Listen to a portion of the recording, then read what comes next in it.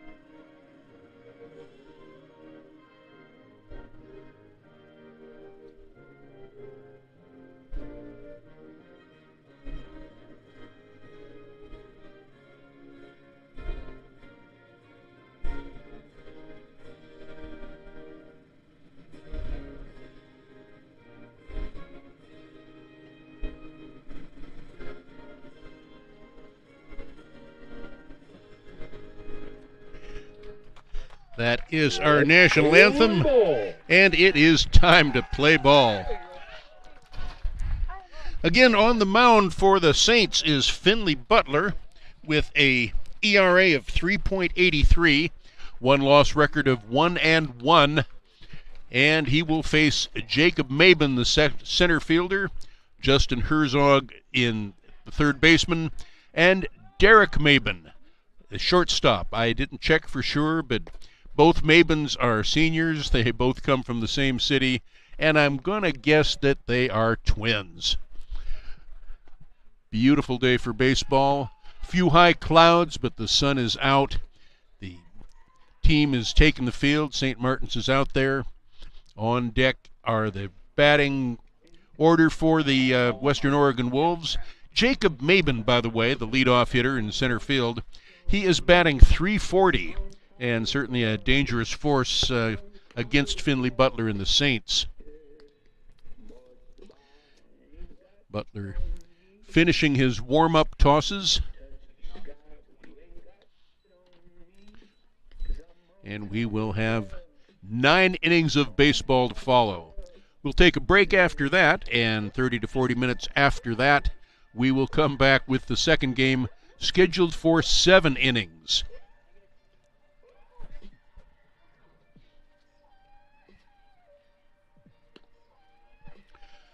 There's the throw down to second. If you're following along on your computer, you can see that. And we are ready to get underway.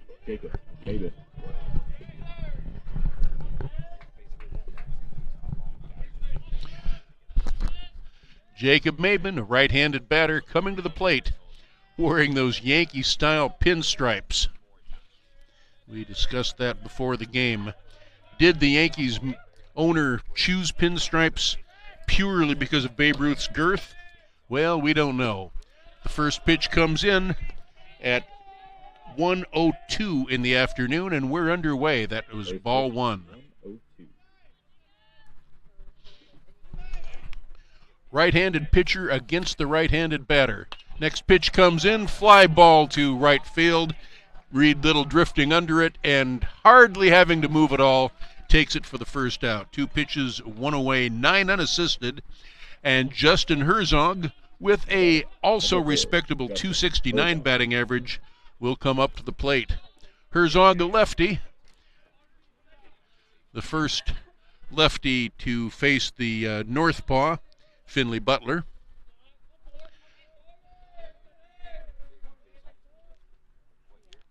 First pitch comes in and he ducks down a little bit and takes ball one.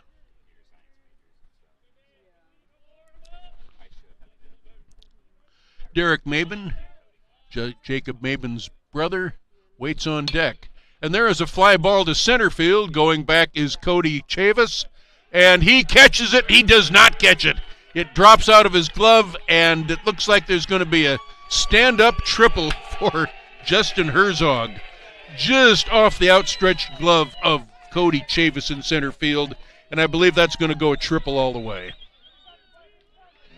Number 26. We have a kind of a soft-hearted scorer here at Martin's Field, at Saints Field. But one on in very scoring position, and one out. Justin Herzog with a triple, and Derek Maben at the plate. Derek Maben, a right-handed hitter, same as his brother. Quickly, the Saints in a bit of a pickle, and there is a foul fly out of play behind us into the woods.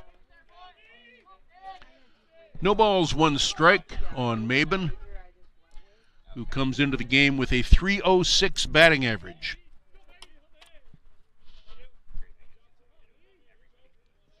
Logan Ho, the designated hitter, waits on deck. High, evens the count, 1 ball and 1 strike. A lot of 300-plus batting averages in this Wolves lineup. Just Jacob Maben, Derek Maben, Logan Ho.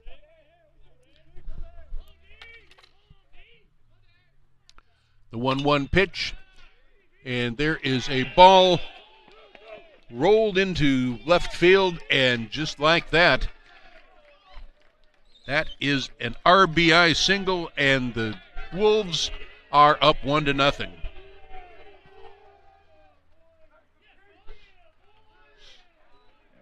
Number 20, Logan Ho. Logan Ho now with 1 out and a man on first base. 2 hits in the inning, 1 run in for the Wolves. Just the start of things. We are in the top of the first inning. Logan Ho takes low. 1 ball, no strikes.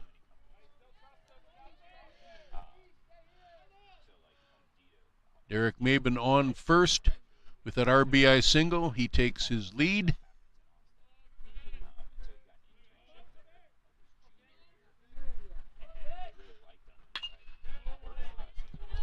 Foul fly out of play. Evens the count, 1 ball and 1 strike. Onesies on the board.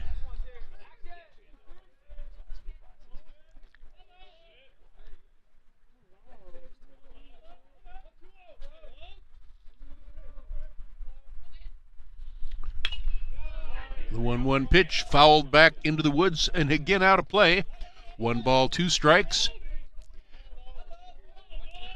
By the way, I'm Dan Gilmore, calling the sport I love best and by far the best sport ever invented by man, baseball. We welcome all of you listening as far away as St. Regis, Montana, Bothell, Washington, and there is a stolen base. The pitch is dropped on the steal, so it does go as a stolen base. Derek Mabin now stands in scoring position with a 2 ball, 2 strike count on the batter.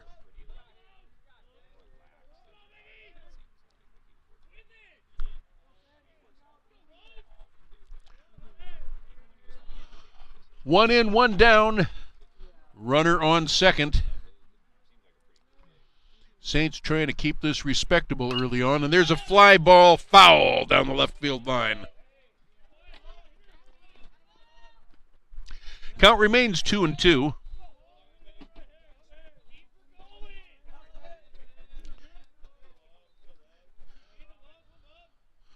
Logan Ho is another 300 batter. He comes into the game with a 310 batting average. The designated hitter, a right-handed batter against the right-handed pitching Finley Butler. Fastball, strike 2 called. Good pitch. Now batting, number 9, Anthony Zellner.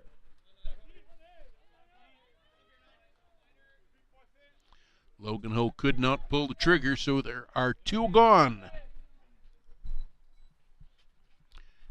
Left-handed batter Anthony Zellner with a 266 batting average. He's the catcher, a left-handed batting catcher. And he fouls that off to the right side for strike 1.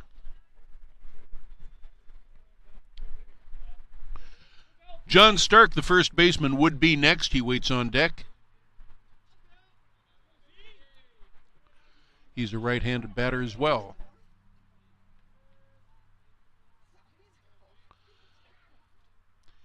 The 0-1 pitch. Low and in the dirt. Not far enough to get the runner over to third. Bryant Nakagawa behind the plate. I had a chance to chat with his father before the game. His whole family is here, and they're mighty proud of their son.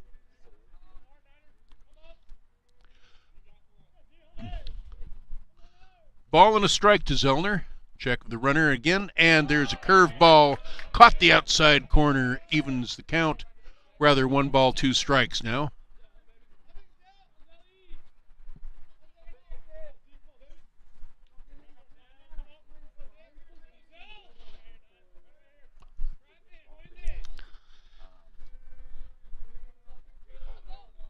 Check the runner again. Now deliver to the plate. High, ball 2. Count is even. 2s across the board. 2 balls, 2 strikes, 2 outs. 2 hits in the top of the first for the Wolves.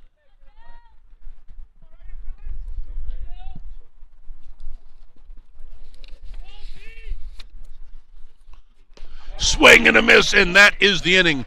2 strikeouts in the inning, but there are 2 hits, one of which comes around to score. 1 left and no errors by the Saints.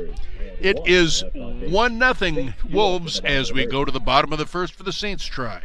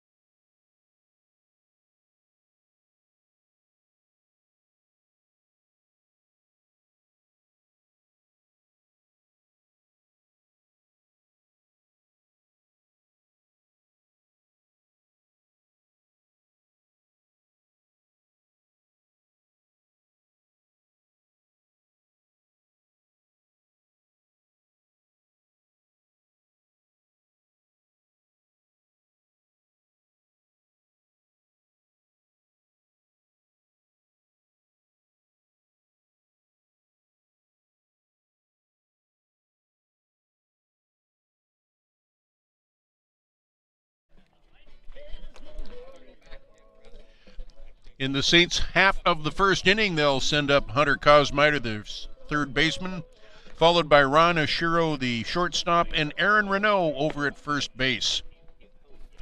Defensively for the Wolves, Mike Peterson is on the mound with a 3.91 ERA and a 2-0 record. Anthony Zellner is catching him. John Stark is at first base. Zach Valdez at second. Derek Maben at shortstop, and Justin Herzog is playing third.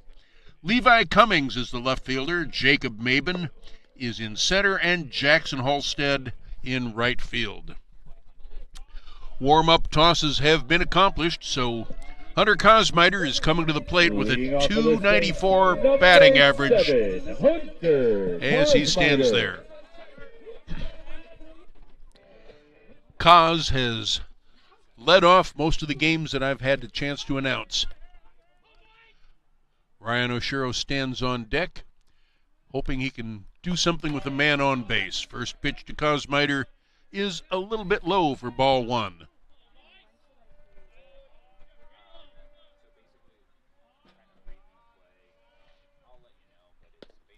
Next pitch, down at the knees, evens the count. 1 ball, 1 strike.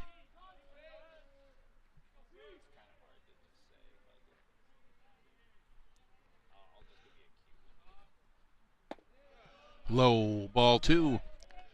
Right-handed batter against right-handed pitching.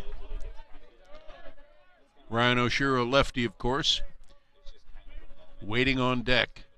The 2-1 pitch, and there is a ball hit out into center field for a base hit.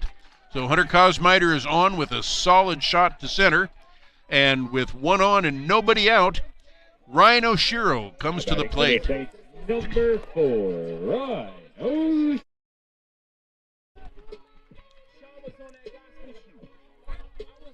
Ryan Oshiro with a batting average of .237 coming into today's contests.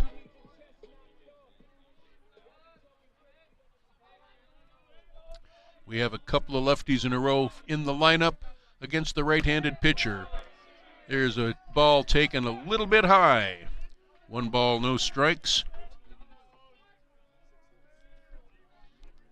The second batter that Mike Peterson has started off with a pitch outside the strike zone. And there's a strike to even the count. The ball and a strike now on the lefty.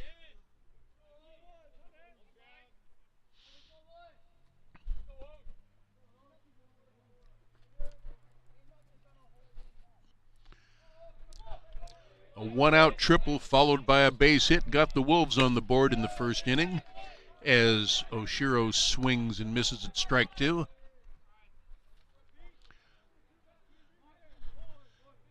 St. Martin's with the leadoff hitter aboard. Hunter Kosmider fattened his batting average a little bit as the throw goes over to first and he slides in back safely.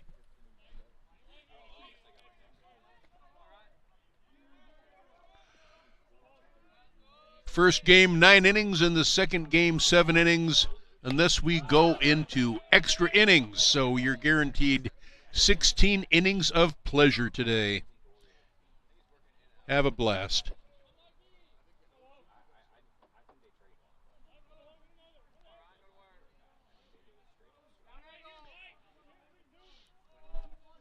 From the stretch, Mike Peterson ready to deliver. High, ball 2, very high. Zellner had to go upstairs a little bit to get that one.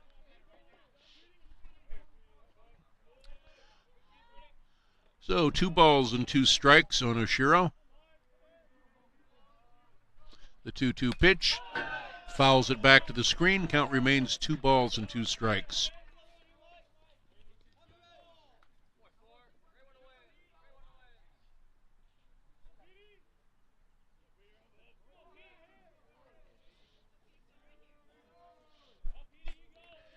Kosmider takes his lead.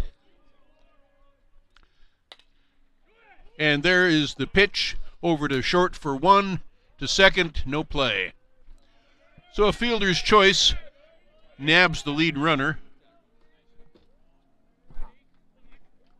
Now batting, Number 12, Aaron Renault. And Aaron Renault will take his chances. Left-handed batting first baseman with one away and a runner on first. Bryant Nakagawa waits on deck. He of the proud parents. The first pitch, a little bit high. 1 ball, no strikes. And Mike Peterson consistently getting behind the batters. That could be a hopeful sign for the Saints. Throw over to first. Roshiro back in time.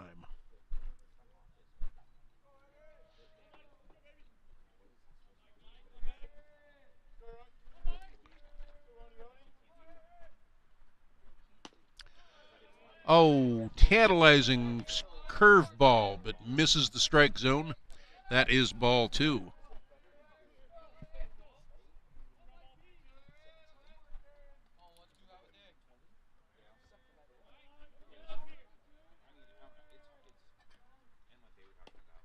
There's a strike. 2 balls, 1 strike now on the batter.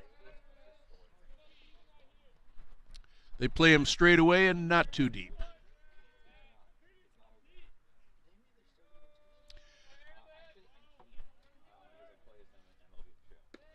Very high. 3 balls and a strike now. You may recall last game that we were on the air, the St. Martin's pitching staff had a problem with a 3-ball, 1 strike count. It kept turning into ball 4. Throw over to first base, and again back in plenty of time is Oshiro. Noticing that John Stark is not getting very far from first base when the pitch is delivered. There is a big hole on the right side. Swing and a miss. Count is full now on Renault.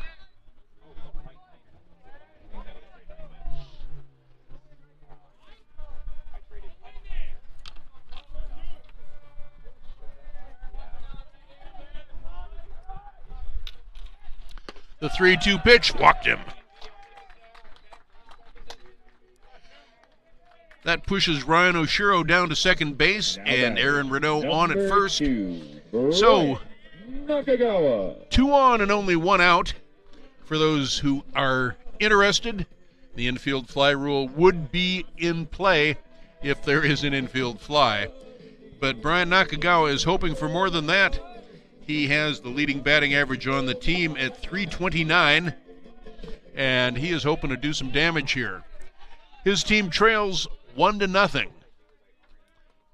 A triple followed by a single put the Wolves on the board in the top of the first. Fastball catches the right across the letters. Strike 1. And that is the first batter that Mike Peterson has gotten ahead of.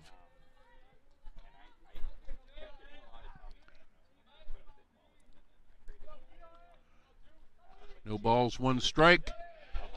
And an off-speed pitch also hits the strike zone. Quickly in the hole. No balls and 2 strikes. Mr. Nakagawa. If he stays out of the double play, Reed Little is the batter following. A .276 batting average. The 0-2 pitch. Very close, but taken for ball 1.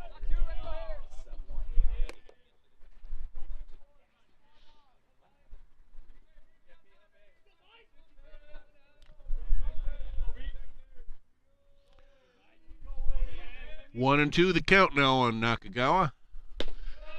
Very close. Hard to lay off a pitch like that, but it does even the count. 2 balls, 2 strikes. Oshiro on second. Aaron Renault on first by dint of a base on balls. The 2-2 pitch, very high. Count is full now on the catcher.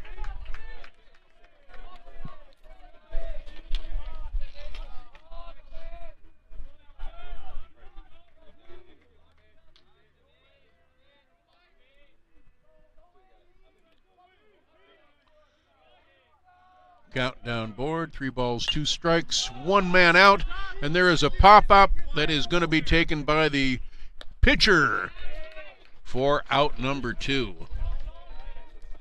1 unassisted.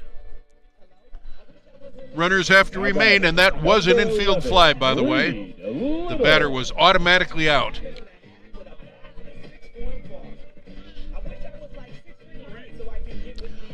2 outs and 2 on for Reed Little, the right fielder, right-handed batter, after 3 lefties have come to the plate for the Saints.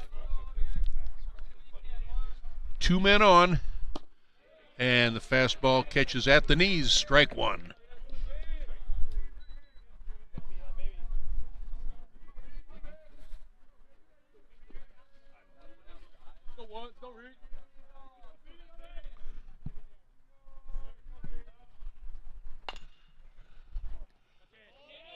And there is a shot down to the third baseman. Herzog steps on third base for the force, and that is the inning. No runs, 1 hit, no errors, couple left, and we go to the second inning. After 1, it is 1-0 Western Oregon.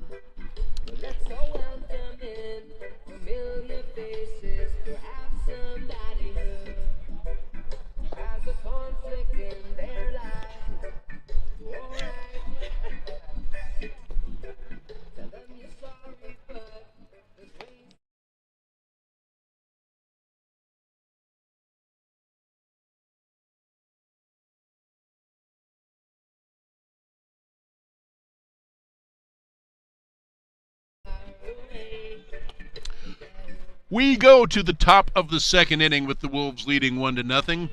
And coming up will be the 6, 7, and 8 batters. That'll be John Stark, the first baseman, Zach Valdez, the second baseman, and Jackson Holstad out in right field. John Stark takes strike 1, and we're underway.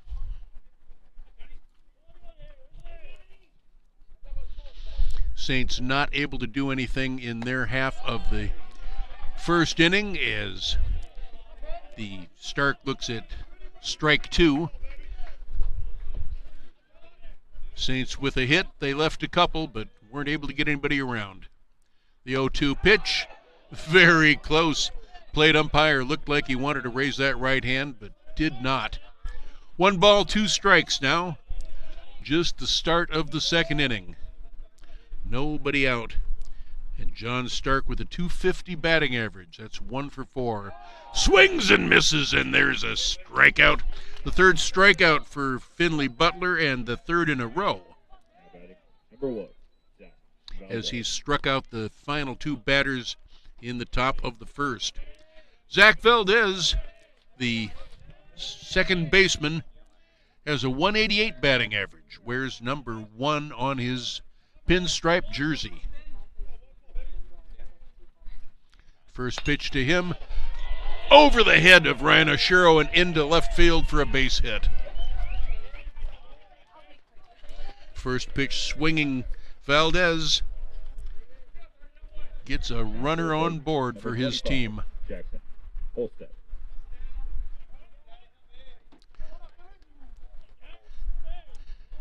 Jackson Holstad, the right fielder, had a play in the first. .283 batting average, left-handed batter.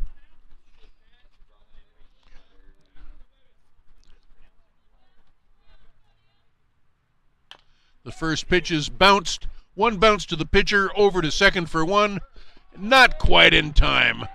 So the play goes 1-6, and Halstead is on a fielder's choice. But there are 2 outs in the inning. Number 2, Levi. And Cummings. Levi Cummings batting .253. He's the left fielder. Runner on board for him.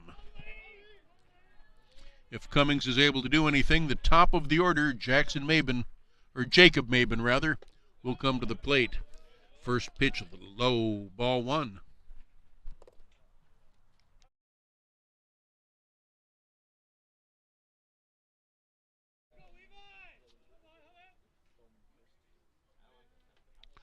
One balls and no strikes to Cummings. Next pitch catches the inside corner, strike 1.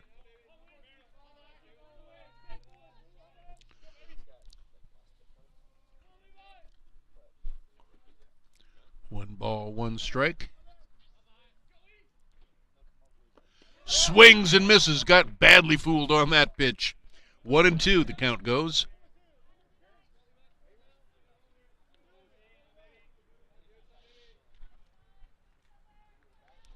Ted Williams once said, batting is about timing and pitching is about disrupting timing. Well, that pitch certainly disrupted Levi Cummings' timing. 1 ball, 2 strikes. 2 men are out here in the top of the second inning. Swing and a foul at the plate. The count remains 1-2.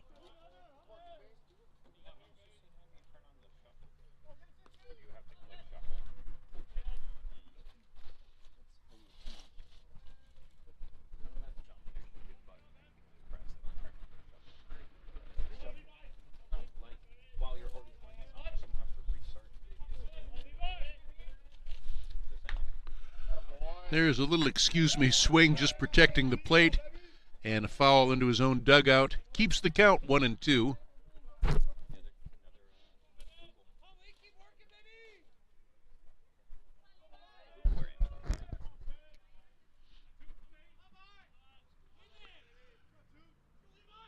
Two men out here in the top of the second inning.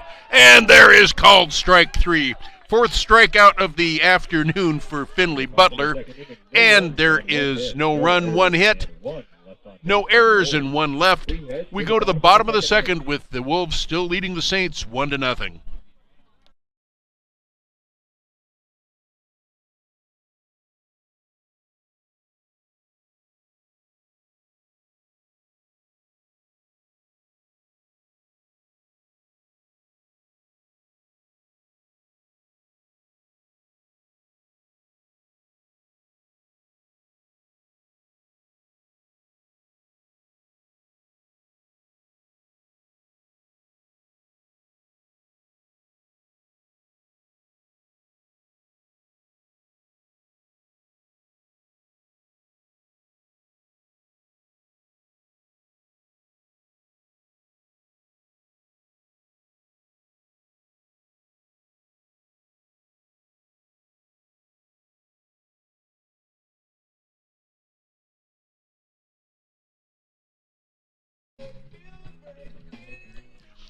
Cody Chavis had a chance to make a spectacular play on Justin Herzog's triple back in the top of the first.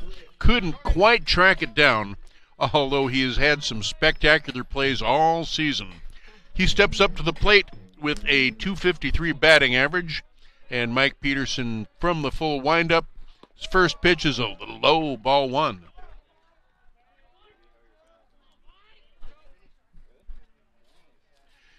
Peterson getting behind 5 of the 6 batters he has faced so far.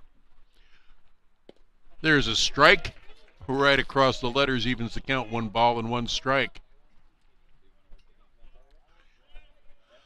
Nobody out. St. Martin's down by just 1 run.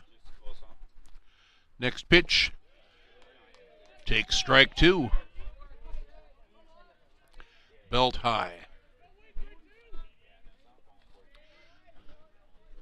Michael Yamaguchi, the designated hitter, is waiting on deck.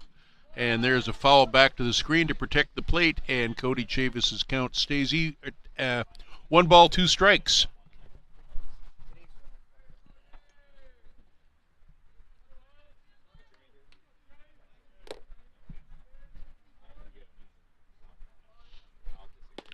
Swing and a miss. And there is the first strikeout for Peterson. 1 down, nobody on, and Michael Yamaguchi with a very respectable .333 batting average. That means every 3 times at the plate he makes a hit. Right-handed batter facing the right-handed pitcher. First pitch over the plate, strike 1.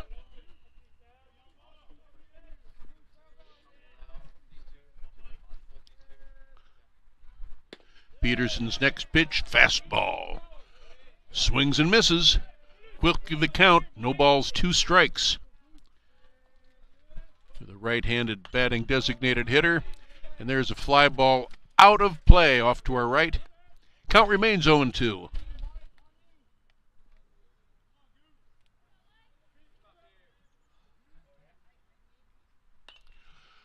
Pop up straight back behind us, and it's going to be a play for the catcher.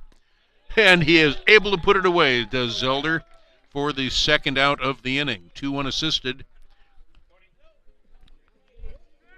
So Cody Esau steps up. Cody Esau, the second baseman, with a .271 batting average.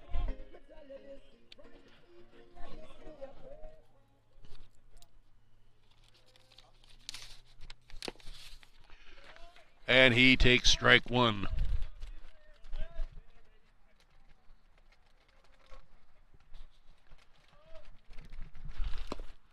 Low, ball 1, evens the count. Cody Esau is a product of Honolulu. Went to Pierce College before coming to St. Martin's. There is a fly ball to medium right field. Drifting under it is Jackson Halstead, and he puts it away for the third out of the inning. No runs, no hits, no errors as the Saints go in order. And after 2 complete, the score remains 1-0 Wolves. We head to the third. Western Oregon 1.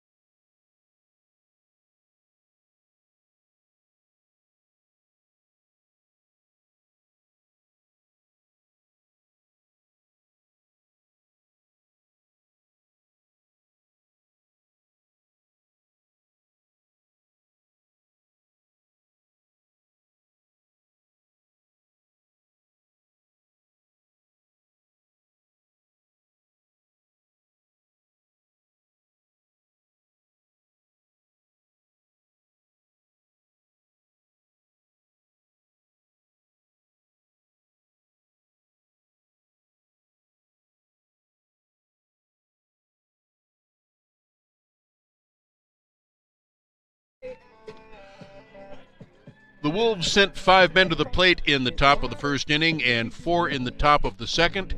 As we go to the top of the third inning, we come to the top of the order again. That'll be Jacob Maben, followed by Justin Herzog and Derek Maben, Jacob's twin brother. Leading off for the Wolves, number 28, Jacob Maben.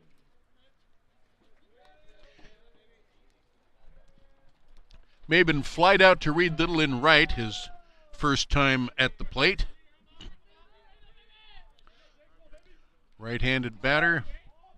Swung late at that one.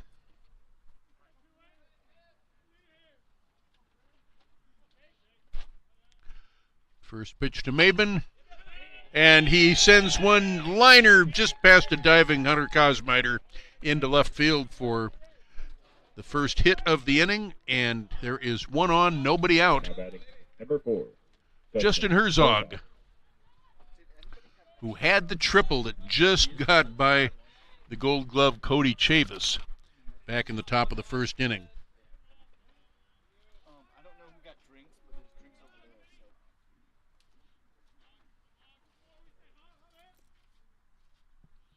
So. And there is a bunt down the left side, foul. Herzog trying to move the runner along, not able to do so. No balls, one strike.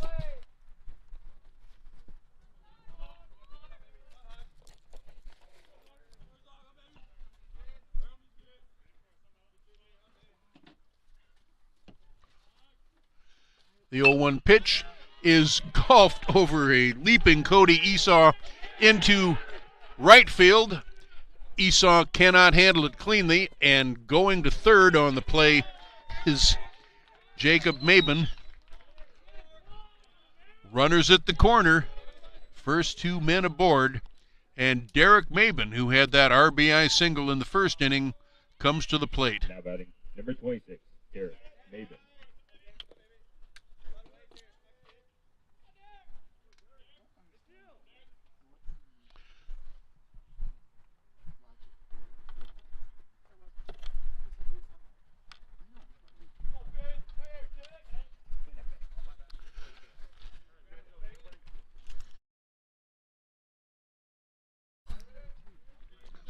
Maben, a right-handed hitter, and remember, he has the only RBI of the game so far.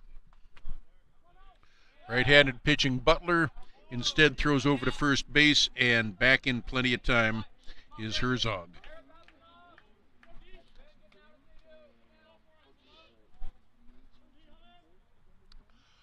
Runners at the corner, and there is a little grounder, and throwing to home plate and tagging the lead runner. On a fielder's choice is Derek Maben, but the run is saved. The play goes 1-2 to nip the leadoff runner, Jacob Maben. There's one away and runners at first and second, which of course means the infield fly rule is in effect. Logan Ho, the designated hitter, struck out looking back in the first inning. We're only in the third, but a heads-up play by Finley Butler to get the runner advancing to home on that one bouncer back to him. Keeps the score even. High, ball one.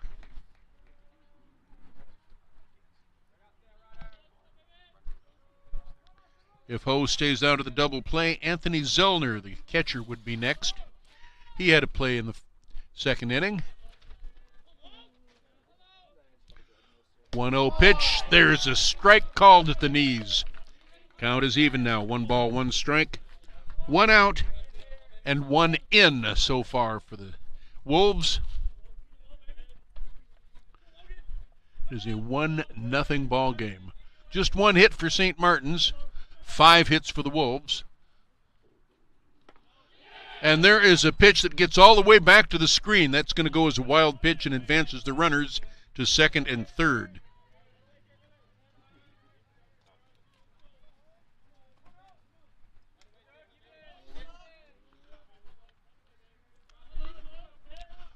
So, runners both in scoring position. Only 1 out. Logan Ho, the batter, with a 2-1 count on him.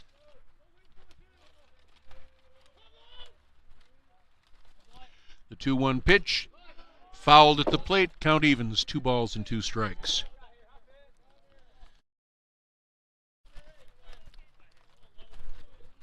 We're glad to have listeners all over the world on this World Wide Web broadcast. We welcome those listening from Bothell. We welcome those listening from Montana, Florida, India, wherever you may be. This is baseball. Low, ball 3. Count is full now on Ho.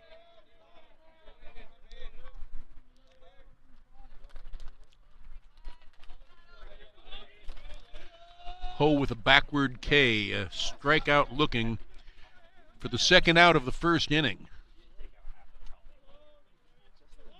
The 3-2 pitch, ball hit sharply into right field, and there is a catch coming home, and it's going to be close, but he is safe. Sacrifice fly for Logan Ho, 9 unassisted, and the Wolves now lead 2-0.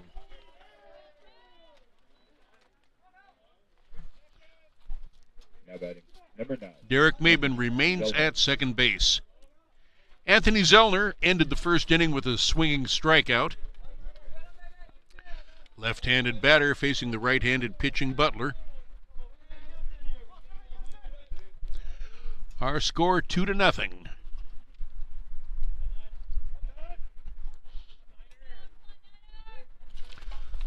Butler checks the runner on second. Deals strike one called. Right across the letters.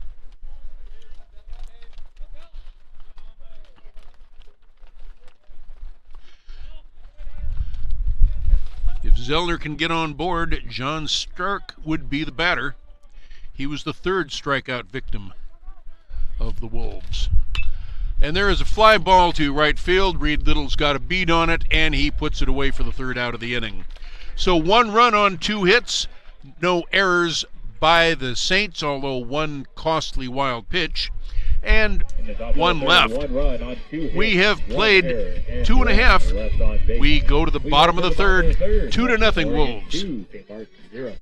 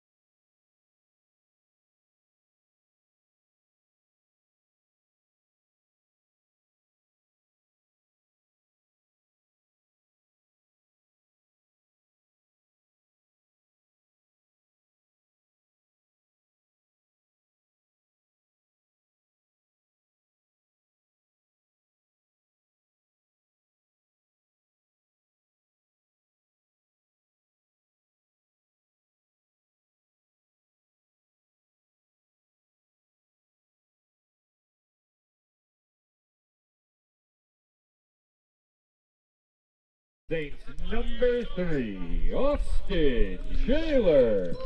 Bottom of the third inning, and a .326 batter comes to the plate. The number 9 hitter. A little bit unusual that Kelly Gow would put a .326 batter batting 9th, but here he is. Austin Shaler looks at high ball 1. He'll be followed by the top of the order, Hunter Kosmider, who led off with a single in the bottom of the first inning. Next pitch fouled back behind us for strike 1, count even.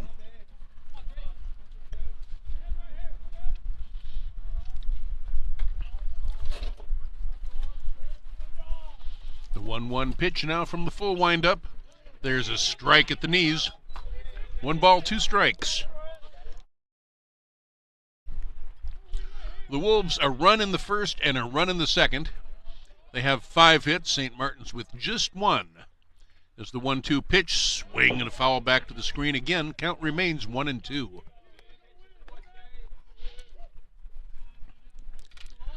Remember, baseball fans, there will be about a 40-minute break between games, and then we will have game 2. Scheduled for 7 innings, but one of the most exciting games we've had this year was a second game of a doubleheader that went 8. St. Martin's came back from 8 runs down in that ball game as the pitch is fouled at the plate, and the count remains 1 ball, 2 strikes. Shaler takes ball 2, a little bit low.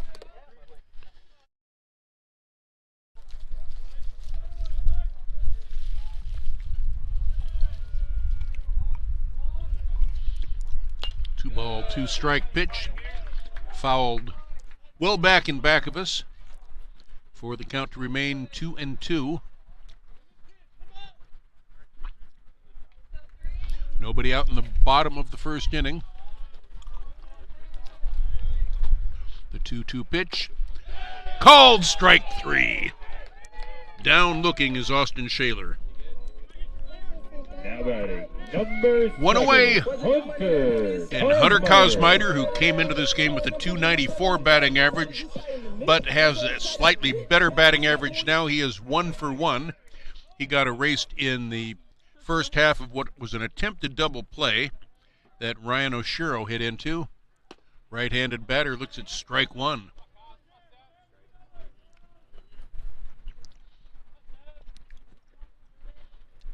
Oshiro, of course, waiting on deck. Kaz checks his swing, and it cost him a strike.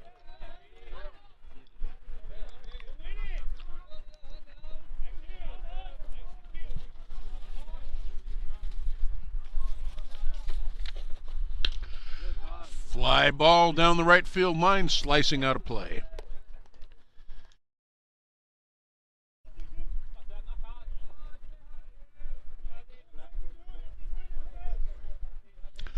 No balls and 2 strikes on the batter.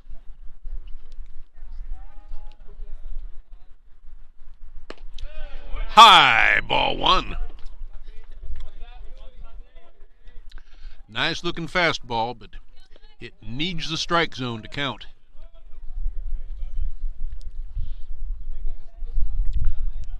One ball, 2 strikes, 1 out in the bottom of the 3rd inning. And there is a pop fly playable by the first baseman, John Stark. And just in foul territory, he puts it away for out number 2. 3 unassisted. Now to the plate. 2 outs and the bases clear. Ryan Oshiro, with his speed up the base path, avoided a double play, but did get on a fielder's choice in the bottom of the 1st inning. Aaron Renaud, who walked, waits on deck.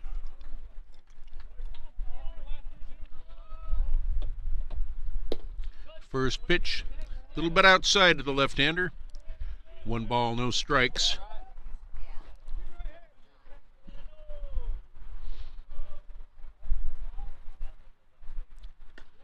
High, ball 2.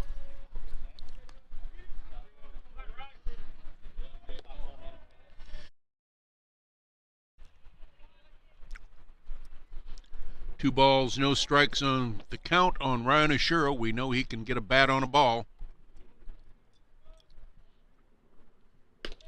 Very high, ball 3. I'm looking down at Kelly Gow in the third base batter's box, or third base coach's box, I mean. Must have the take sign on, and he did. Taking all the way for a fat pitch right down the middle. 3 balls, 1 strike now, but 2 men are out. From the windup again, and it's high, and Oshiro takes his base. Now batting, number 12, Aaron Renaud. Aaron Renaud was the first walk given up by Peterson. Left-hander comes to the plate to face the right-handed pitching Mike Peterson. Distances are the same as in the majors. The mound is 60 feet 6 inches away from the point of the plate. Base paths 90 feet. First pitch, low, ball 1. And Peterson having at least temporary control problems. Dimensions here, 330 down the lines, 405 to straightaway center field, and 385 to the power alley. Symmetrical ballpark. As a toss over to first base, and Ryan Oshiro back in plenty of time. Ball and 2 balls and no strikes.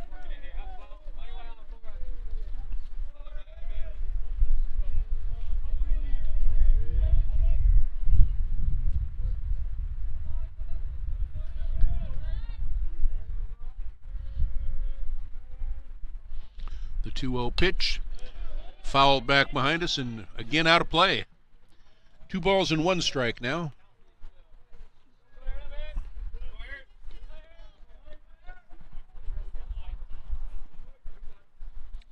Bryant Nakagawa waiting on deck. He would be next.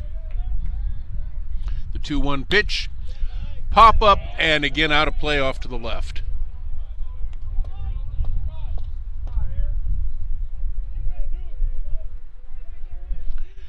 Twos across the board. 2 balls, 2 strikes, 2 outs, and the Saints trailing by 2. 2-2 pitch, got him looking.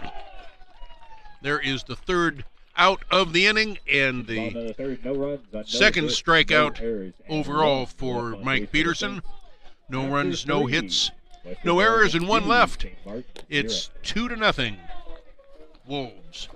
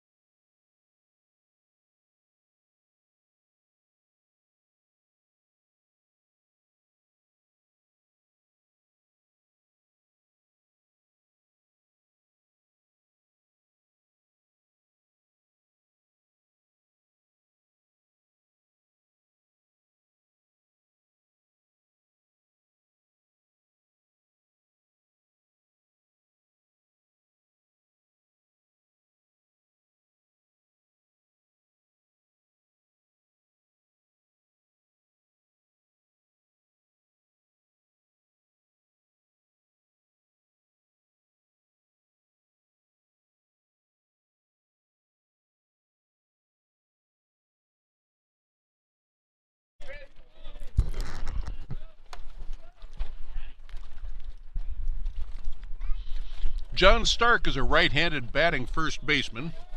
He'll lead things off for the Wolves. He struck out swing to open up the second inning. There's a swinging strike 1.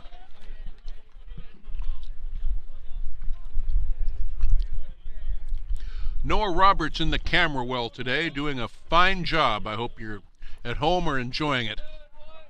Next pitch, catches the outside corner. Count quickly 0-2.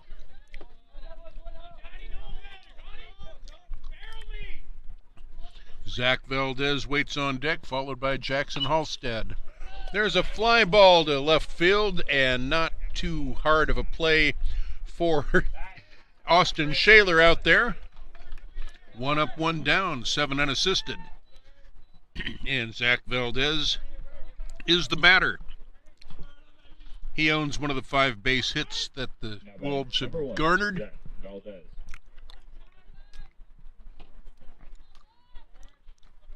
But he was thrown out by the pitcher.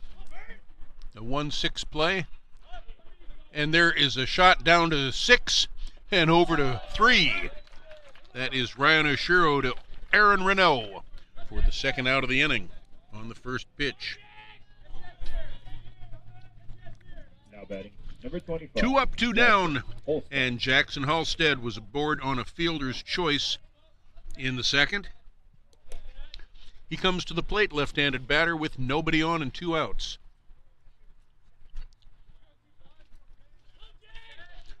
Wolves scored 1 in the first and 1 in the third. Butler's first pitch bounces in for ball 1.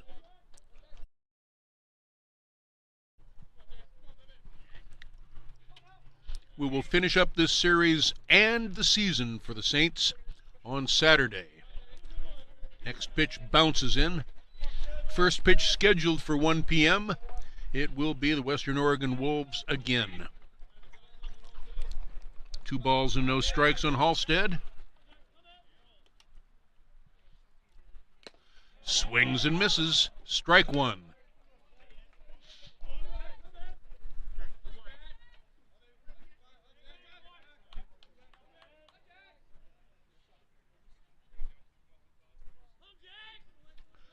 Two and 1 the count now with 2 outs.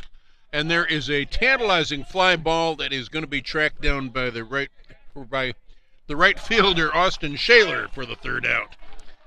2 plays in the inning for Shaler, and the Wolves go quietly 1-2-3. We go to the bottom of the fourth with the Wolves leading 2-0.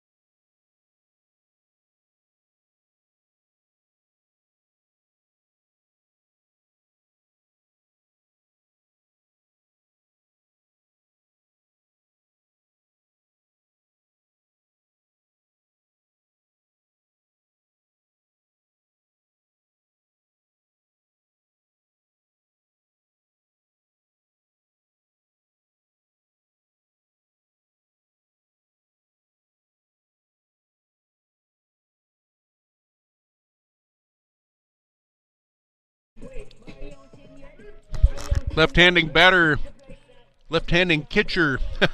Bryant Nakagawa leads off the bottom of the fourth for the Saints, and he fouls one back to the screen for strike 1.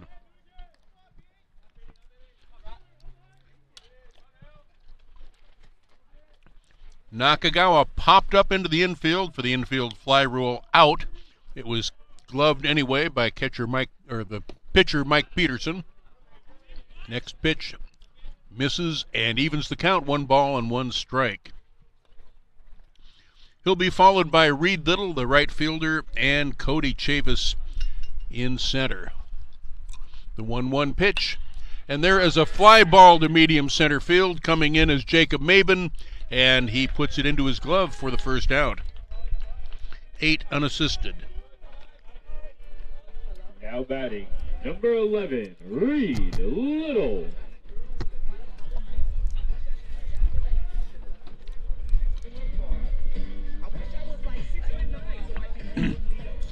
Reed Little officially aboard on a fielder's choice, but he was the third man, the last man to come up to the plate in the bottom of the first.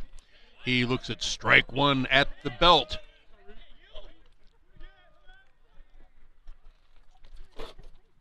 No balls and a strike. 1 away for the right fielder.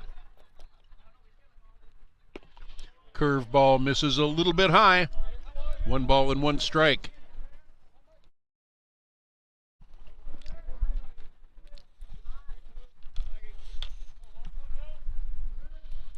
Cody Chavis is waiting on deck. He will be up this inning. Low strike called by the home plate umpire, whose name, as I say, we cannot divulge for his own safety. Well, it happens. But we want to protect our officials. The 1 ball, 2 strike pitch, a little bit low. Count evens up at a 2 ball and 2 strike count.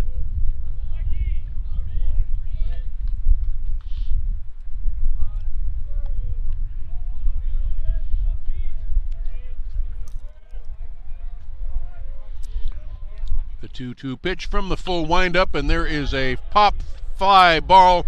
Going to be a difficult play, and it drops in for a base hit. So a 1-out single by Reed Little, and the Saints are in business to some extent. Cody Chavis. Mike Peterson has had 2 strikeouts in this game so far, and Cody Chavis was the first. He came into the game with a .253 average. He is certainly valued highly for his glove. Right-handed batting center fielder. And there is a very high pitch. Ball 1.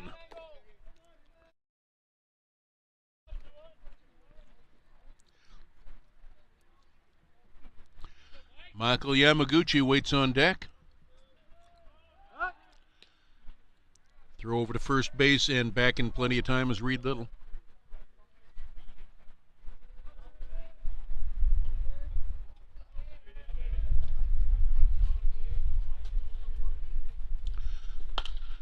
Fly ball into center field, going back, and at the fence, Jacob Maben makes the catch. Retreating back to first base, Reed Little. 8 unassisted, and there are 2 down in the bottom of the 4th for the Saints. Michael Yamaguchi. So it's going to be up to Michael Yamaguchi, the designated hitter, who popped out to the catcher Anthony Zellner in foul territory in the 2nd inning.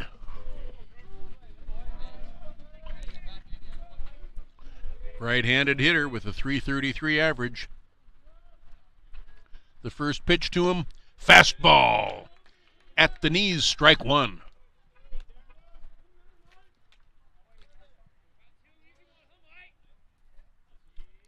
One on but 2 out for Yamaguchi. Next pitch, fouled back in back of us. Out of play, out of the park. And quickly in the hole, no balls and 2 strikes is Yamaguchi. Native of Hawaii. A lot of Hawaiians on the field for the Saints. There are a few for Western Oregon as well. Went to Maui High School. The 0-2 pitch, again fouled back to the screen. Count remains 0-2. Austin Shaler giving chase on that ball.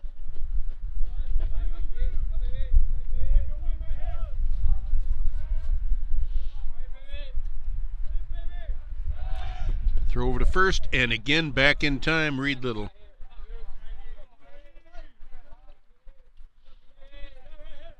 Two outs and 1 on. We're in the bottom of the 4th inning.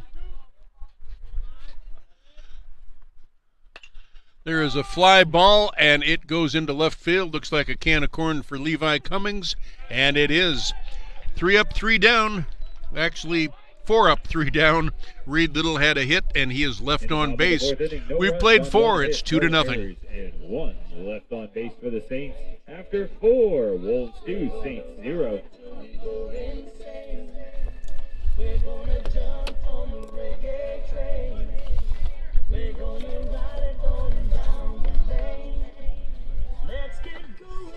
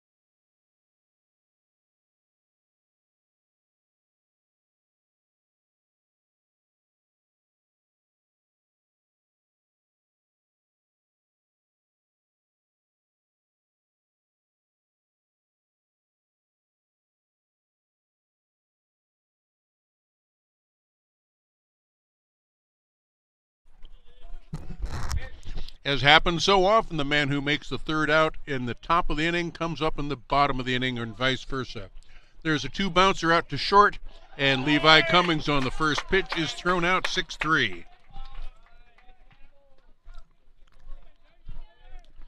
That brings up the top of the order for the Wolves. That'll be Jacob Maben, the center fielder. He is 1 for 2. He had a base hit, got as far as 3rd, and was thrown out on a 2 bouncer out to the pitcher as he tried to score. That play going 1-2.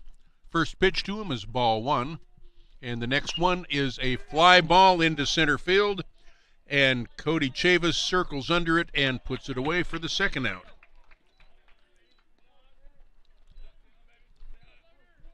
Cody Chavis has made some wonderful plays out in center field all year. Number 4, Justin Herzog. The Wolves went 1-2-3 in the fourth inning. Saints are hoping to get that result here in the fifth. Justin Herzog now is 2 for 2, and he has scored both of the runs that the Wolves have scored. He takes the first pitch, ball one, sends the next fly ball, and this looks like another play for Cody Chavis, and it is, and he'll put it away, and for the second time in a row, the Wolves go 1-2-3, no, and no. We go to the bottom of the fifth with the Wolves leading 2-0.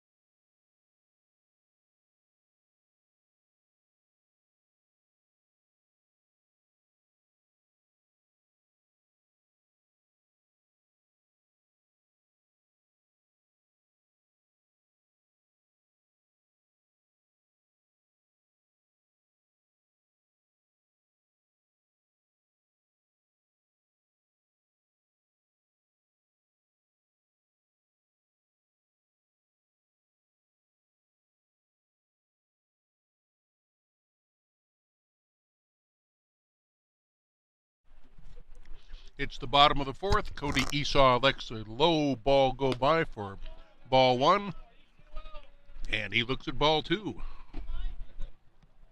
Again, Mike Peterson getting behind the batters, but so far has no runs against his leisure to show for it. The 2-0 pitch. There's a foul back behind us and out of play. The count goes 2-1.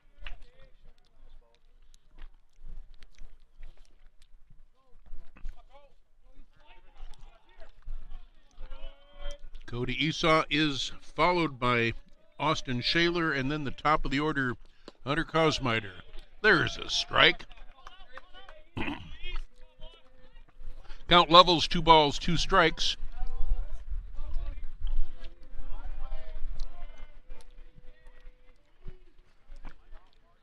It's the bottom of the fifth inning, and the Saints need something to get going here.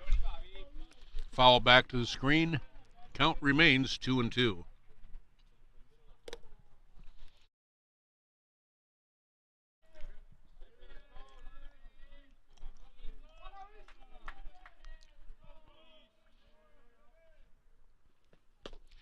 Swings and misses, and there is the third strikeout of the afternoon for Mike Peterson.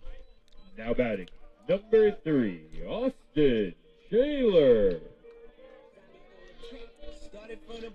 And check me on that. That is the fourth strikeout. Austin Shaler struck out looking to open up the third inning. And now with 1 out here in the fifth, he comes to the plate again. Left-handed batter, and he looks at strike 1 at the knees.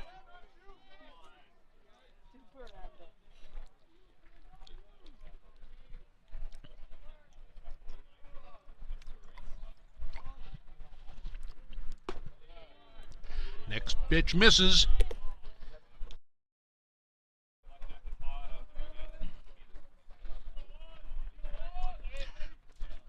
Saints have 2 hits. Waiting on deck is the owner of one of them, Hunter Kosmiter, as a fly ball goes out into center field, and no, it's left field, taken out there by Levi Cummings. 2 outs in the inning now. Now batting, number 7, Hunter Kosmiter.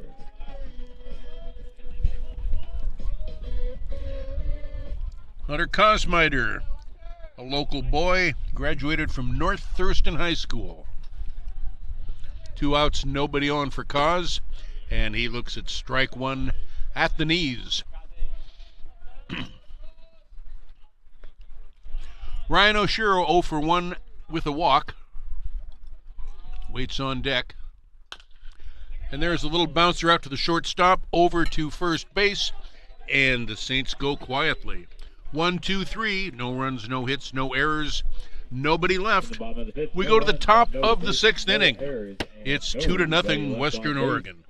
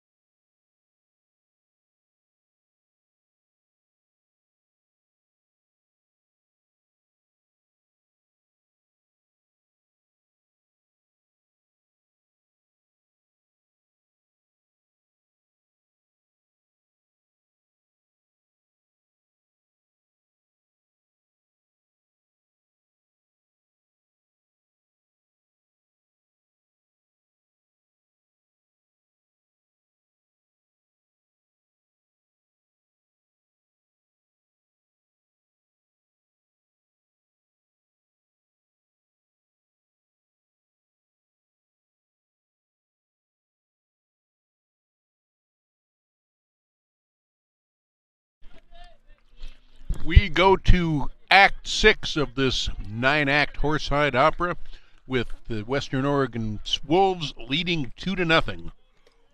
Derek Maben will lead off, right-handed batter with a crouch. He takes strike 1. Finley Butler has gone all the way for his Saints, as Mike Peterson has gone all the way for the Wolves. Next pitch misses low, ball 1.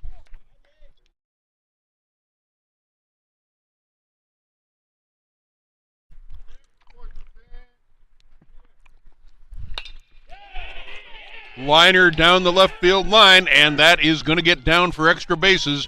Steaming around first and standing at second with a leadoff double, Derek Maben.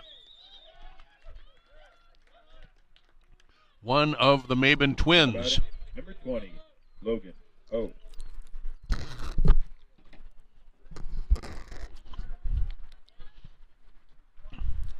Logan Ho had a sacrifice fly in the 3rd inning to account for one of the 2 Wolves' runs.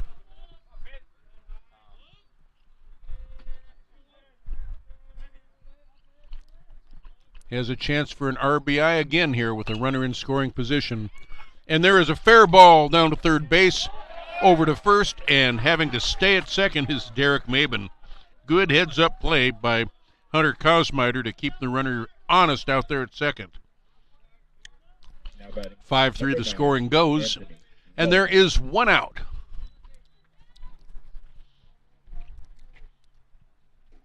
Anthony Zellner struck out swinging to end the 1st inning. He also flied out to Reed Little in right field to end the 3rd inning.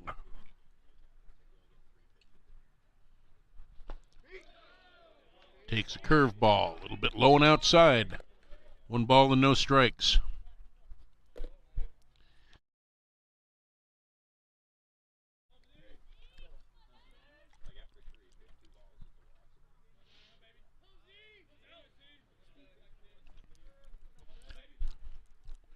The 1-0 pitch bounces in, and keeping it in front of him is Bryant Nakagawa. Good play by the catcher to keep that ball in front of him and prevent the runner from advancing. However, Finley Butler falls behind, 2 balls and no strikes. Just 1 out in the inning. Wolves by 2. Check of the runner. Pitch is fouled back and out of play. So 2 balls and 1 strike now on Zellner.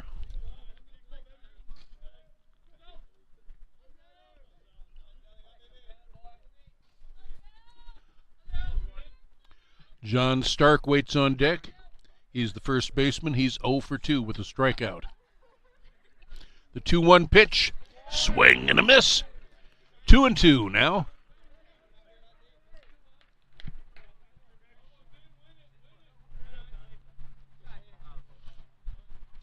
Zellner started out the day with a .266 batting average. He's gone 0 for 2, so that average has lowered just a little bit today. There is a pop-up, and that is out of play as well. Count remains 2-2.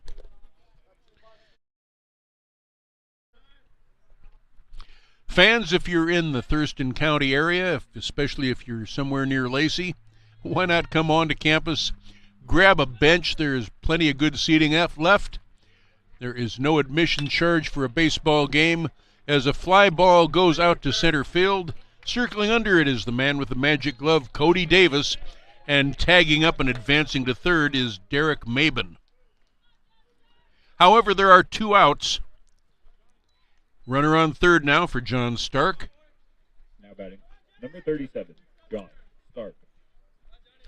John Stark's average has also diminished a little bit since starting the game. He came in with a .250 batting average. Right-handed batter, but a man on third base, 90 feet away from making it 3-0.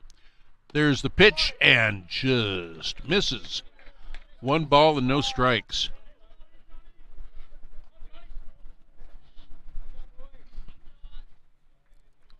Stark would be followed by Zach Valdez. Swing and a foul at the plate. Knocks the glove off Nakagawa.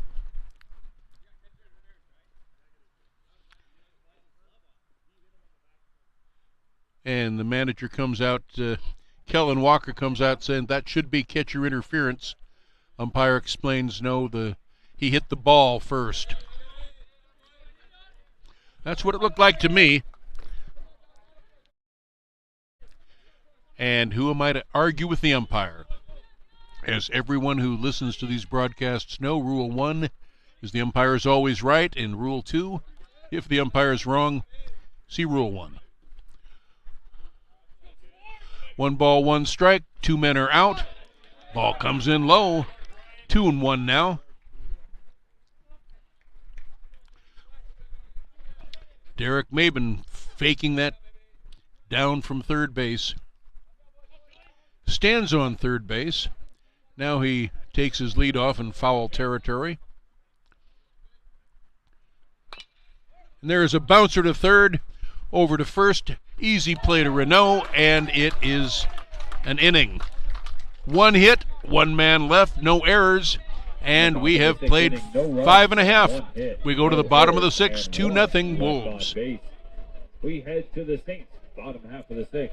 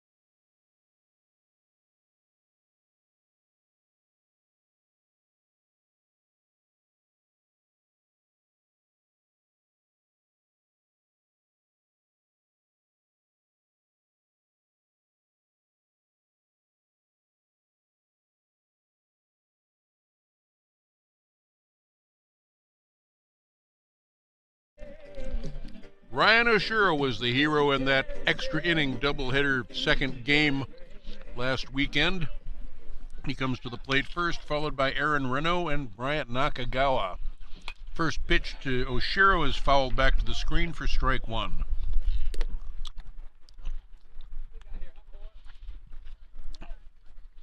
Remember, this is just the start of things. We have another ball game after this. Next pitch taken. Good eye. Evens the count up. 1 ball, 1 strike.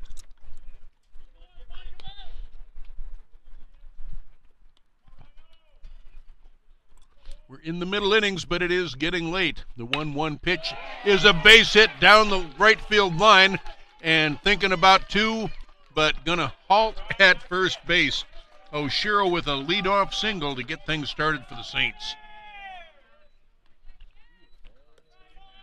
Now batting for the Saints, number 12, Aaron Renault.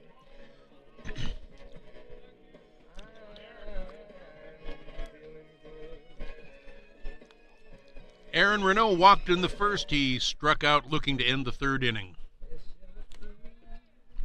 So he's officially 0 for 1. Left-handed batting first baseman with a runner on board. First pitch, fly ball into left field. Looking down and giving chase. There is out number 1, 7 unassisted. Bryant Nakagawa now will come to the plate with 1 on and 1 out. Number 2, Bryant Nakagawa.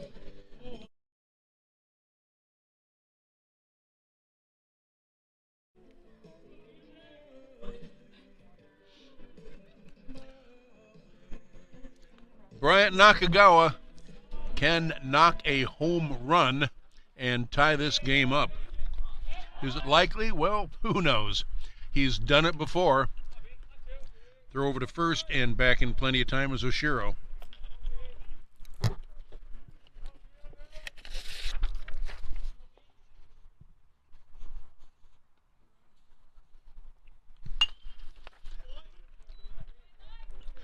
How to play? Strike 1.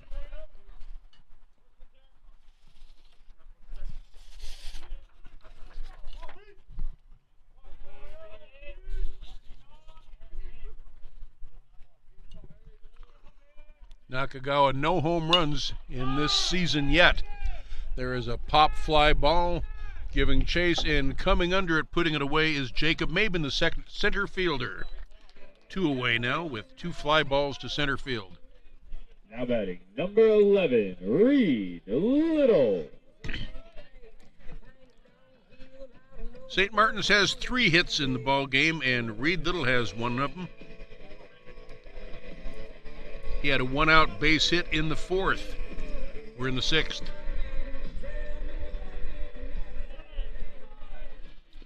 Right-handed batter with a fairly even stance. Takes high, ball 1.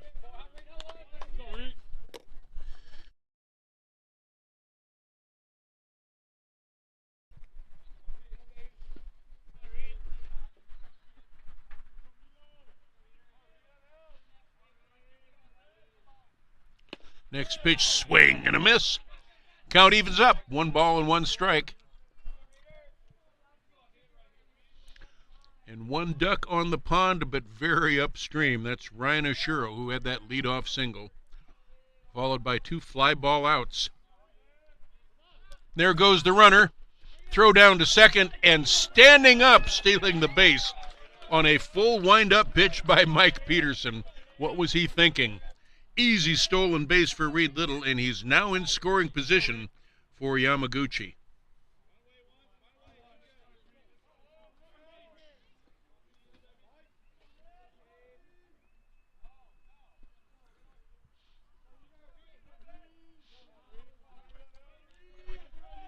Two balls, 1 strike. That's why pitchers pitch from the stretch when there are runners on base. I think Peterson just had a mind bubble. Low, ball 3. 3-1 now. St. Martin's had 2 runners on in the first inning. have had no more than one in each of the innings successively.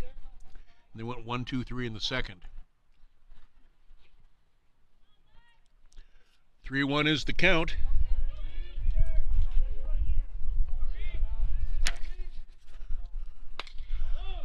There's a fly ball, and that's going to be handled easily by the center fielder, Jacob Maben. So the Saints go quietly. They get a leadoff hit, but he is left on base. No runs and no errors. We've played 6 complete. The score remains 2-0 Western Oregon. 2, Saints 0.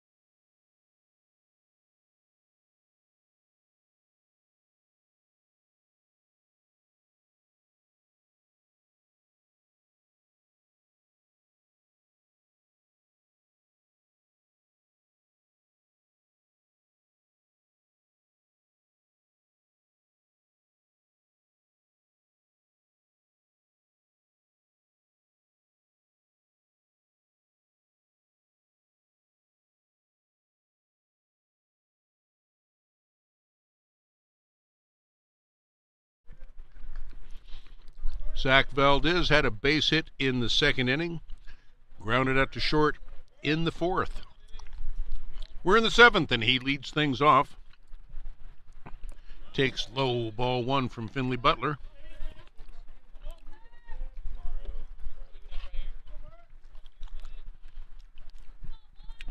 Line on Finley so far is 2 runs, both earned through 6 innings. Next pitch misses low, ball 2.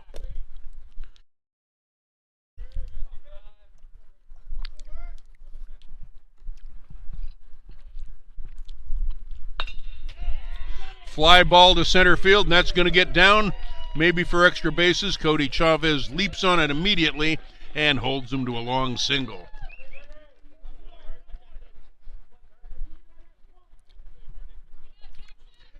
Two innings in a row with a leadoff hit on board. Number 25, Jackson Halstead. Jackson Halstead, 0 for 2, on board on a fielder's choice in the second inning.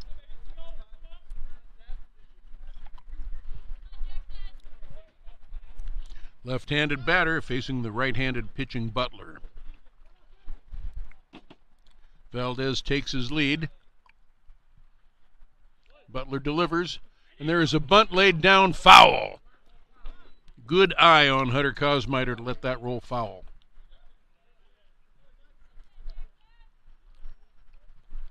Simply goes as a strike.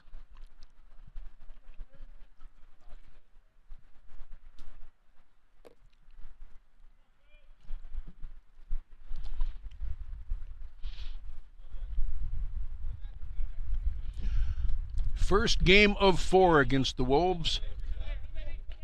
Game 2 will be about 45 minutes after Game 1 ends. Games 3 and 4 will be on Saturday, starting at 1 p.m. Now that's a bunt laid down, no chance at second.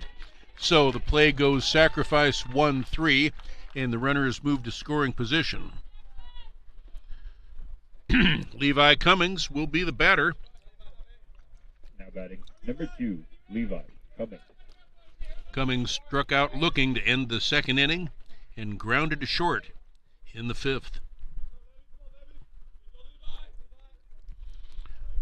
1 out, Zach Valdez stands on second base. Well, he takes a leadoff now, but he would represent the 3rd run for the Wolves as the first pitch is taken for ball one.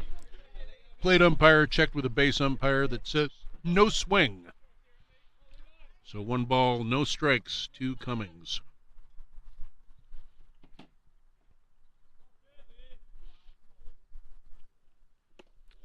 High, ball 2.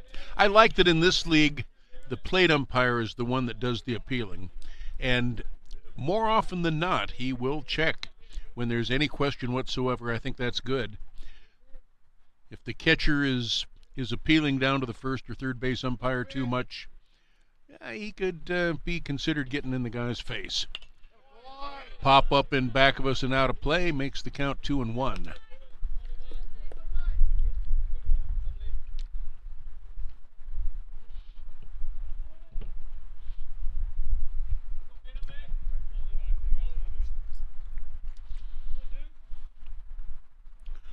One out in the top of the 7th inning. There's a fly ball that's going to get down in front of Cody Chavis, throwing into the infield, but scoring in front of everybody is Zach Valdez. And Cummings with a base hit and RBI single. The Wolves now lead 3-0. The sacrifice works. The base hit RBI works. Western Oregon has the small ball down pretty well. And the top of the order, Jacob Maben, comes to the plate. He's 1 for 3. There is a pop fly ball that's going to get out of play into the bullpen. Well, close to the bullpen. But nobody could have gotten to that one. 1 strike the count to the Maben twin, the center fielder variety. His brother Derek plays the infield. 1 strike pitch, high, ball 2, ball 1. Count even, a ball and a strike.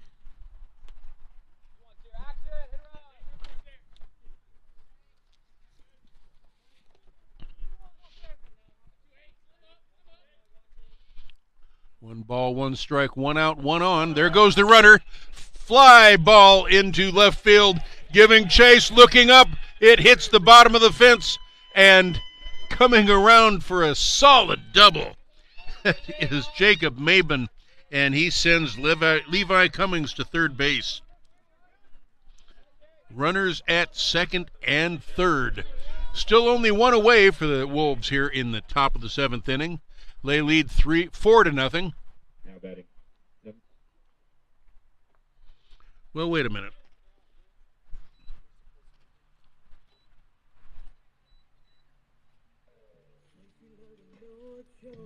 Yes.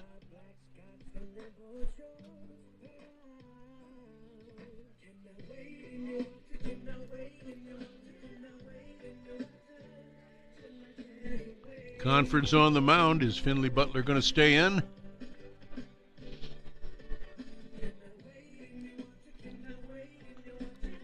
Pitching coach out talking with him.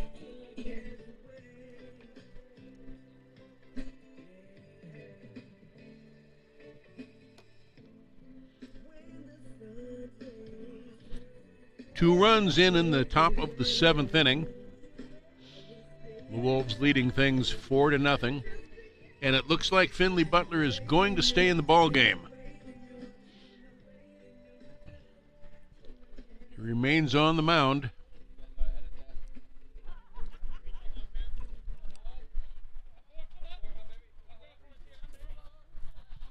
As the dangerous Justin Herzog is up. Justin Herzog had a triple in the first inning, the first base hit for either team, and has scored twice. He's 2 for 3. Left-handed batter facing the right-handed pitcher.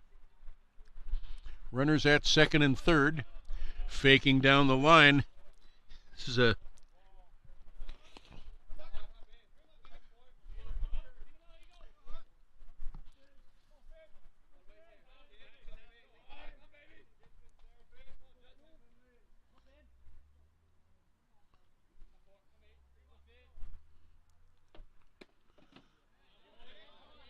Outside. Ball 1.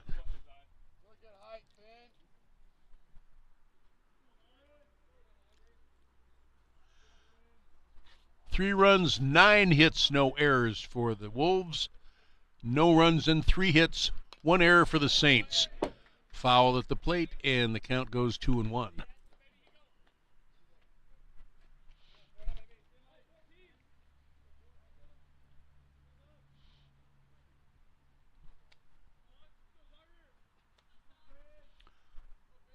Just 1 out here in the top of the 7th. Curveball tantalizingly high. 3 balls and a strike.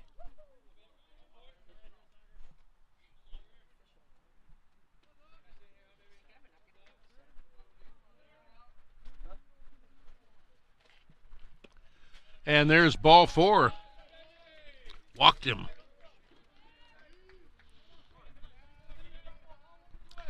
Derek Mabin batting .306 as he came into the game.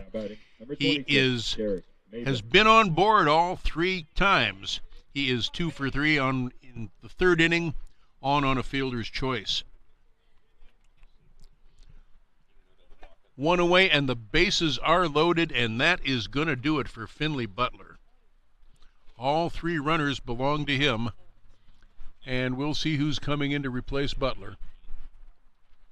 We will know very soon, and we'll take a break in the meantime.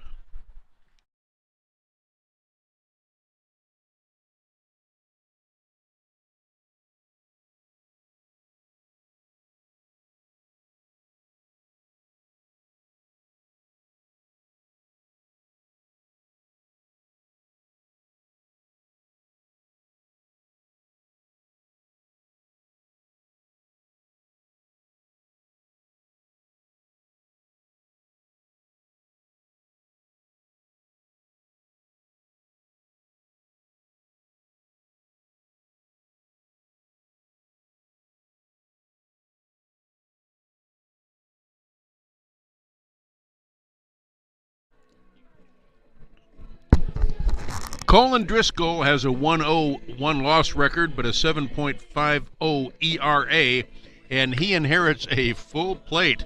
We have runners on at every stop.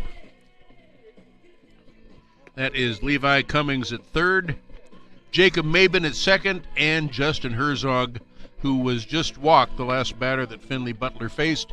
He stands at first base. Only 1 away, and yes, that means the infield fly rule is indeed in effect.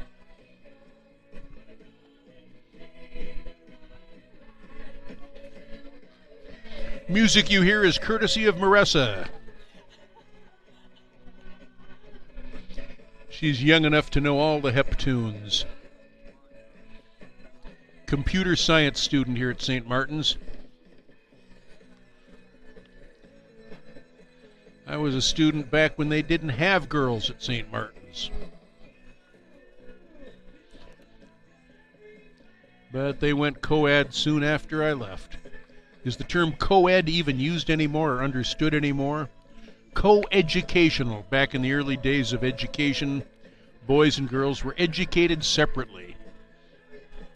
Probably good for adolescent boys so they aren't distracted. Ah, well, a bygone era. There is 1 out. Bases are full for the new pitcher, Driscoll.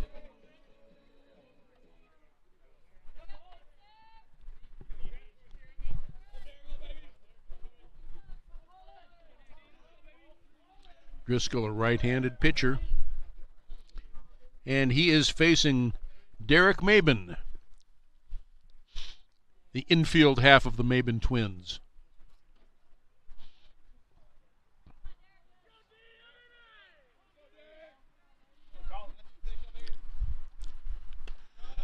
High, ball 1, we start to Mabin.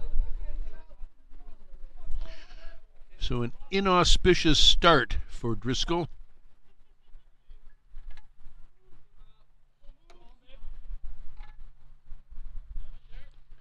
Next pitch, high, ball 2. No place to put him. Levi Cummings taking his lead off third base, hoping he can walk in.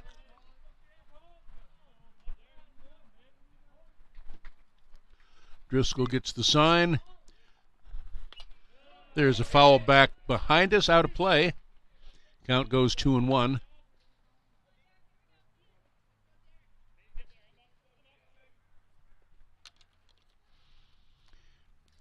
If Mabin stays out of the double play, Logan Ho, the designated hitter, waits on deck. He is 0 for 2 with a sacrifice fly. And a run batted in. High strike called by the plate umpire. A little delayed strike call. But the count levels 2 balls and 2 strikes. Only one out in the top of the 7th inning. 3-0 is our score.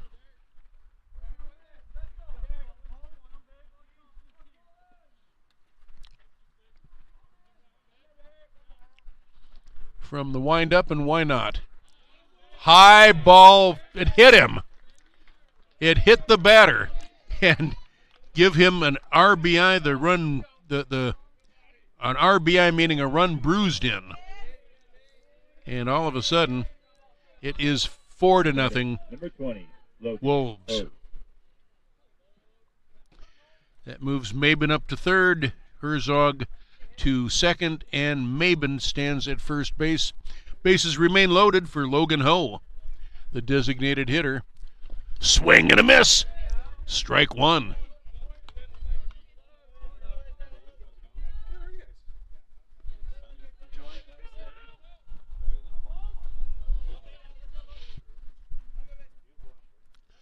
No balls, 1 strike. Runners take their leads.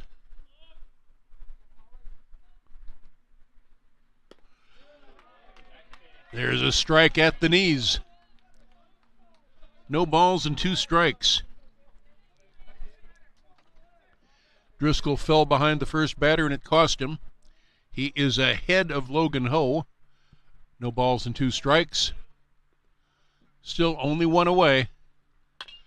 And there's a bouncer out to second, steps on second, tosses over to first. Double play! They get out of the inning, only giving up 1 run on 3 base hits, and 2 are left. So we have played 6.5, 2 runs on 3 and hits. 2 runs come No in. errors and 2 left on base. The score is We 4-0. head to the bottom of the 7th Wolves. inning. Western Oregon 4, St. Martin 0.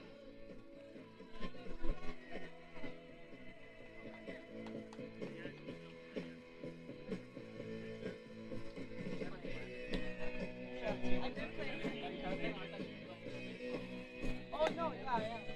Oh, you are?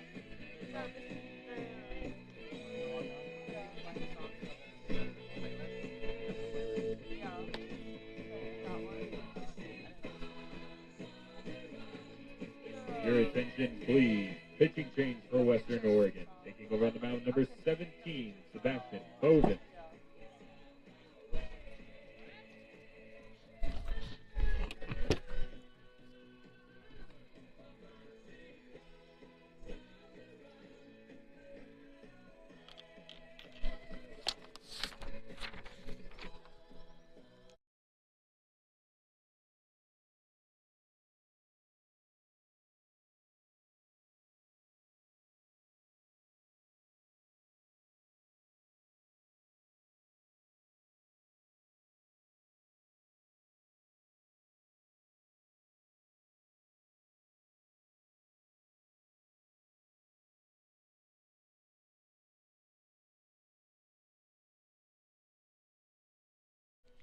Sebastian Boivin coming in on long relief for the Wolves. He has a 2.25 ERA, has won 2 and lost 1. Appeared in 19 games and has 1 save to his credit. He will Leading face off Cody the sixth, Chavis, number Michael 21, Yamaguchi, and Cody Esau. Chavis.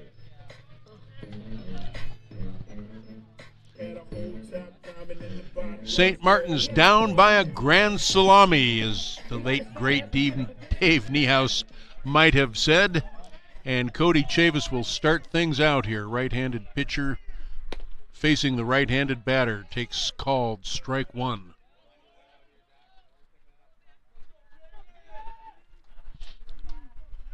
Javis is due. He's 0 for 2.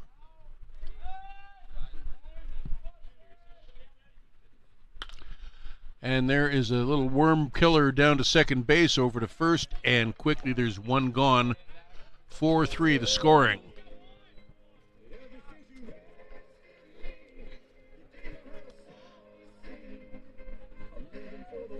Your attention, please.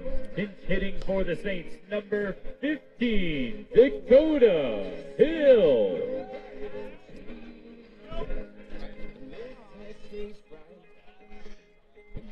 Pinch hitter for the Saints, Dakota Hill, a utility infielder.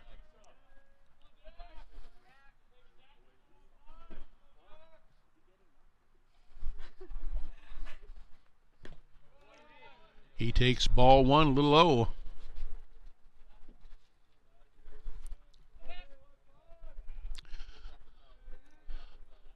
Bottom of the 7th inning, the Saints need base runners. And the delivery of Sebastian Boyven reminds me a little bit of Dennis Quisenberry back from the 70s and 80s. Anybody remember him? Sidewinder pitcher. Foul back to the screen behind us to our right. 2 balls and a strike now.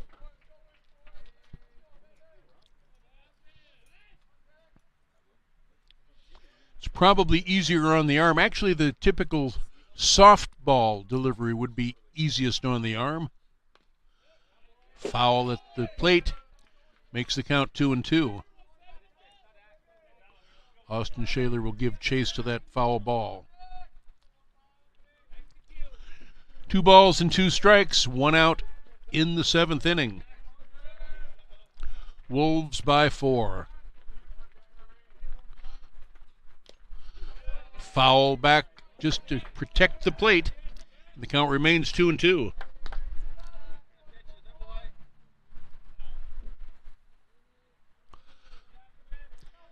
Game 2 will follow Game 1.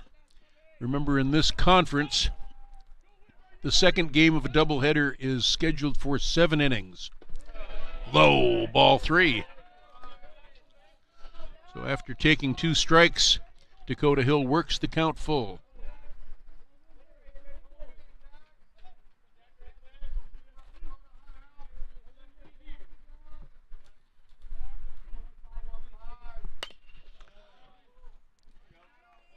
Foul down the left side. Count remains 3-2.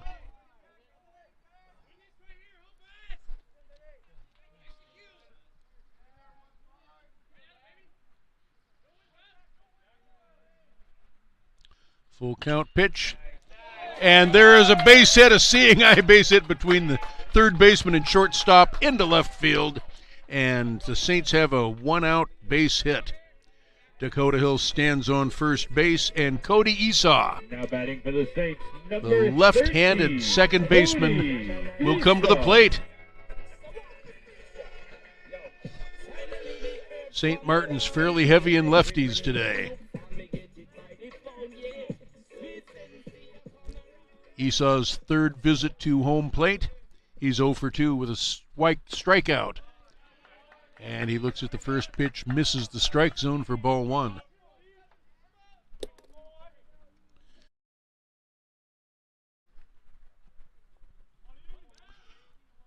One ball and no strikes to the second baseman. Swing and a miss. 1 ball and 1 strike to the second baseman.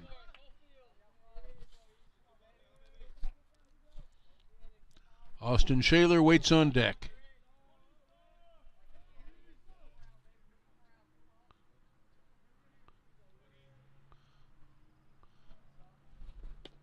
Ball and a strike. He hesitates. It costs him 1 ball, 2 strikes.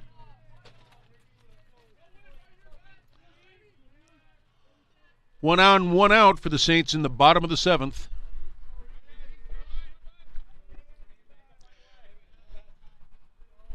They've scattered 4 hits but have yet to get a run. Swing and a miss.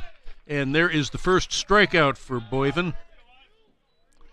Swinging strikeout to Esau. Now batting. His second Number strikeout. 3, Austin Shaler.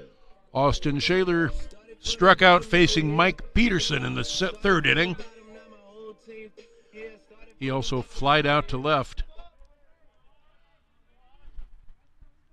2 outs, and he'll try to keep things going here in the bottom of the 7th as he looks at a high strike 1.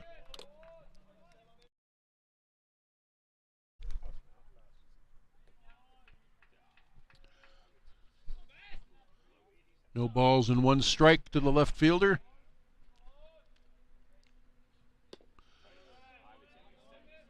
Next pitch misses, and the count is even.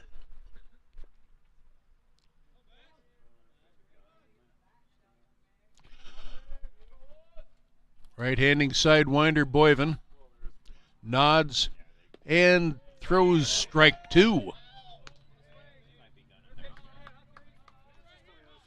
That motion can be deceptive.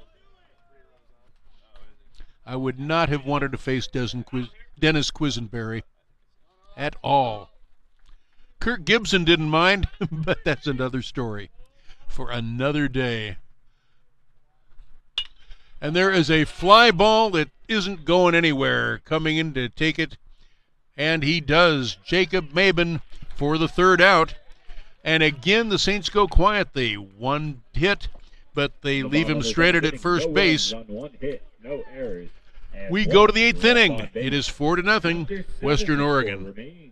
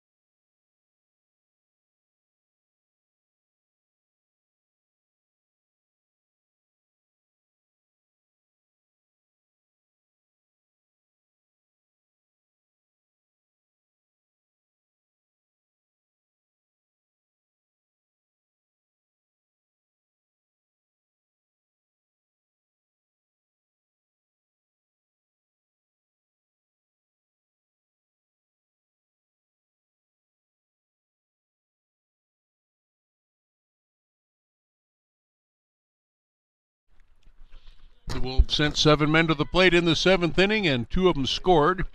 Leading off the 8th is Anthony Zellner, the catcher. 0 for 3 with a strikeout. And he looks a little bit low, ball 1 to start things off.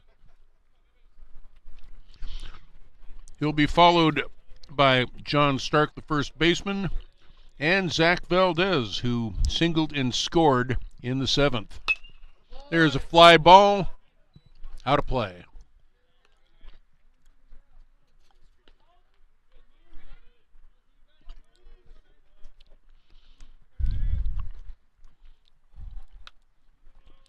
Ball and a strike to the left-handed batting catcher.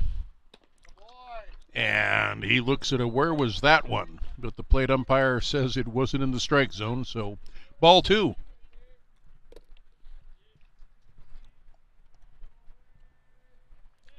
Two balls and a strike. Nobody out here in the 8th, and there is a fly ball. And getting under it, Austin Shaler hardly has to move to put that one away for out number 1. 7 unassisted. John Stark now coming to the plate. Number 37. He's 0 for 3 with a swinging strikeout to start off the 2nd inning. We're in the 8th. There is a fly ball, and that'll get down for a base hit. Thrown back in by Shaler, but the first pitch swinging Stark sends it into left, and a 1-out single puts a runner on first for Zach Valdez, who singled and scored in the 7th. Zach Valdez.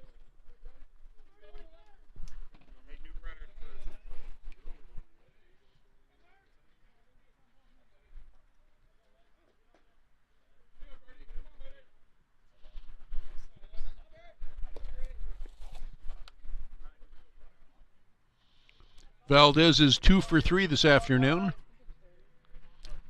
He grounded out to short, his only out. First pitch strike right in there.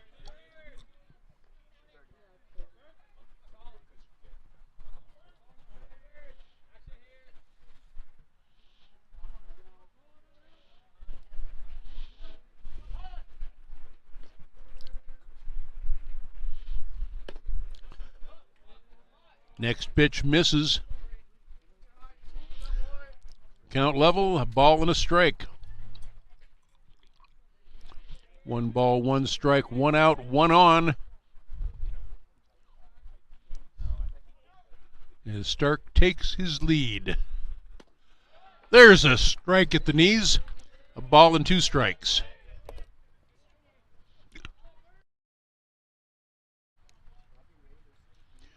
We look for consistency in umpires, and I do believe this umpire has been consistent with his strike zone,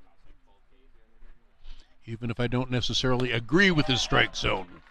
There's a swinging strike. First strikeout for Driscoll. And there are 2 outs for Jacob Holstad.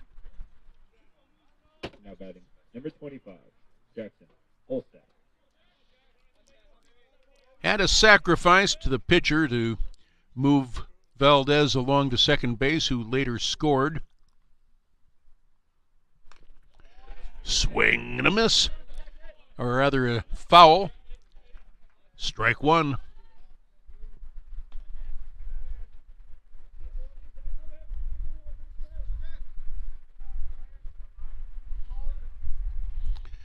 Levi Cummings would be next.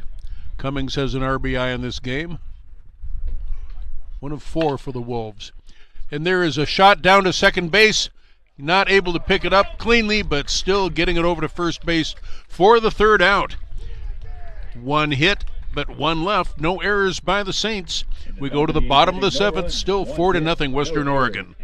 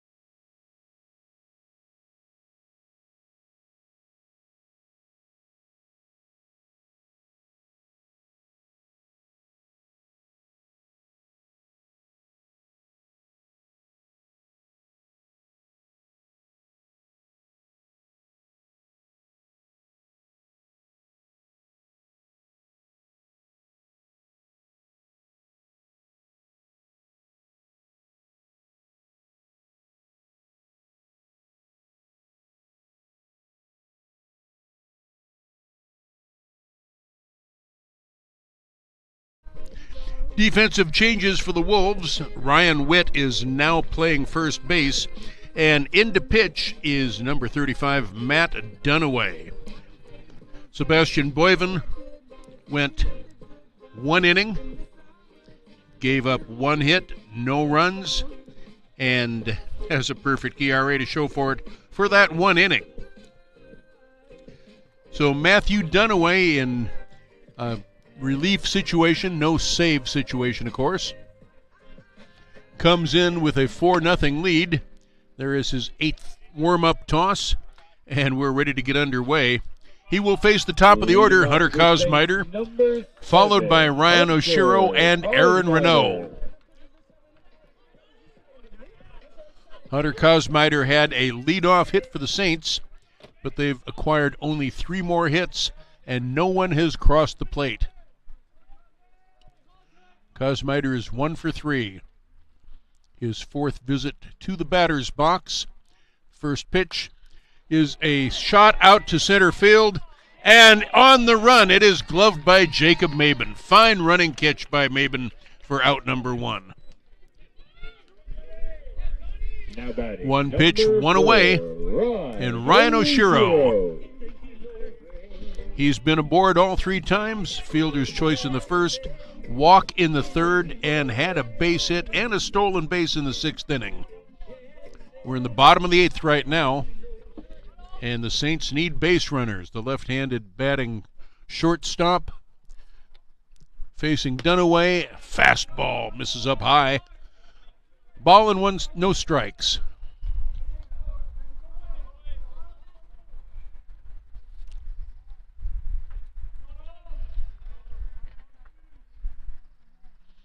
The 1-0 pitch, another fastball. This one finds its way into the strike zone. 1 ball, 1 strike. Matt Dunaway, as many short relievers, has heat, especially when he can pitch from the full windup as he is doing now. Here it is. There's another strike at the belt. 1 ball, 2 strikes now.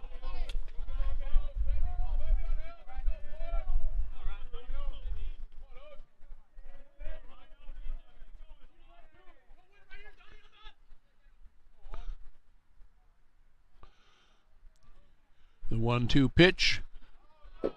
Curveball, and it hit him. No, the umpire says no, it did not hit him. He says it hit the bat. Okay.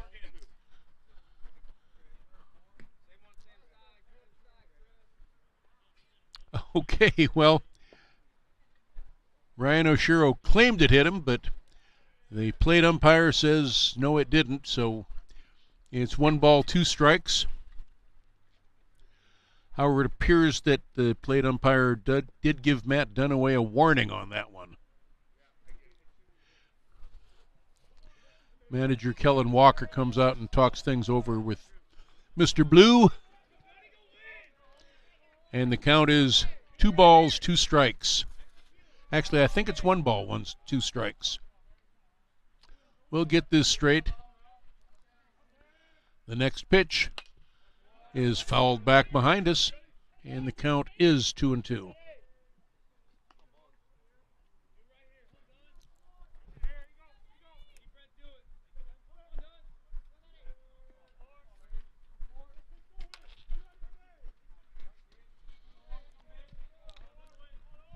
Aaron Renault is on deck.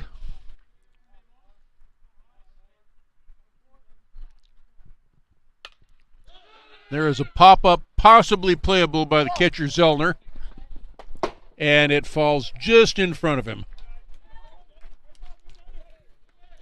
Justin Herzog, the third baseman, also over to give look.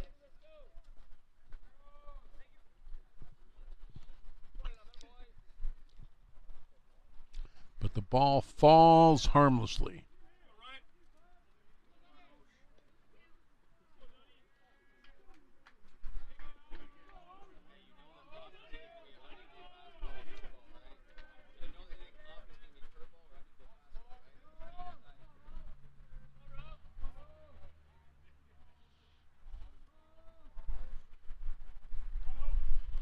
The 2-2 pitch.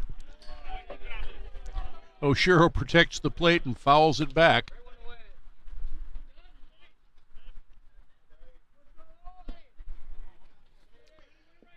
This young man has heat.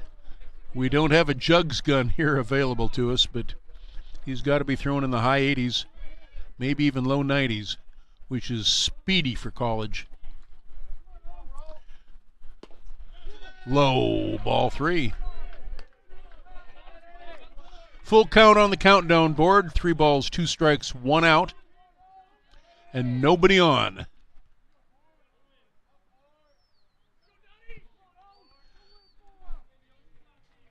The payoff pitch to Oshiro.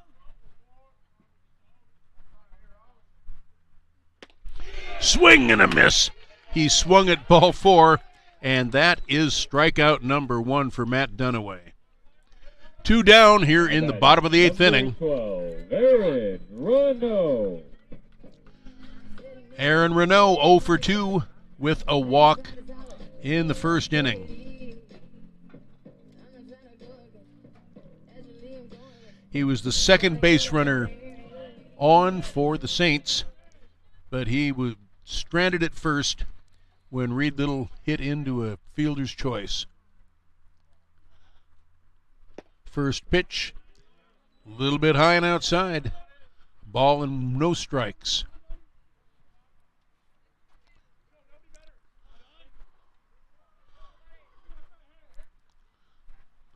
Bryant Nakagawa waits on deck, his family watching him from the stands.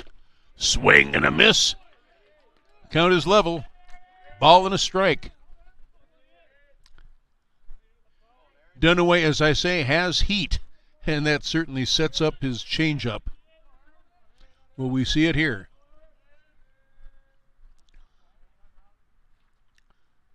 From the full windup. No, we do not. It's another fastball, and it misses outside. 2 balls and a strike. Western Oregon now with 10 hits, 4 runs. St. Martin's with 4 hits and no runs. Pop up in back of us and out of play. 2 balls, 2 strikes, 2 outs.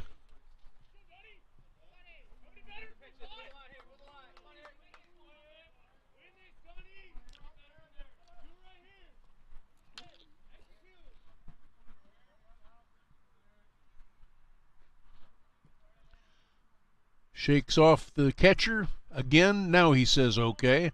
I think he just wants to throw more heat. And he does. And there's strike 3 called. Oh my. That is a 1-2-3 inning. Another for St. Martin's. No, no, no, and no.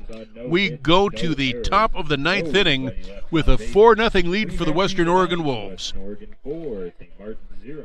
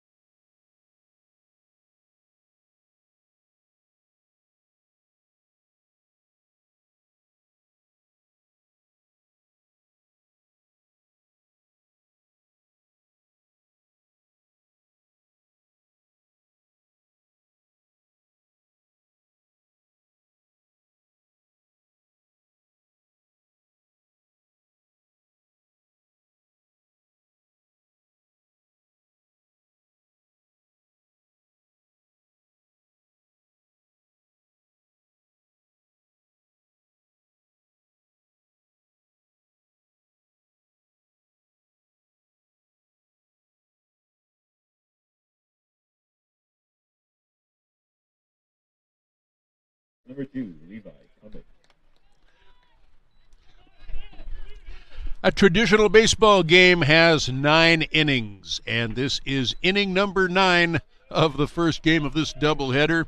The Western Oregon Wolves are leading 4-0, and coming to the plate is Levi Cummings. He takes the first pitch a little bit high from Driscoll. Ball 1. He'll be followed by the top of the order, Jacob Maben and Justin Herzog, the third baseman. Next pitch, liner but foul. Evens the count, 1 ball and 1 strike.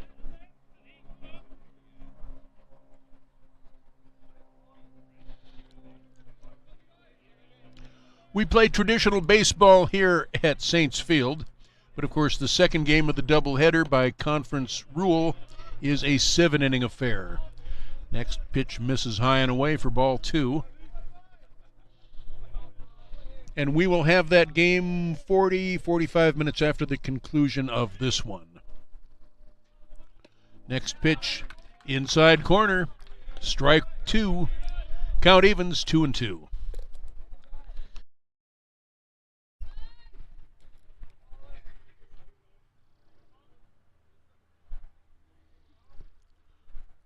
2 balls and 2 strikes to Levi Cummings. And there is a caught-looking strike 3 called. So good for the Saints and good for Colin Driscoll, who receives his second K. Jacob Maben. 1 away in the top of the order, Jake Maben. He is 2 for 3 with a double and a run batted in. 1 of 4. Ducks away from a high inside pitch, ball 1.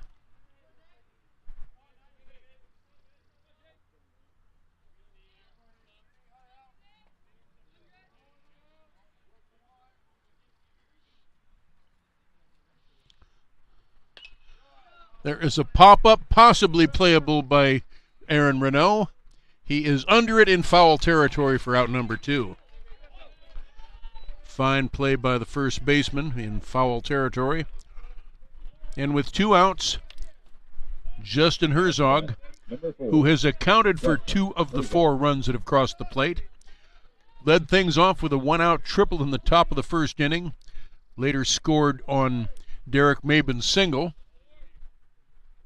Left-handed batter looks at strike 1 at the knees.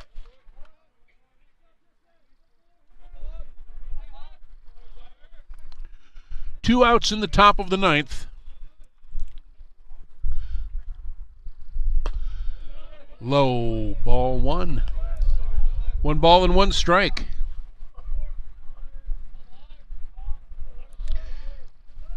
If Herzog can get aboard, Derek Maben is 2 for 4, and he waits on deck. Strike 2 called.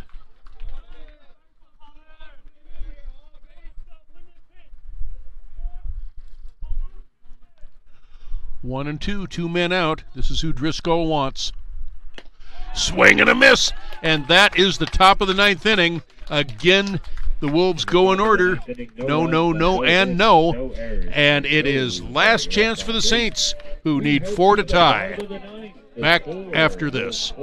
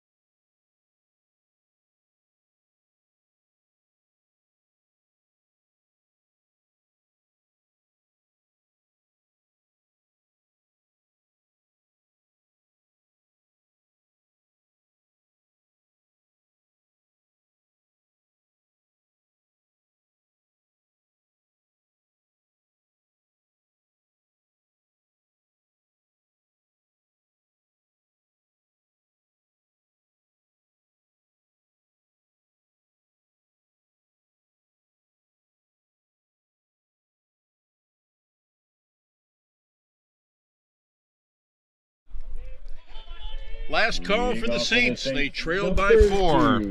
Bottom of the 9th inning, and Bryant Nakagawa, the catcher, is 0 for 3, so that means he's due. He'll lead things off. Left-handed batting catcher, and the fireballing Matt Dunaway remains on the mound to clean things up for his Wolves. Reed Little and Cody Chavis will be next. First pitch in the dirt. 1 ball, no strikes.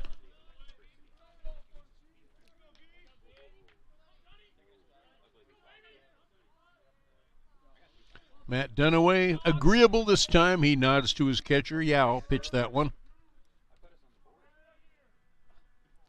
The 1 ball pitch, fouled at the plate. Count evens, a ball and a strike.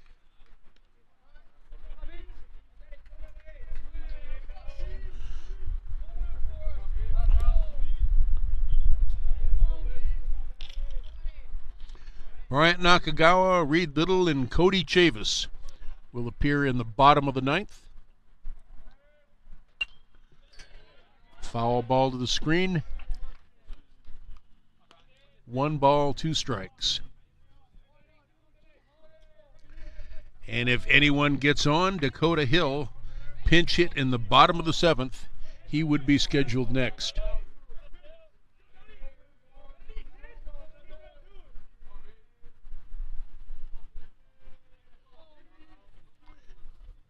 Dunaway nods okay. And from the full windup, delivers a fastball, probably a little bit outside.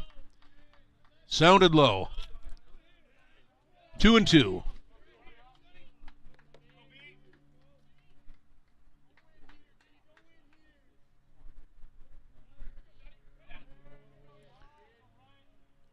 Two balls and 2 strikes now.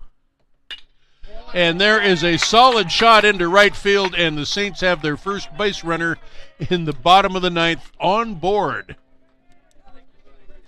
They have a long ways to go, but remember last weekend they came back from 8 runs down, and in the second game in extra innings, they won it. Reed Little coming to the plate. He's 1 for 3. No RBIs at all for the Saints today. And Reed Little would like to change that. So would Cody Chavis, who also waits on deck. Righty against righty, and the first pitch high for ball 1.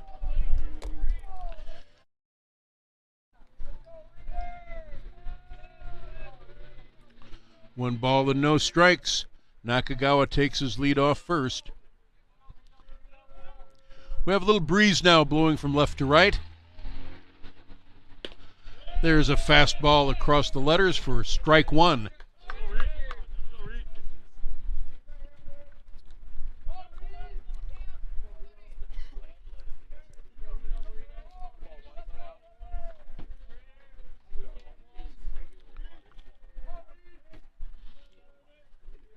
Two strikeouts so far for Matt Dunaway after taking over in the bottom of the 8th inning.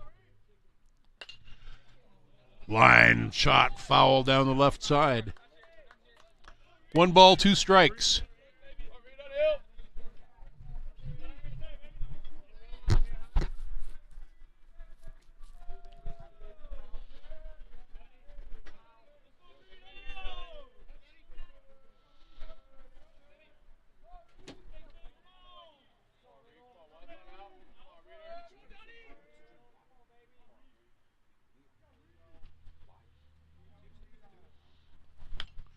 One-two pitch. Just guarding the plate there was a swing that fouled the ball back. Count remains 1-2 on Little. Wearing that shin protector on his lead foot, his left foot. Come on, Reed, his teammates say. The 1-2 pitch. Fastball just misses. Count even now, 2 balls and 2 strikes.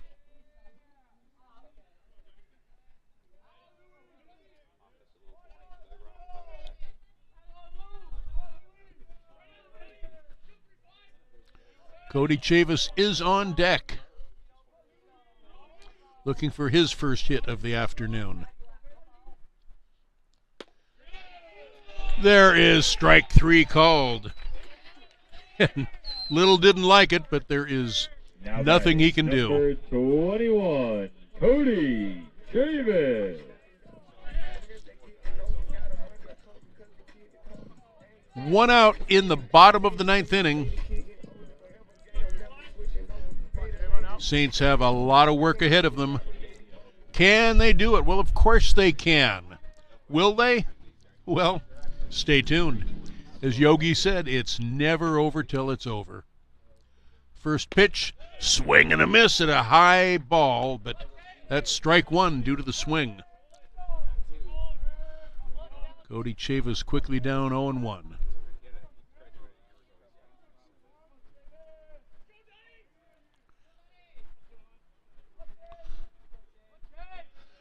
Three out of the 4 outs that Matt Dunaway has gotten have been via the strikeout. Low ball one evens the count.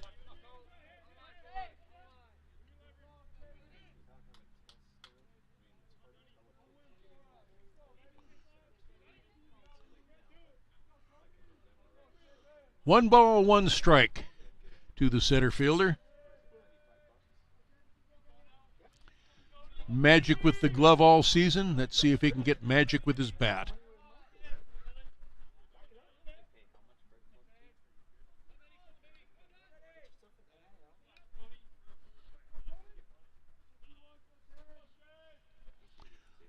One ball, one strike, one out, one on. High, and the ball gets away from the catcher on a wild pitch, and going to second base is Bryant Nakagawa. I don't have to ask our official scorer about that one. That was a wild pitch all the way.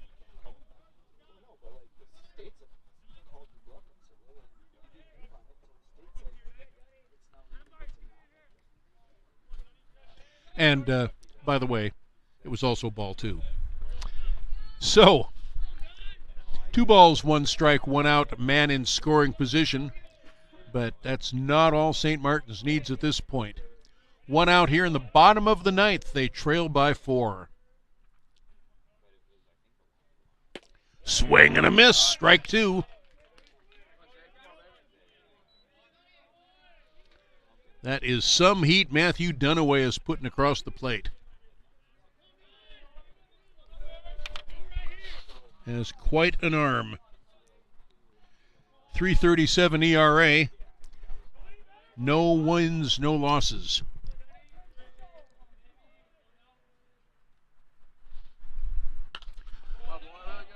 The 2-2 pitch fouled back and out of play.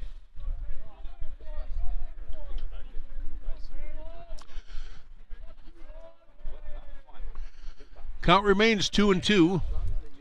And Dakota Hill, who came in to pinch hit in the bottom of the 7th, awaits on deck.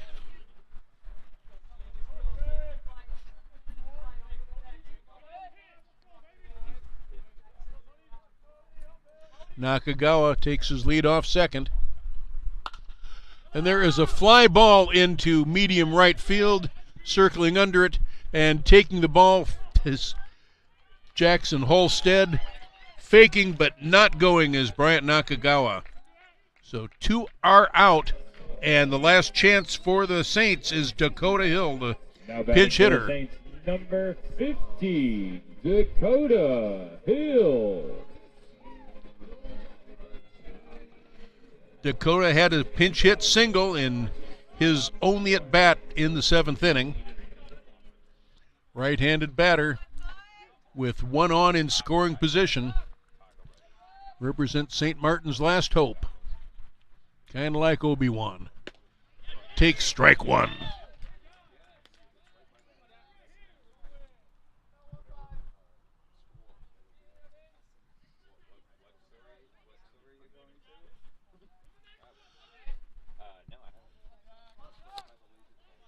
No balls, 1 strike to Dakota Hill, the Yelm native, graduate of Yelm High School.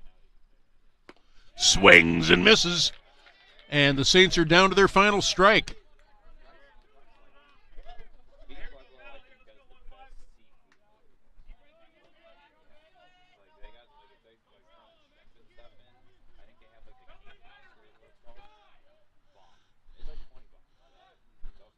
The 2-strike pitch, and Matthew Dunaway really doesn't care about the runner on second. He'll pitch from the windup, low and inside. 1 ball, 2 strikes. Good eye for taking that, Dakota Hill.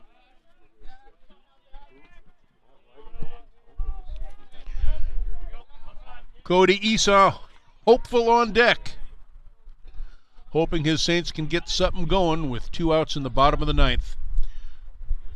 So far, there's a shutout going by the pitching staff for the Wolves.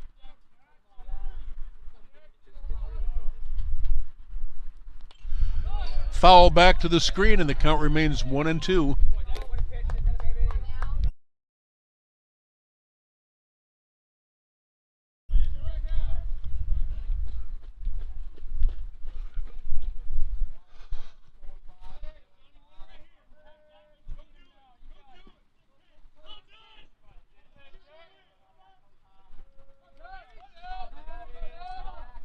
The 1-2 pitch. Matt Dunaway kicks and deals. High ball, 2. Hill still alive.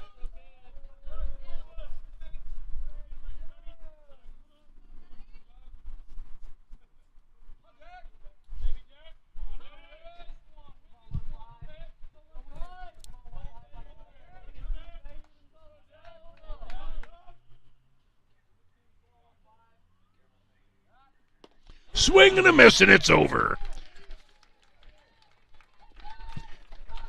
Dakota Hill strikes out to end the game. No runs on 1 hit, no errors, and 1 left on base. The time of the game, 2 hours, 26 minutes. Final is 4-0. 4 runs and 10 hits, no errors by Oregon, and no runs on 5 hits, 1 error by the Saints. So, Game 2 will come in about 40 minutes. Stay tuned, go grab your favorite sandwich and favorite potable, and we'll be with you for Game 2 after this pause.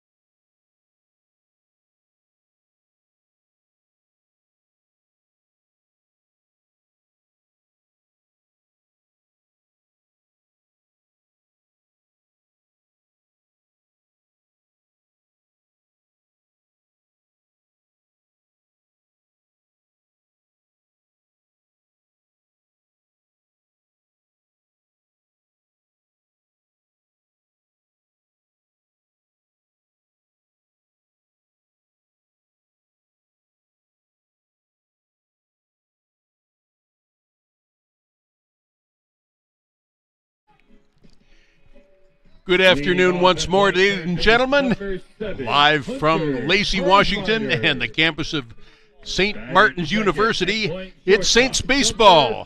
Again, hosting the number 2 game in this doubleheader against the Western Oregon Wolves. For Game 2, the Western Oregon Wolves head coach is Kellen Walker. They will send to the plate Jacob Mabin, the center fielder. He'll be followed by Justin Herzog, the third baseman, and Derek Mabin playing shortstop. John Stark is batting cleanup and plays first base. Leighton Moniz is the designated hitter, batting fifth. Anthony Zellner, the catcher, bats sixth. Zach Valdez is the second baseman. He bats seventh. Jackson Holstead bats eighth. He plays right field. And in left field, Levi Cummings, the number 9 batter. Arturo Alvarez is on the mound. And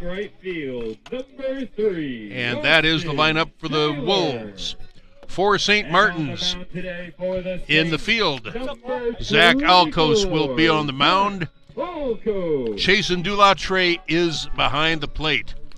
First base is Aaron Renault. Drew Forgione is at second. Ryan Oshiro holds down his usual shortstop position, and Hunter Kosmiter starts at third base. Left to right in the outfield, Johnny Shimabukuro plays left field. Cody Chavis is in center, and Austin Shaler plays right field. Right now, Zach Alcos is taking his warm-up tosses, throw down to second, and we are ready to get underway. Leading things off is Jacob Mabin. Jacob Mabin was 2 for 5 with 1 RBI in Game 1. Coming into this afternoon with a .340 batting average. 2 for 5 means it's a little higher than that right now. This is a scheduled 7-inning matchup, and the first pitch is just a little bit low, and we are underway at 4:05 in the afternoon.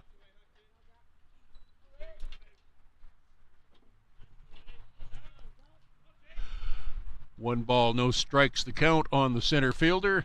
Next pitch is high, ball 2. And quickly falling behind the batter is Zach Alcos.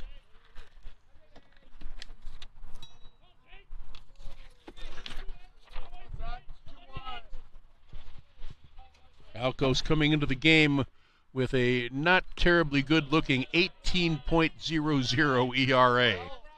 First 3 pitches have missed, and Zach Alcos in danger of losing the leadoff batter. His one-loss record is 0-2.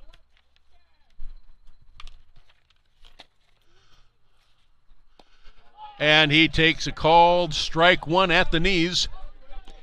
That was taking all the way.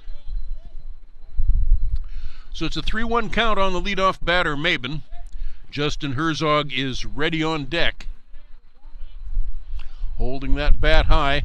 Swings and misses, and the count has worked full.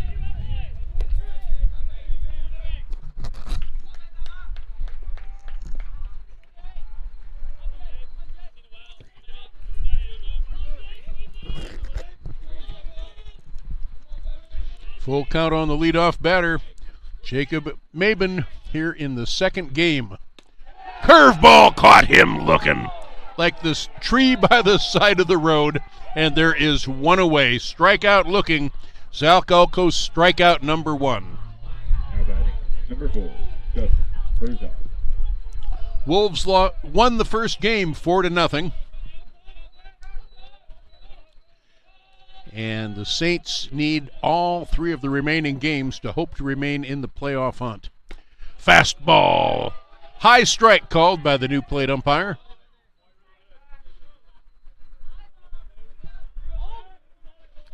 Who is wearing a sort of a bird's egg blue. We call him blue because blue is the traditional color of the umpire's uniforms. High strike evens the count. 1 ball and 1 strike. High ball, I should say.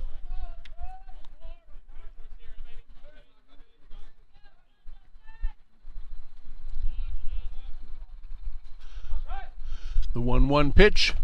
Fastball too high. 2-1 the count now.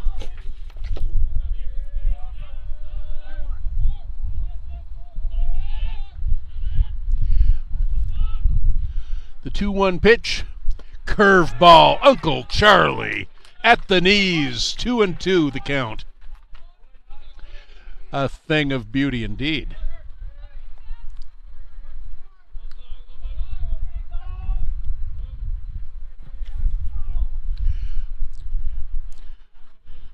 Two balls, 2 strikes. Foul back to the screen, and the count remains 2-2.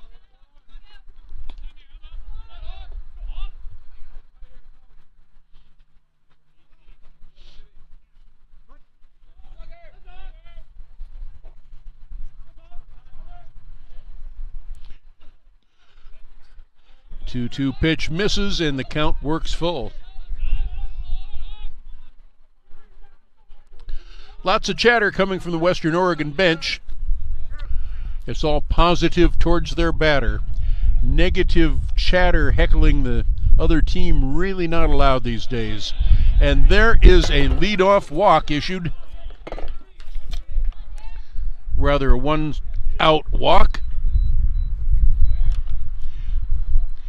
And the third base umpire positions himself over near second. Justin Herzog walked. He's on first. Derek Mabin, the other Mabin twin, the shortstop, comes up, right-handed batter, and he looks at a high ball. 1 ball, no strikes.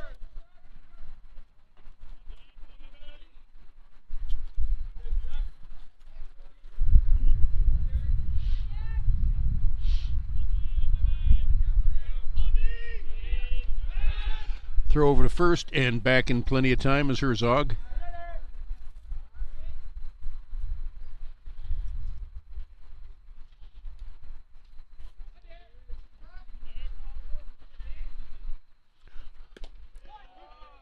Strike called.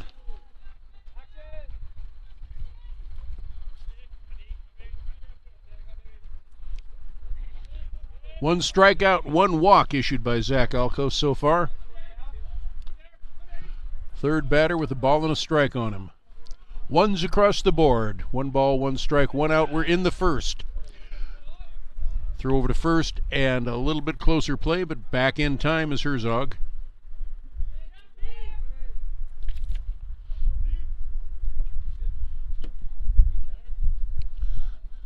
The 1-1 pitch, very high. Ball 2. Alco seems to have a little early on control problems.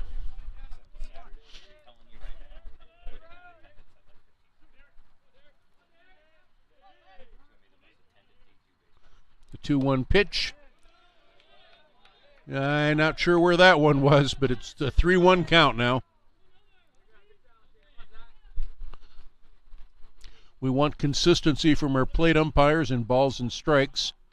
Not saying this guy is not consistent, but he doesn't have the same strike zone that our originating plate umpire did in Game 1.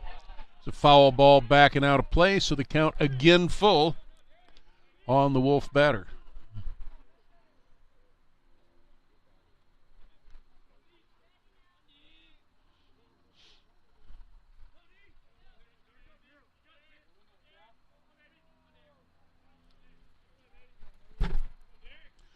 The payoff pitch. There goes the runner, and it's a fly ball down the right side, and it is taken by the first baseman. Getting back to base just in time is Justin Herzog. There are 2 outs in the inning.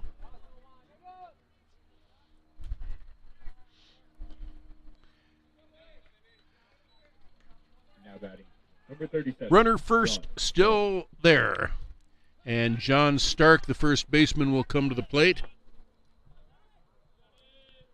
John Stark, 1 for 4 in Game 1. First pitch to Stark, taken for strike 1.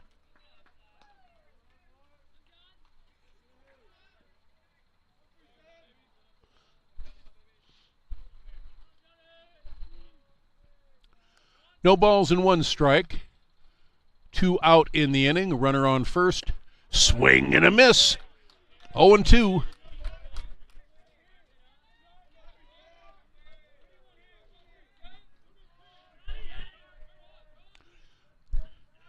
Western Oregon scored a run in the top of the first inning in Game 1 and never looked back. They finished the game 4-0. High, ball 1. Ball and 2 strikes now to the righty.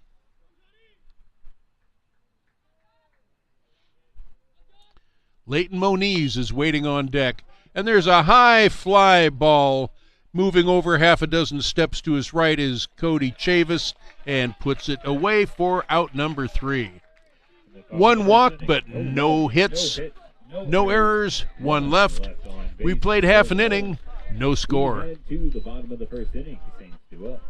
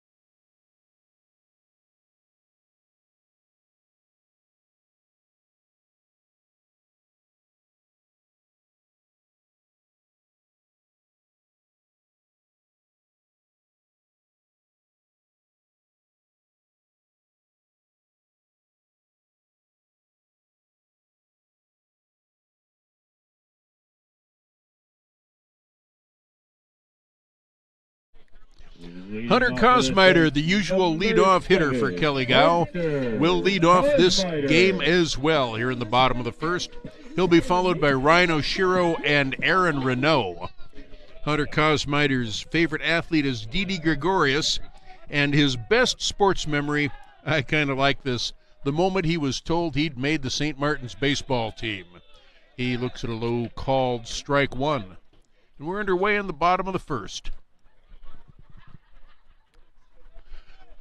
Western Oregon sent 4 men to the plate in the top of the first inning, stranded 1. Of course, that means no runs. Cos is quickly in the hole. No balls and 2 strikes.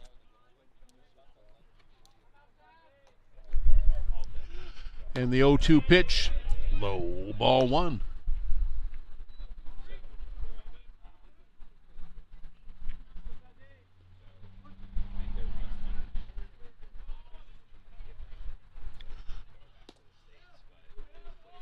Very close. Hard to lay off a pitch like that, but it is a ball, so it's count even 2-2. Nobody out in the bottom of the first inning. Hunter Kosmiter looks at a very high pitch to make the count full.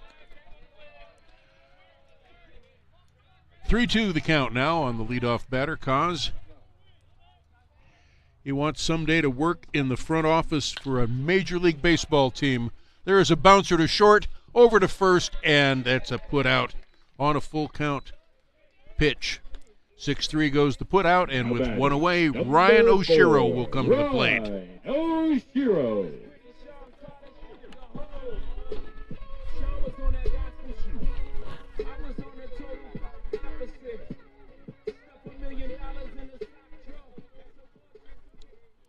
Ryan Oshiro was 1 for 3 with a walk. He looks at called strike 1.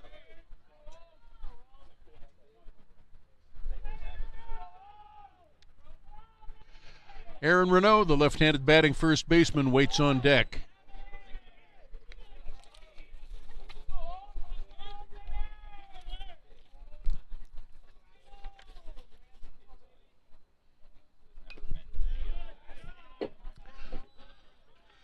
fouls the ball back behind us. 1 ball, 2 strikes.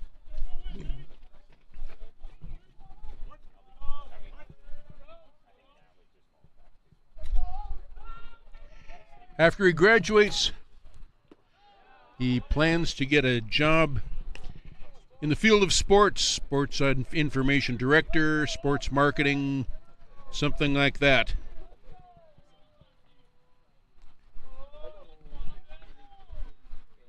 The 2-2 pitch. There's a ball golfed out to the shortstop, picks it up and throws over to first base. And he touched the base, got the out. Circus play over at first, but the out counts. 6-3 is again the put out, and they're 2 away. Put that one on Sports Center. Now batting number 12, Aaron Rondo.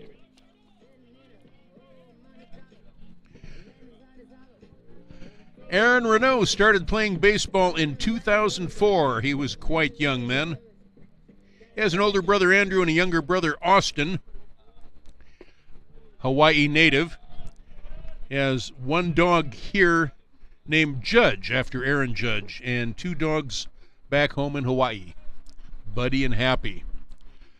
Takes the first pitch for a ball 1. Next pitch, low ball 2. And Arturo Alvarez has fallen behind. John Stark at first, Zach Valdez at second, Derek Mabin at short, and Justin Herzog at third base. Swing and a miss. 2 balls, 1 strike is the count now. The outfield left to right, Levi Cummings, Jacob Mabin, and Jackson Holstead. Most of those names played in Game 1. Of course, not the pitcher. The 2-1 pitch. There is a fly ball out to center field. That's going to get down for a base hit. And as in Game 1, St. Martin's has a base runner. Now batting number 2, Bryant Nakagawa. Bryant Nakagawa. He is the batter. Had a chance to chat with his parents before these games started. They're quite proud of their son, the left-handed batting catcher, and in this case, the designated hitter. 2 outs, 1 on. And he takes called strike 1 at the belt.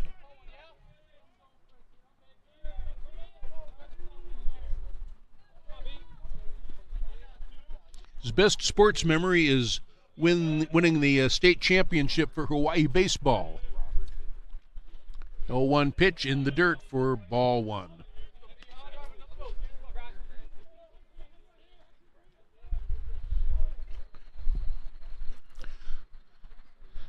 St. Martin's losing the first game to Western Oregon. If they win their final 3 games, they do have a chance for the playoffs.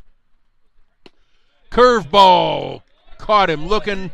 Strike 2.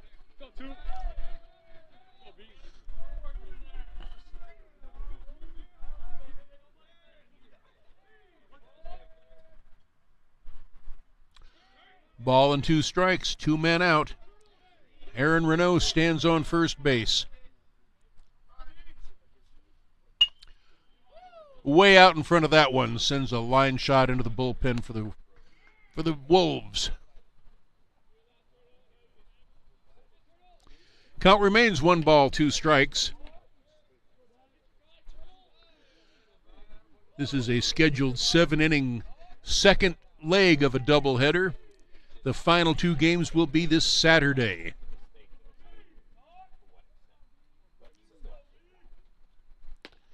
High, ball 2.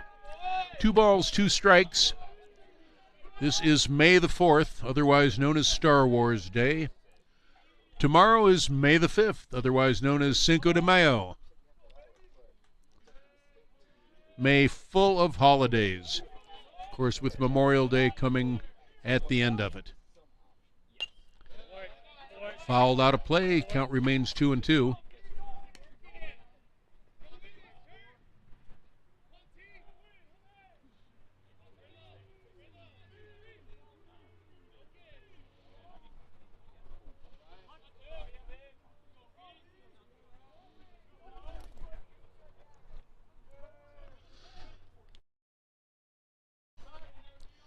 The 2-2 delivery.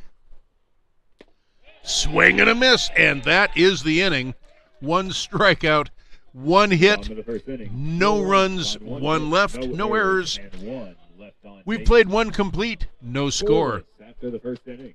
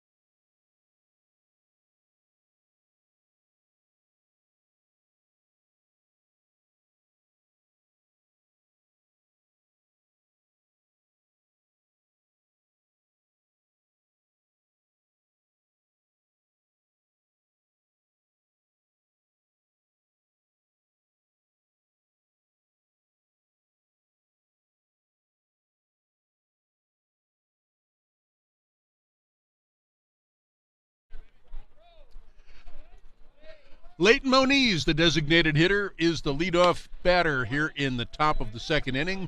Looks at a called strike 1.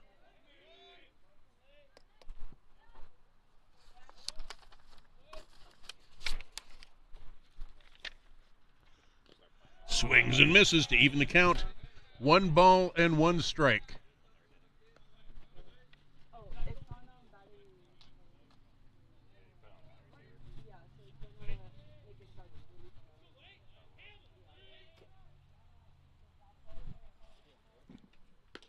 Next pitch, called strike 3. And he goes down. Second called strike 3 for Zach Alcos. That will bring Anthony Zellner to the plate. Anthony Zellner. Anthony Zellner batting .266. He's started 35 games. He's played in 35 games. Has a batting average of .266 coming into today's games. Fouls the first one back and out of play.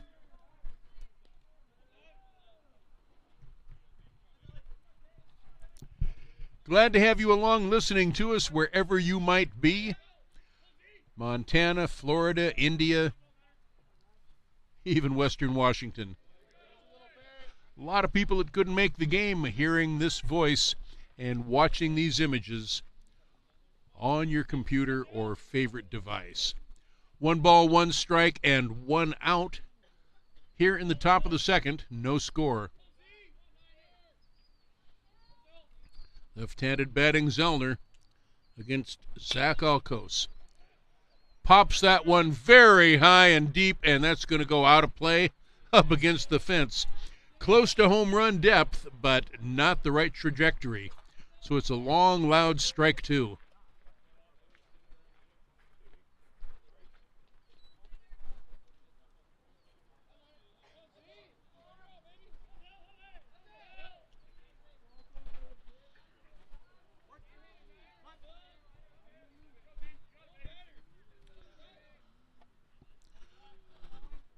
Ball and 2 strikes on Zellner. Left-handed batting catcher. And he sends a fly ball deep into left field. We're watching for the call. And it is a foul ball.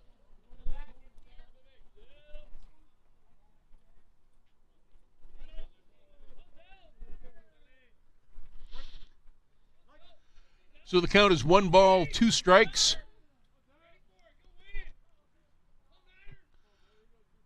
Zellner ready. Alcos cocks and deals. And there is a 2-bouncer, 3-bouncer out to second base. Feeds over to first for out number 2. Drew Forgione to Aaron Renault. And quickly 2 gone here in the top of the first. Second. Now batting number 1, Zach Valdez. Zach Valdez, the second baseman.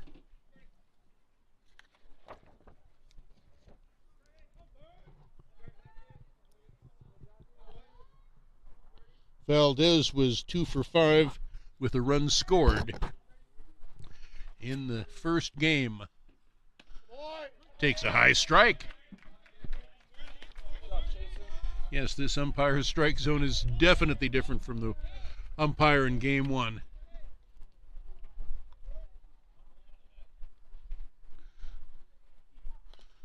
Swings and fouls the next pitch. No balls, 2 strikes the count. A little flip by Dulattre to his coach. Reminds me of Derek Jeter inventing the shovel pass in the playoff game several years ago. No balls, 2 strikes.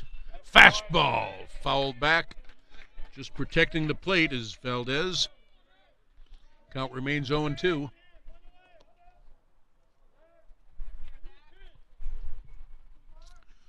We wrap up the season's broadcast here at Saints Field next Saturday. First pitch at 1 o'clock.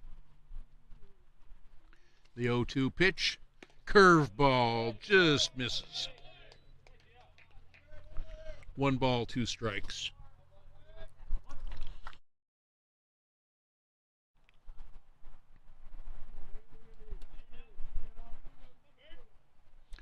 The 1-2 pitch.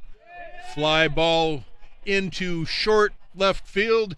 Coming on and making the catch is Johnny Shimabukuro for the 3rd out. 1-2-3 go Western Oregon in the top of the second. No, and no. And we go to the bottom of the second inning with no score. We head to the bottom of the second. Your score, Western Oregon 0, St. Martin 0.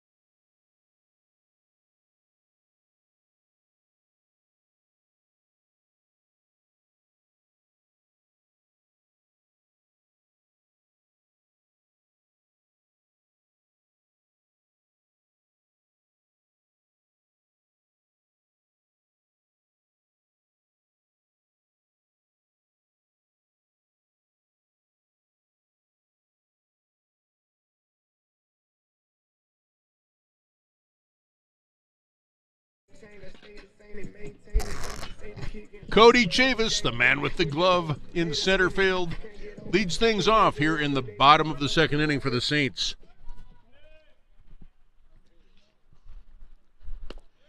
Chavis looks at called strike 1.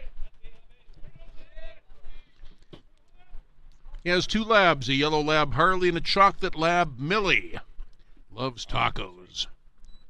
Next pitch, low, evens the count. Ball and a strike.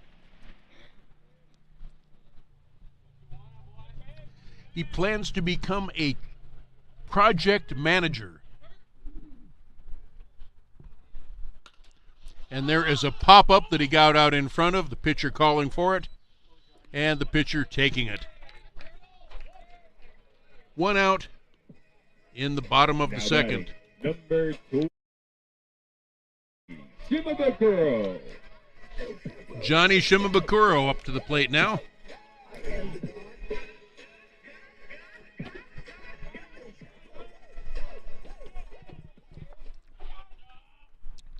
His dog's name is Chica. It's a female Maltese. Takes ball 1 a little outside the strike zone.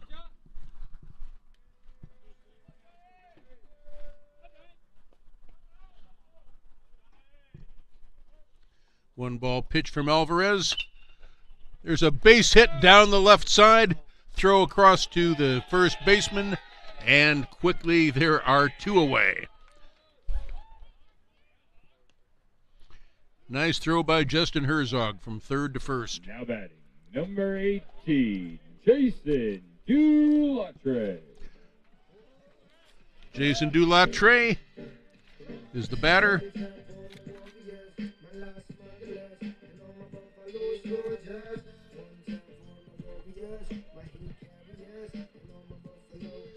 Jason Dulatre has 2 sibs. She has a sister, Sydney, and a brother, Zaya. First pitch fouled out of play.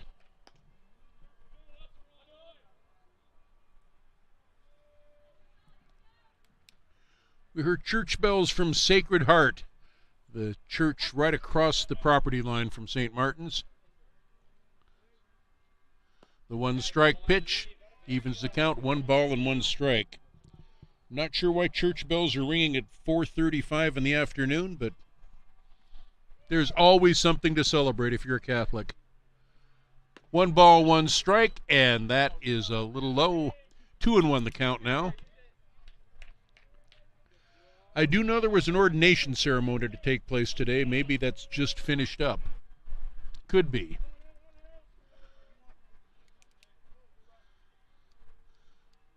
Two balls and a strike. High, ball 3.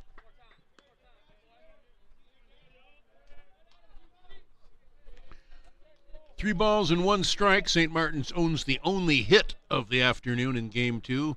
That 2-out single by Aaron Renault. As that next pitch is fouled back to the screen and the count goes full.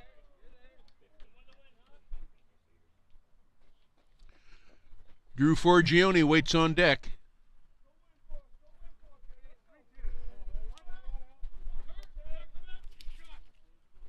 The payoff pitch. Low, and it's a strike called. Jason Dulatre can't believe it, but you gotta believe it when the umpire says strike 3. So they go quietly in the bottom of the first. All no's is the answer, and after 2 complete innings, we have a 0-0 tie. We head to the third. Your score, Saints 0, Wolves 0.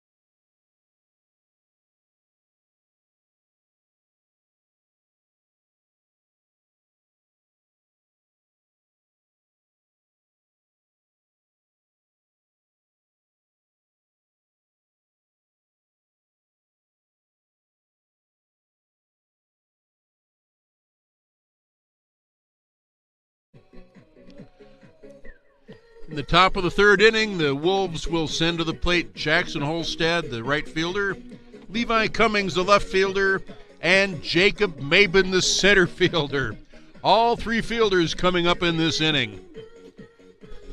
Jacob Mabin, of course, the leadoff hitter. He struck out looking to start off the game. There's the throw down to second, and we're ready to get underway.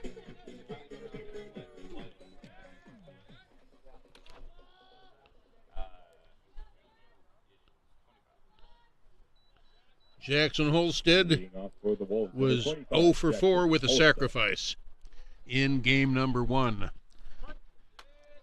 Left-handed batter facing the right-handed pitching Zach Alkos. Takes the first pitch just a little outside, ball 1.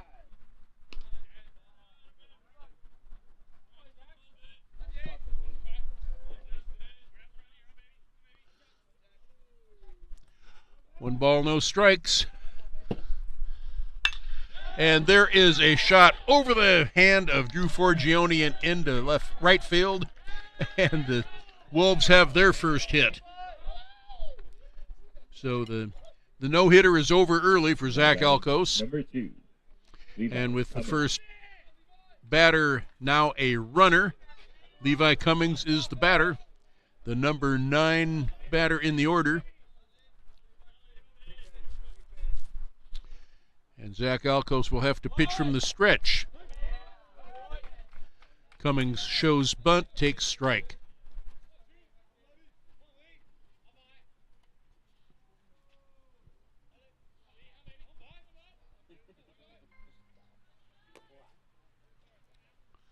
Owen won the count.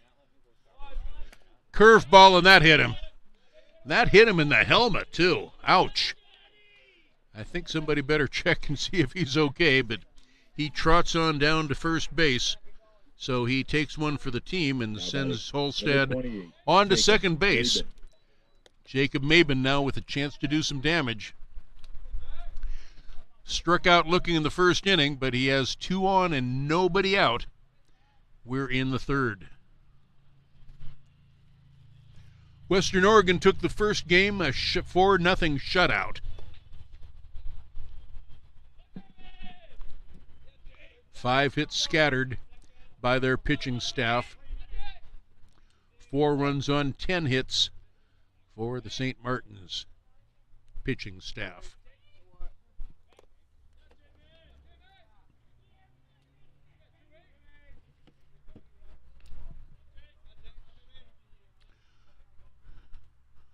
Two on, nobody out.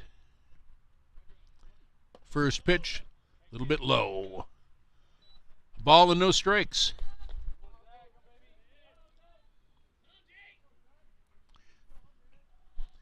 Maben would be followed by Justin Herzog, who had a walk in the first inning.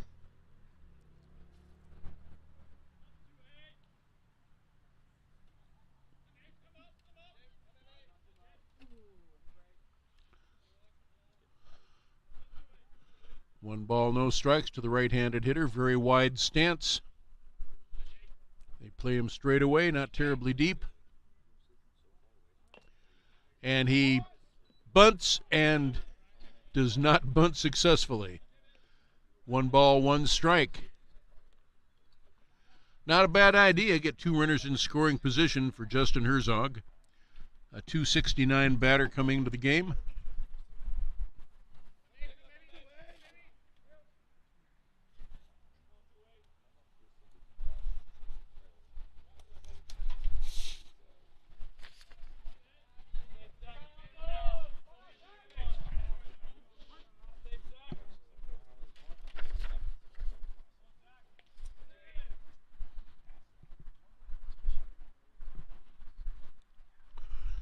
Maben ready at the plate, and he does not show bunt this time, but takes high for ball 2.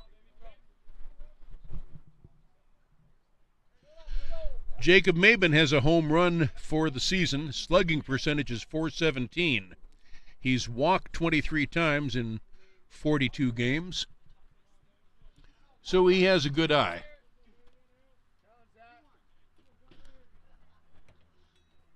The 2-1 pitch, this would be a good pitch to bunt on. Alkos has to come in or have a 3-ball count, and that is very high, so it is 3-1. Holstead is at second, Levi Cummings at first. Both runners take their leads.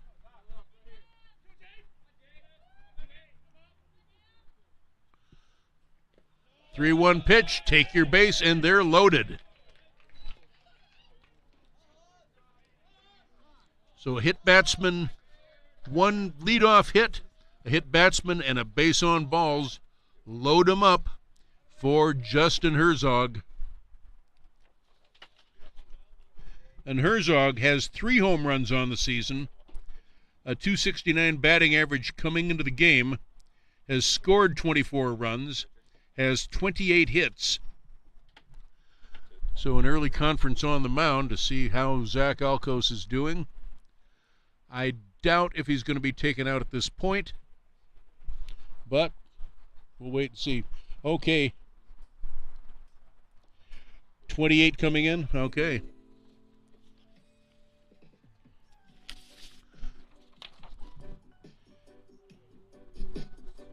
So the new pitcher will be Cameron Richards for the Saints.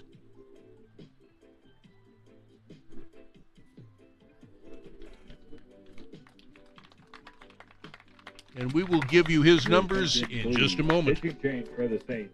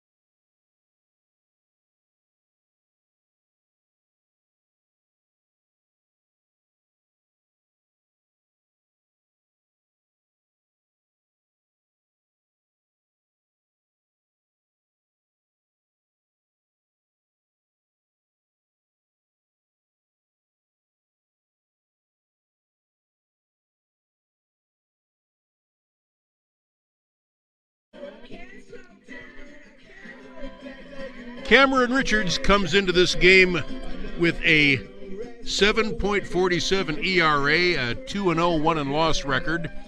But that can be deceiving. Those numbers are deceiving because all 3 of those runners on base belong to the starting pitcher, Zach Alcos. So a grand slam would only cost him 1 earned run, but it would give 4 runs to the visiting Wolves. We'll see what's going to happen in just a few more warm-up tosses. Remember, this is game 2 of a 4-game series, interrupted by 3 days of calm.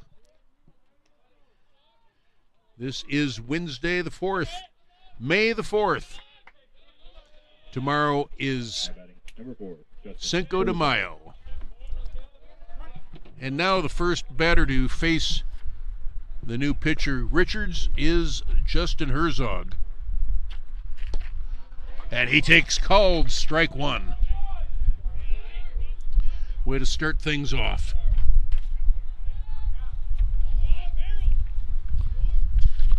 No balls, 1 strike. Next pitch just misses. Count evens, a ball and a strike.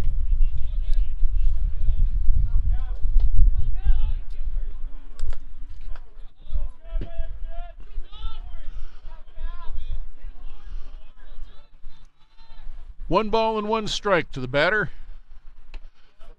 Just outside. 2 balls and a strike. And as Dave Niehaus often said with a bases loaded situation, no place to put him.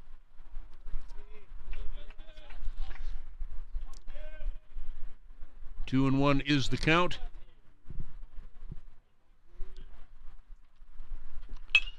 And there is a fly ball, going to be very short, taken by the shortstop, and nobody can advance.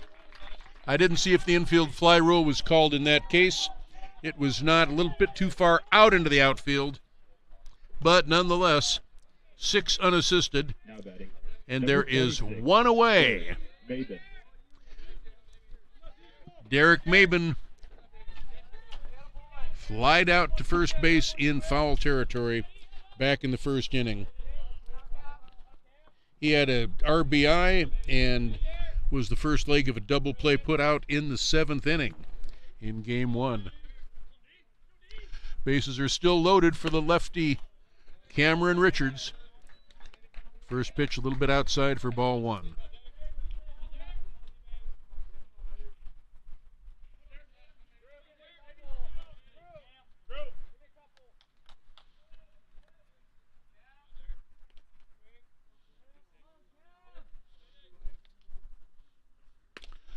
Very high, ball two. Richards has fallen behind the batter. 2 balls, no strikes. Bases remain full of Wolves. An entire pack of them at first, second, and third. 2 balls and no strikes. There's a strike. Called strike one, 2-1 now. Still a hitter's pitch coming up.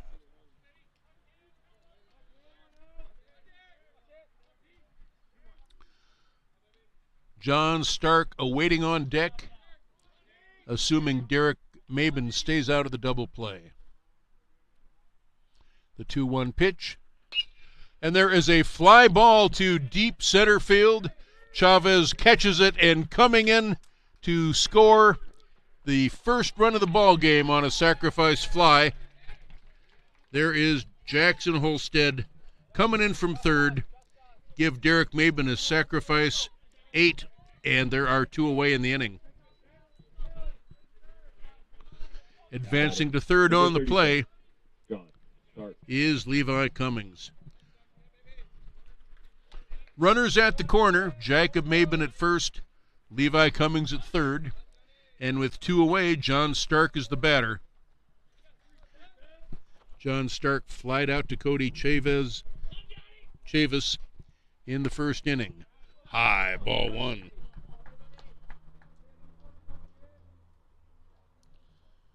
Stark was 1 for 4 in game 1.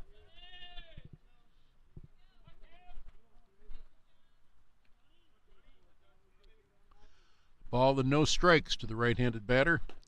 Low, ball 2.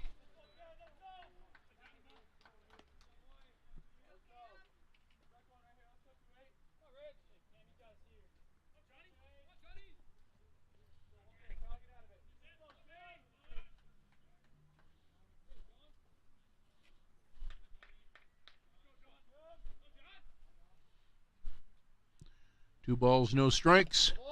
There's a called strike one. Great pitch, right at belt high.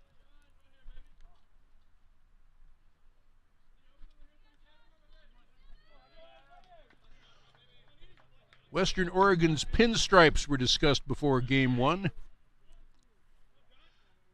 The Yankees went to pinstripes when Babe Ruth joined the team. Pitch comes in low.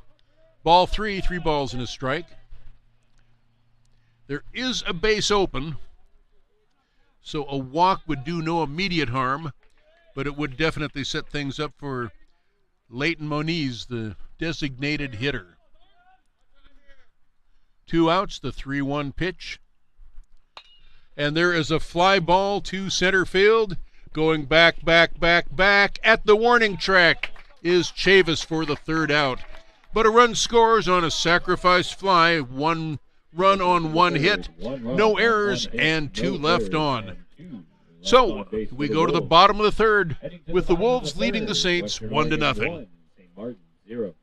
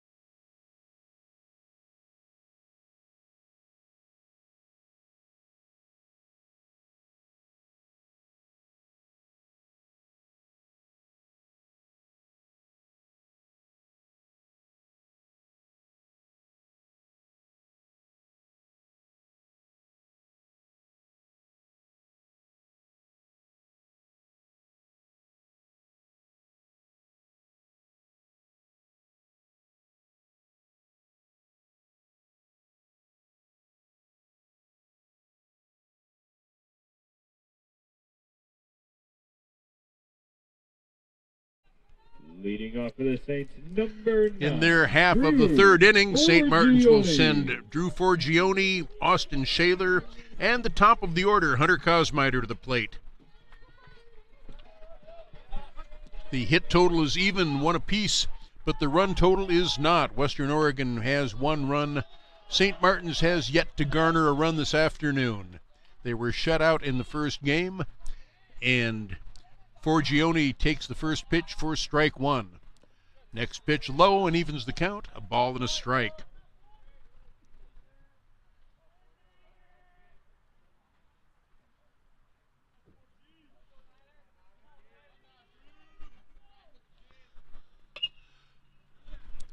Foul fly, giving chase, but running out of room is John Stark, the first baseman. And the count is 1 ball, 2 strikes.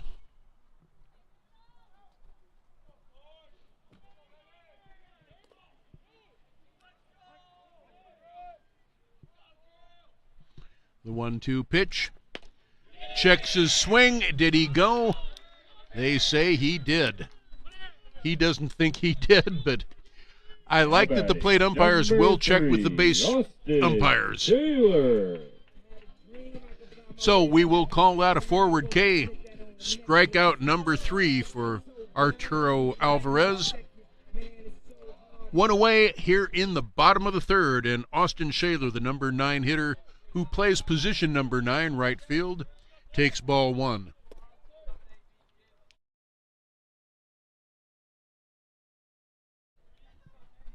The 1-ball pitch is popped up in back of us and out of play. Count evens, a ball and a strike.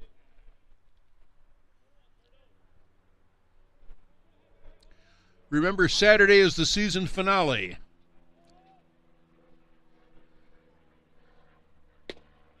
And there is strike 2 called.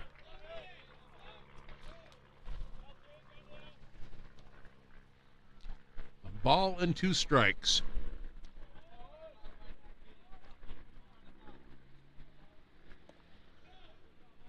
And the count evens, 2 balls, 2 strikes. Yes, all umpires have different strike zones, slightly different strike zones. The important is to be consistent. And we've talked about electronic ball and strike calling. In fact, it's an operation in the minors. And there is a hit that is off the first baseman and into right field. And that's going to go as a hard-earned base hit, I believe. Base hit?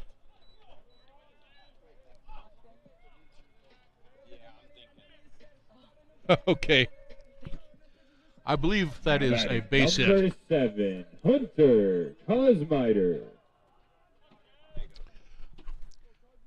Saints get their second base hit of the afternoon, and Hunter Kosmider, the leadoff batter, comes to the plate. 1 on, 1 out for Kos. And there is a ground ball to the second baseman. He muffs it, but gets the ball over to first base for out number 2 on the play. Shaler advances to second. Now batting, number 4, Ryan So, Ryan Oshiro grounded out to short for the second out of the first inning, but has a chance now with a runner in scoring position. St. Martin's with 2 hits, the Wolves with 1 hit. No run has crossed the plate as of yet. Oshiro, left-handed batting shortstop, facing the right-handed pitching Alvarez. Looks at a first pitch, low, ball 1. 1 ball, no strikes. 2 outs in the bottom of the third in this pitcher's duel.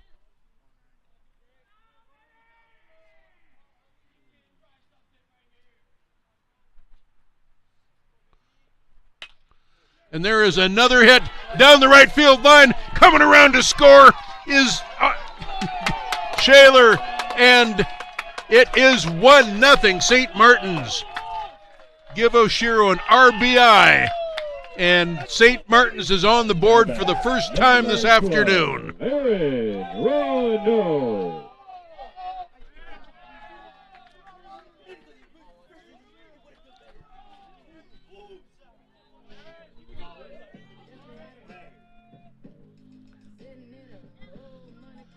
2 outs in the inning as Oshiro takes his lead, and Aaron Renault, who had a base hit in the first inning, is looking to get another. He swings and fouls one back to the screen for strike one.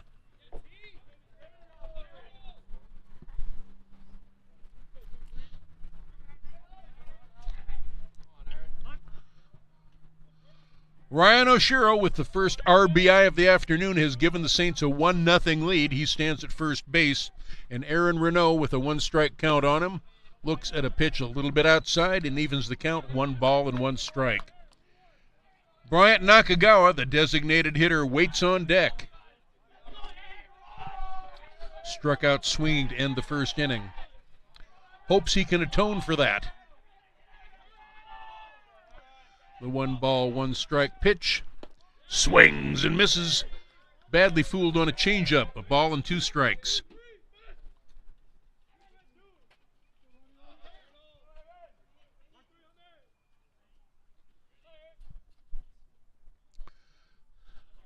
Left-handed batting first baseman. Ready to try to advance these Saints' cause. And there is a little blooper down to second base, feeds to first base for the 3rd out. But in the inning, there are 1 run on 2 hits, no errors, and 1 left. We have played 3 complete, and the Saints lead 1-0. After 3, the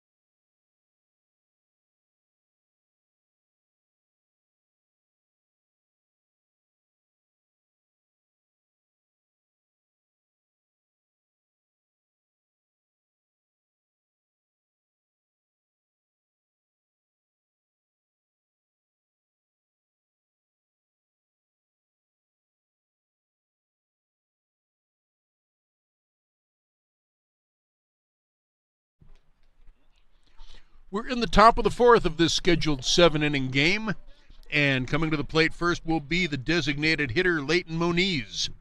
He struck out swinging to open up the 2nd inning.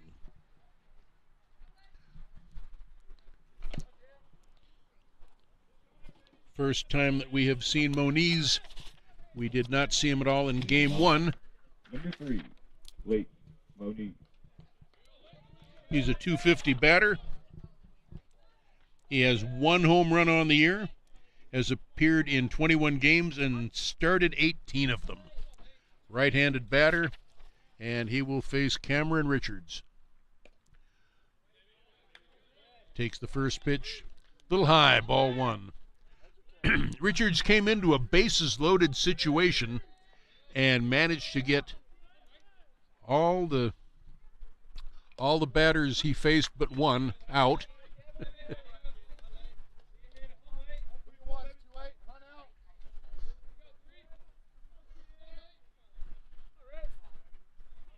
We have a 1-1 tie. Next pitch off Dulatre's glove and back to the screen for ball 2.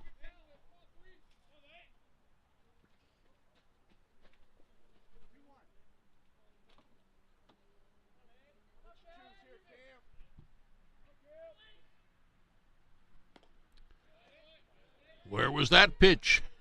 Well, it's 3-1 now. And umpires, of course, never lie. The 3-1 pitch. And the count is full.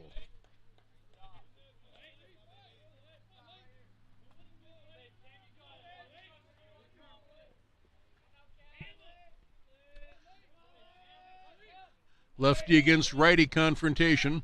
The 3-2 pitch. And a bouncer out to second base. Scooping it up is Drew Forgione over to Aaron Renault for the 1st out of the inning. 4-3 the scoring on that. Number 9. And Anthony Zellner, the catcher. He grounded out to second. Back in the second. And again, both teams with left-handed catchers. A little bit of an anomaly because catchers are always right-handed in their throwing. 1 out. First pitch, a little bit low, ball 1.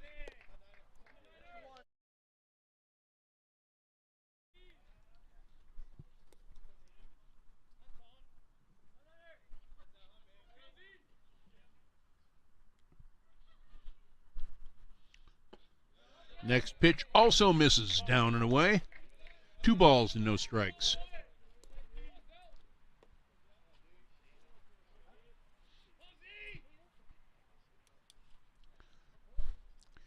St. Martin's needs this game to stay alive for playoff hopes.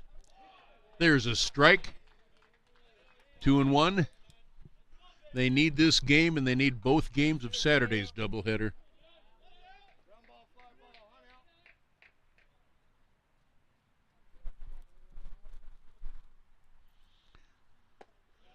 Two-one pitch just missed low. 3 balls and a strike.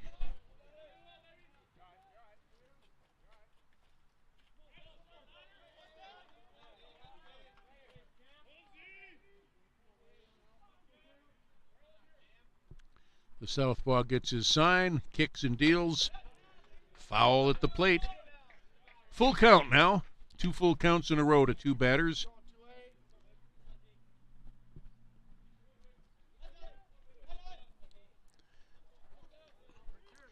Cameron Richards has his sign. Leans in from the windup. And there is called strike 3. No doubt about that one. Right across the heart of the plate. And there are 2 gone in the top of the 4th. Now batting, number 1, Zach Valdez. Zach Valdez flied out to Johnny Shimabukuro in left field. Back in the second inning to close out the second inning. He comes to the plate with 2 outs and the bases clear. Swing and a foul back to the screen.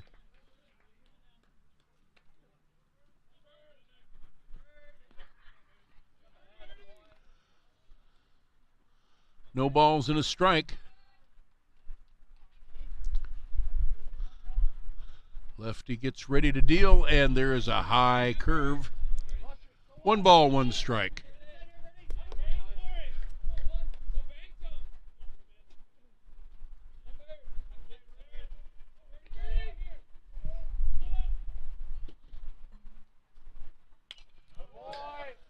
Foul back to the screen, hits the screen and manages to get over the screen. Count remains 1-2.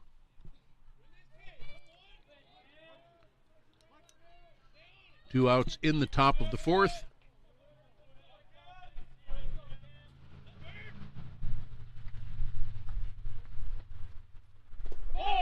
There's a swing and a miss.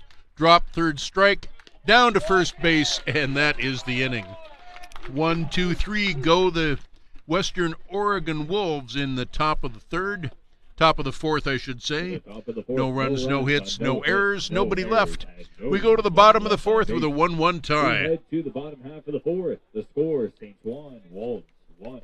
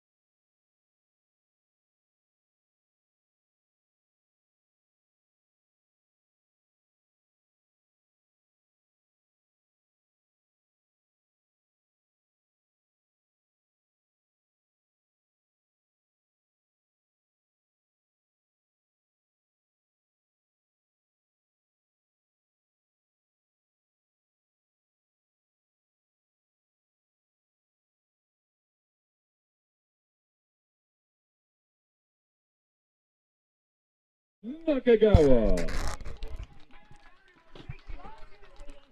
Brian Nakagawa is often the catcher for the Saints. This time he is playing designated hitter. Left-hander comes to the plate in a 1-1 tie here in the bottom of the fourth inning. Facing the right-handed pitcher Arturo Alvarez. Very high, ball one.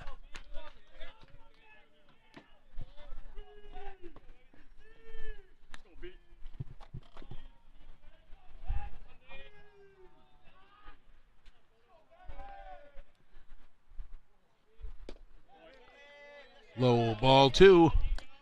To Beanock, Brian Nakagawa.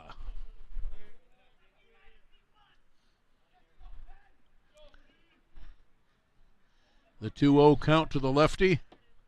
Very high. 3 balls, no strikes. Kelly Gow given the take sign down there at his third base coach's box. The 3-0 count to lead things off. And there is ball 4. A 4-pitch walk to the leadoff batter. And you know what that means. A little over half the time, he comes around to score. Number 21, Cody Chavis. Cody Chavis popped out to the pitcher.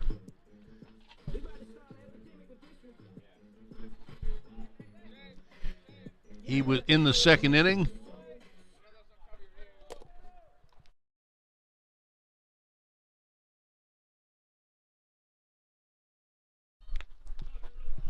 One on, nobody out for Chavis.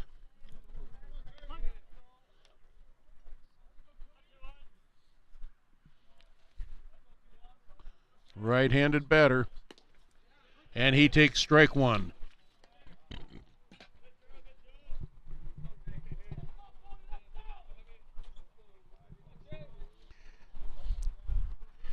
Cody's best memory, sports memory, is his first college home run.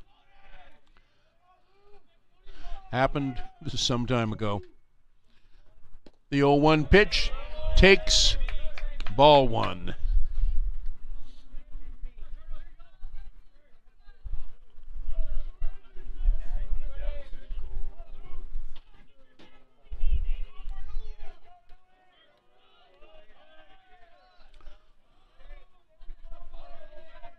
One ball, one strike. There goes the runner. The pitch is fouled off in back of us. Hit and run was on, but the hit failed. Count goes to 1 ball and 2 strikes.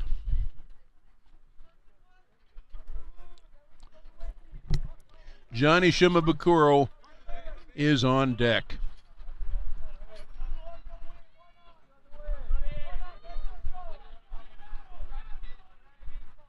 One ball, 2 strikes, and there is strike 3 called. Chavis doesn't believe it, but there's not much he can do about it. As with 1 out, Johnny Shimabukuro will come to the plate. Shimabukuro.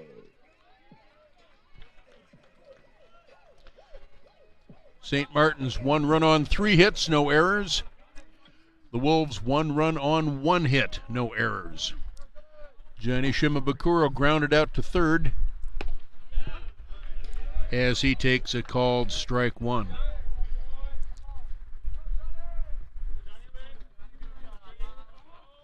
We're in the fourth in a 1-1 tie. The Wolves took game 1 4-0.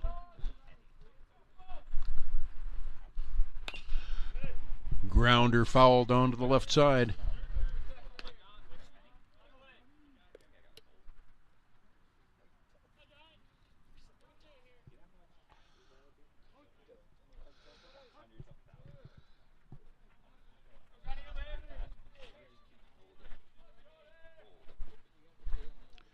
The 0-2 pitch. 1 out, 1 on. Very close. Ball 1, 1 ball, 2 strikes.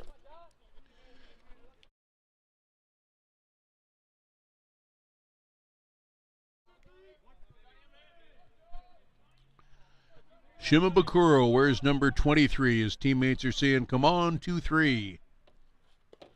Low, ball 2. Count even now, 2 balls, 2 strikes. 1 out, 1 on, 1 in. 1-1 tie.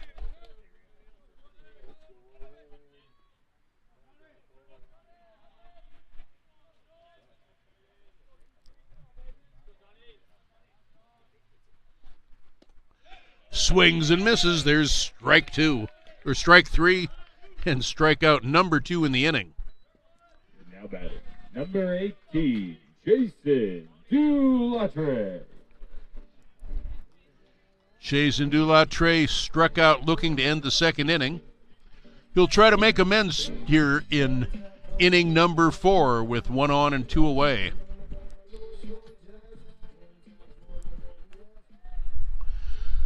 Five strikeouts now through 4 innings so far for the starting pitcher Arturo Alvarez. First pitch into Dulatre is low, ball 1.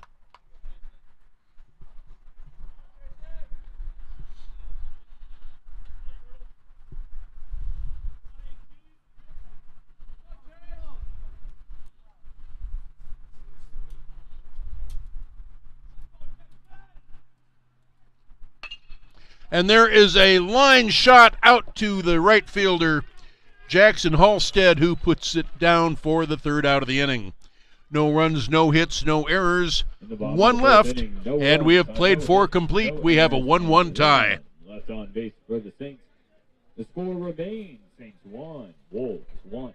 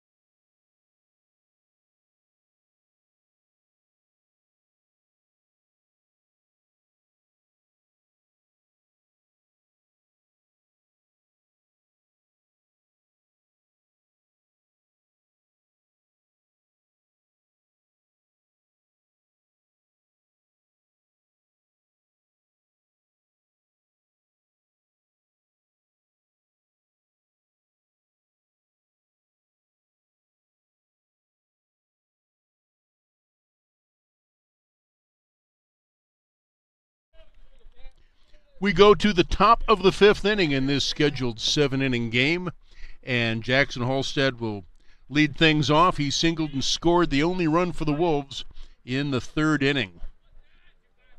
He'll be followed by Levi Cummings, the left fielder, and then the top of the order, Jackson Maben, the center fielder. So right, left, and center will come the Wolves here in the top of the 5th inning. First pitch misses for ball 1. Next pitch, a 1 bouncer to first baseman. He'll take it himself. Aaron Renaud puts his foot on the bag, and there is 1 down. 3 unassisted. Out to the plate, number 2, Levi Cummings. Levi Cummings, the batter now. He was hit by the pitch and got as far as third base in the 3rd inning. The penultimate batter faced by the starting pitcher, Zach Alcos. Takes ball 1.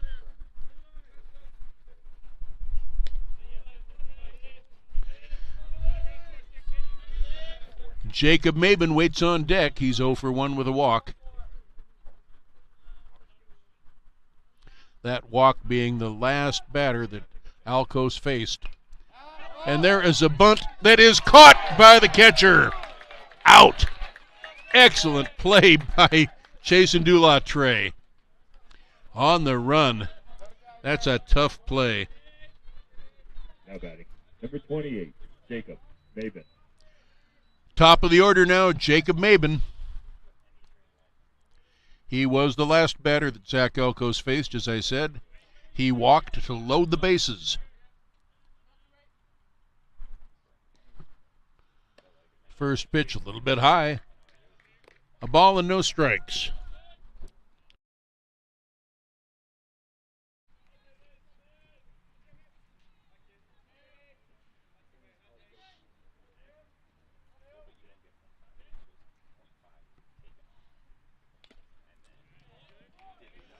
Swing and a foul back to the screen.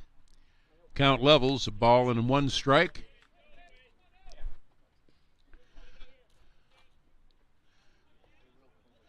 Two outs in the top of the fifth. This is the top of the order. His third visit to the batter's box this game. He takes very high, ball 2, 2-1.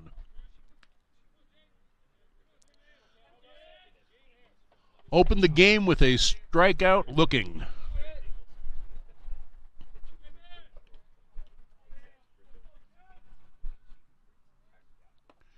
Next pitch down low. 3 balls, 1 strike.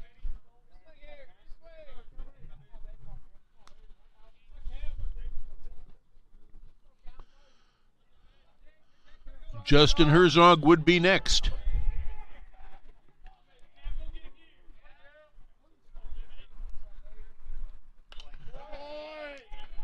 Pop foul and out of play, and the count goes full on the leadoff hitter, Jacob Maben. Twin to Derek Maben. We assume fraternal twins. There's an inch difference in their heights. The 3-2 pitch. Down low, bounces in, and he takes off to first base, thinking maybe he could get 2 out of it with the ball going all the way to the screen, but no, he simply takes a 2-out walk. And there's a base runner on with 2 outs for Justin Herzog. Now batting, number 4, Justin Herzog. Herzog also walked in the first inning, and he was the first batter that Cameron Richards faced. Richards got him to pop out to the shortstop, Ryan Oshiro. There goes the runner. Pitch is a ball, and the throw-through is not in time.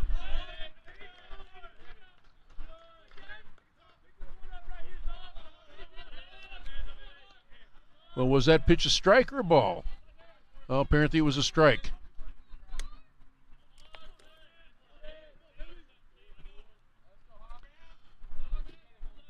One strike on the left-handed batter with the runner now in scoring position. Maben there on a stolen base.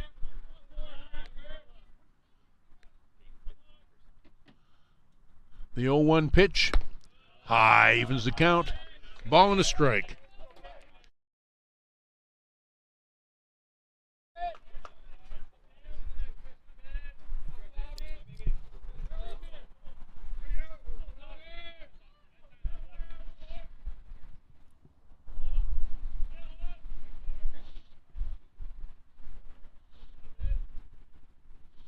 The 1-1 pitch, and there is a 2-hopper out to second, over to first, and that is the inning. No runs, no hits, no errors, 1 man left, and we have played 4.5. We go to the bottom of the 5th in a 1-1 tie. We head to the bottom of the 5th. Saints 1, Wolves 1.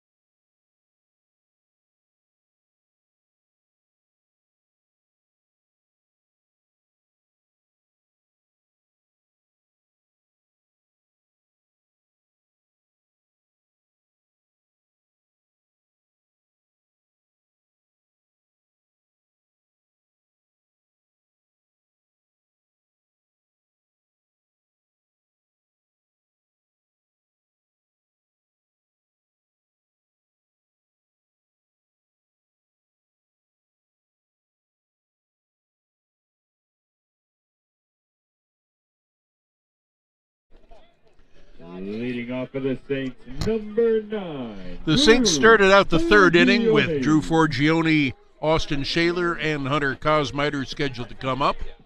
And that is the inning they scored their lone run. Drew Forgione again leads off. He struck out swinging in the third. See if he can do a little better this time as he looks at a low ball one to start things off.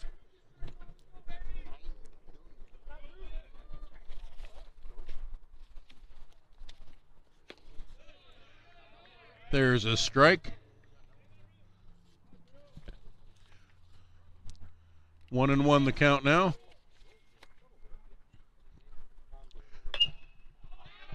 And there is a fly ball foul, and it's going to be out of play into the Wolves bullpen for strike 2. Drew Forgione graduated from WF West High School in 2017. He has a 10-month-old black lab, which is probably about a year old by now because we got these information sheets fairly early in the season. There's another fly ball foul and out of play, and quickly the count is 1 ball and 2 strikes.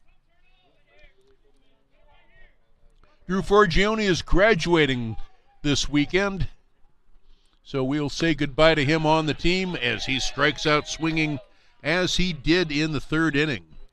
1 down, and Austin Shaler comes to the plate. Number 3, Austin Shaler. Austin Shaler singled and scored in front of Ryan Oshiro's base hit. Ryan Oshiro with the RBI, and Hunter Cosmiter is waiting on deck. And there is a shot straight to the third baseman, Justin Herzog, for the second out of the inning. Line drive. Number 7, Hunter Cosmiter. Hunter Cosmiter, the batter. Cos grounded out to the shortstop in the first and grounded out to second in the third. He takes low ball 1.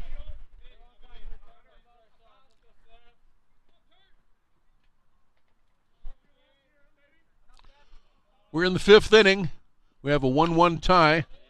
Cos fouls that one out of play. Ball and a strike now to the third baseman.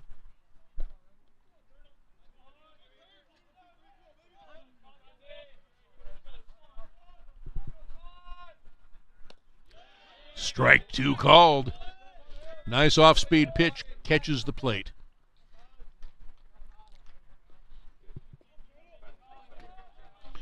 Two outs, nobody on. Bottom of the 5th inning. Very close, but he takes ball 2. Count evens now. 2-2. 2 outs and 2 runs, 1 for each side.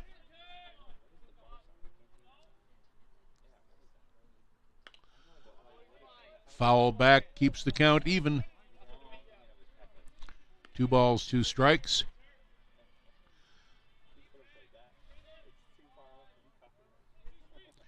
Plate umpire has called for more balls.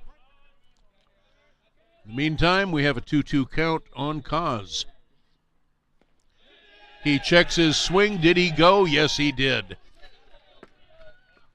So, strikeout number 2 in the inning, and a lot of strikeouts for Arturo Alvarez. We've played 5 complete. We have a 1-1 tie.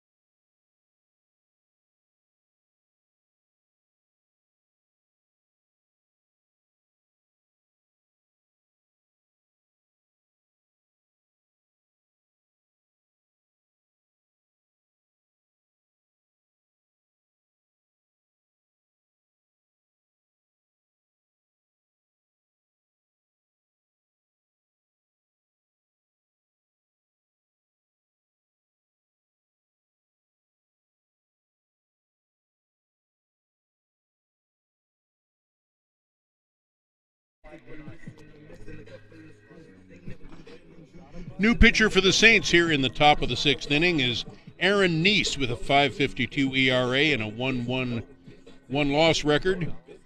He's appeared in 10 games and saved one of them.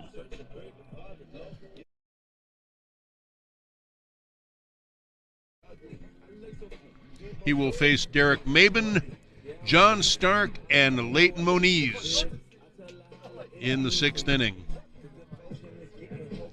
1-1 tie. So every pitch is crucial here in this late inning. Remember, this game is only scheduled to go 7 innings.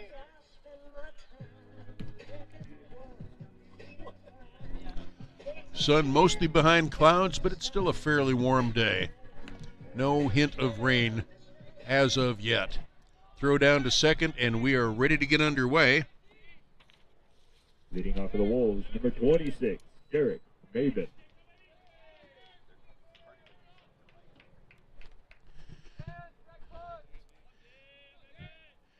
Derek Mabin had a sacrifice fly out to center field, which scored the only run for the Wolves. He leads things off. Right-handed batter facing the right-handed pitching Neese. Over but high, ball one.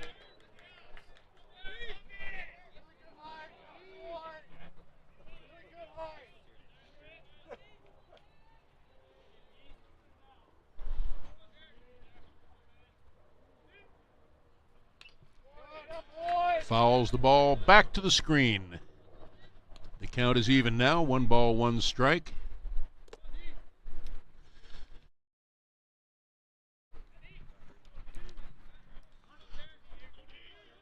Here in the later innings, every pitch counts, every hit counts, every run certainly counts.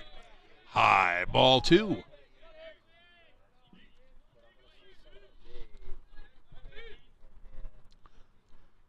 It's a 1-1 game. Very definitely a pitcher's duel. This is the third pitcher used by St. Martin's. That pitch misses low and away, ball 3. Gets some murmuring from the crowd, but of course the bench can't say anything.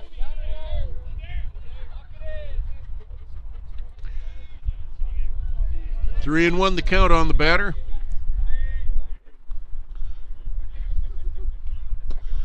And there is a 5-pitch walk.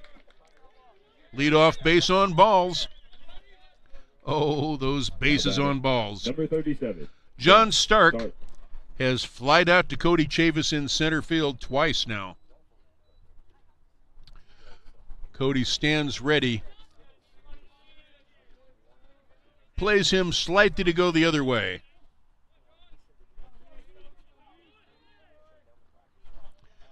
But Chavis has a lot of ground out there to fulfill. Pickoff attempt, almost too high for Renault to handle, but he gets it down. Safe at first, of course, is Derek Mabin.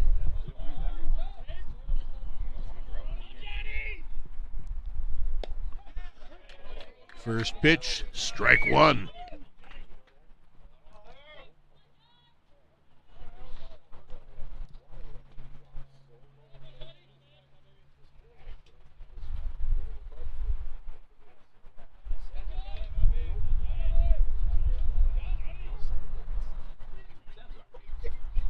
There goes the runner, pitches a ball, slide in, and he is safe.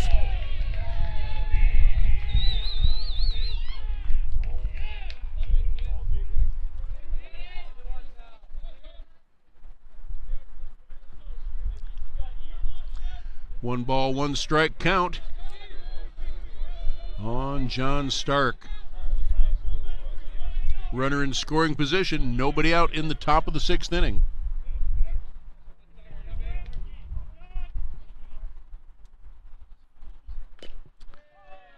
Foul back to the screen makes it 1-2.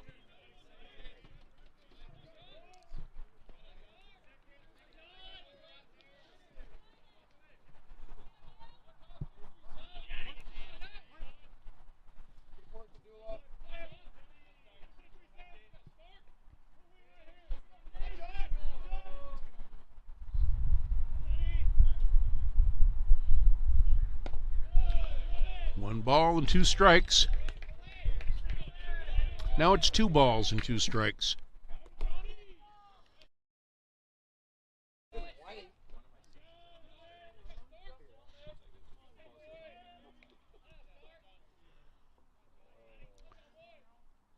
The 2-2 pitch. Fly ball deeply hit into left field. And that is going to be caught by Cody Chavis in center. Excellent catch, and tagging up and sliding into third is Jacob Maben. Excuse me, that's Derek Maben. So a fly ball out. John Stark has flied out to Cody Chavis three of the 3 times he's been to the plate. But now there is a runner on third base with 2 outs for Leighton Moniz. Moniz struck out looking to start off the 2nd inning and grounded out to second base in the 4th. 1 away, we're in the 6th. First pitch taken for a called strike 1. Leighton Moniz wears number 3 on his back as Babe Ruth did. Hoping he can do something Ruthian in this at-bat. It is a 1-1 tie. He shows bunt, takes his bat back, and takes ball 1. Now, would Kellen Walker put on a suicide squeeze here? I don't know. It's a possibility. We saw a suicide squeeze in February in the UPS game. The 1-1 pitch is a ground ball to third, looking the runner back and getting over to first. Excellent play by Ryan Oshiro, making sure that Derek Maben could not score from third base, and there are 2 away. Number 9, Anthony Zellner. Anthony Zellner is 0 for 2. There are 2 outs in the top of the 6th inning. Runner on third base is Derek Maben.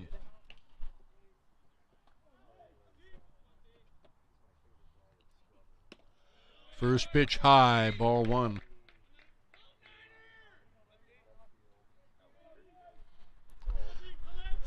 Maben waiting for any kind of an invitation. Wild pitch, passed ball, ground ball. And there is a fly ball to center field. Coming on hard is Cody Chavis, and it is taken for out number 3. Chavis in the clutch one more time. And they leave a runner stranded at third, but there are no runs, no hits, and no errors by the Saints. We go to the bottom of the 6th with a 1-1 tie.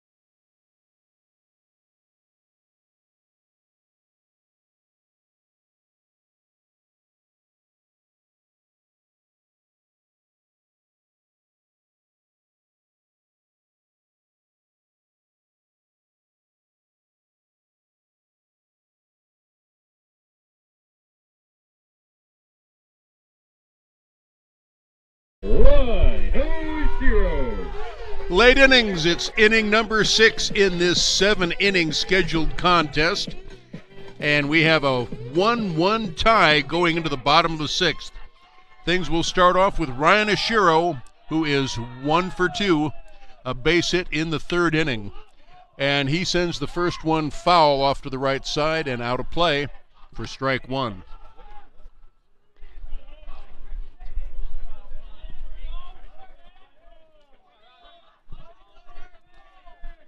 St. Martin's with 3 hits. Ryan Oshiro owns one of them. Aaron Renault, who waits on deck, owns another. Austin Shaler, who singled and scored the only Saints run in the 3rd inning, owns the 3rd. 2 strikes now on the batter. Oshiro sends a drive into deep left field, and we are waiting, and it is a fair ball caught for out number 1. 7 unassisted. Now batting for the Saints, number 12, Aaron Renault. Aaron Renault is at the plate. His girlfriend operated the camera last week. This week, we have Noah Roberts at the camera. Renault looks at a little bit low, ball 1.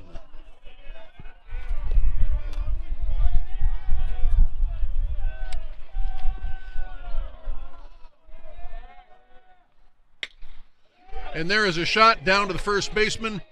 Takes it a 1 bouncer and steps on the bag for out number 2. 3 unassisted. And quickly 2 gone in the bottom of the 6th for the Saints. Out to the plate, number 2, Brian Nakagawa. Bryant Nakagawa, the designated hitter, hoping he can save his team from having to come up in the bottom of the 7th inning. Nobody on, however, as he swings and fouls one at the plate for strike 1.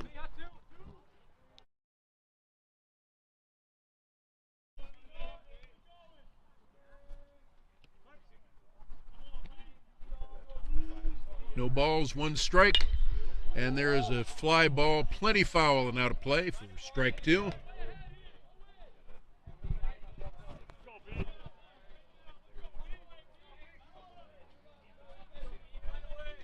Anything can happen in baseball and usually doesn't.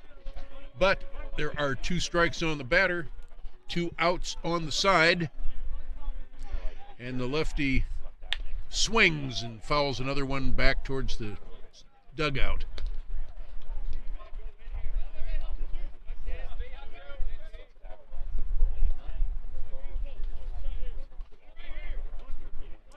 The Saints lead in hit total, 3 hits. Only 1 hit for the visiting Wolves, but it is a tie ball game. Swing and a foul back to the screen keeps the count 0-2.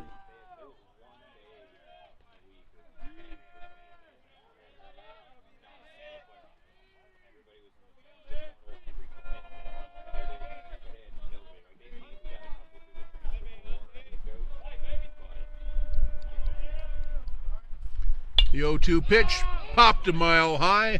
Who's going to take this one in foul territory? The 3rd baseman puts it away. Justin Herzog for out number 3. And the Saints go quietly in the 6th. No, and no. So we go to the crucial 7th inning, all tied up, 1 apiece.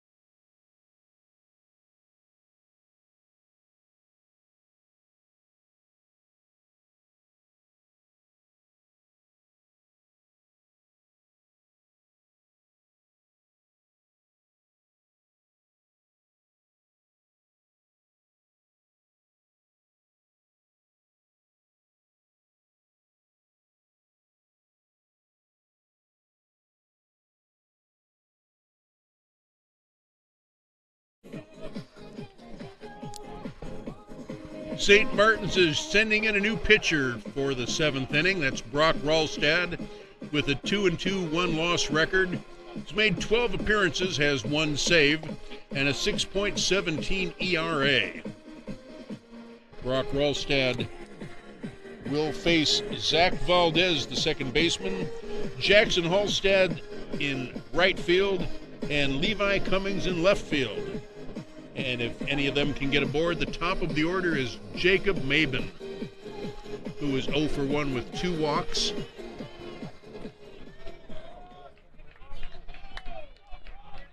Seventh inning, no stretch this time. For the Wolves, number 1, Zach Valdez. A scheduled 7-inning game as Zach Valdez comes in. He's 0 for 2. Flied out to left in the second and struck out swinging in the fourth. It's the 7th inning. It's do or die time for both teams. The lefty kicks and deals, and there is strike 1 right down Broadway.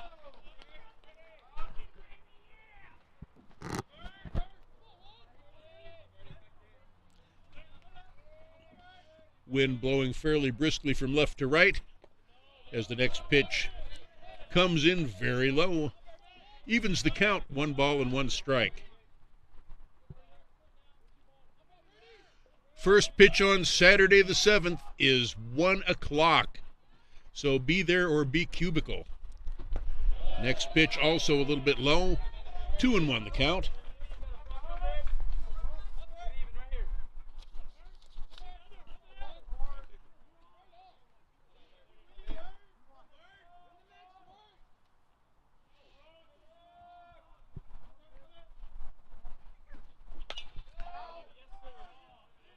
Pop foul makes the count even again. 2 balls and 2 strikes.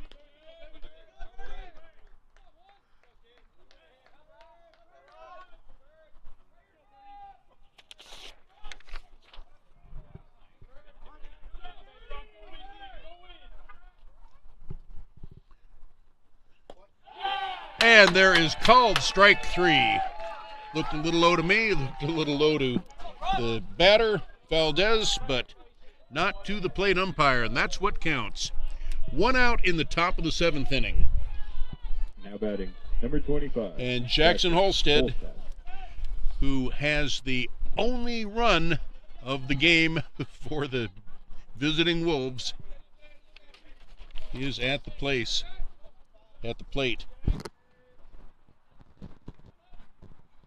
Has 2 home runs on the season. He'd love to get one here as he looks at a called strike 1. As I said, this umpire's strike zone is not the original umpire in game 1. He's getting a lot of called strikes. Lefty against lefty confrontation. Low ball 1. 1 ball and 1 strike. Now, please understand, I am not in any way accusing any umpire of bias. I think this umpiring crew is very fair. But umpires are human, and that's why we hire them. Swing and a miss makes it 1 ball and 2 strikes. Minor leagues this season are experimenting with electronically called balls and strikes. The major leagues so far say no way. They'll probably come around. Outside. Evens the count, 2 balls and 2 strikes.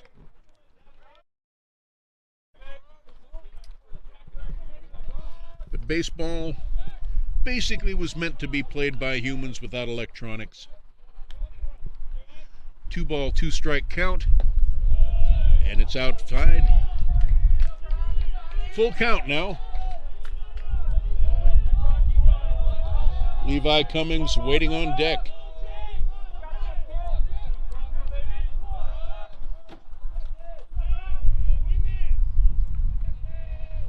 The 3-2 pitch, and there is a fly ball down the left side giving chase, and it is an out, caught there by Johnny Shimabukuro for the 2nd out of the inning.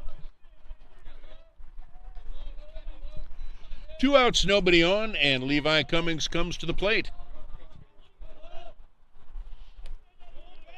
Cummings popped out to the catcher his last trip. Jason Dulattre giving chase and running it down. And that is a pinch hitter instead coming to the plate.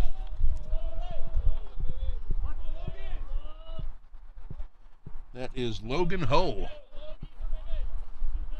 He was a designated hitter in the first game.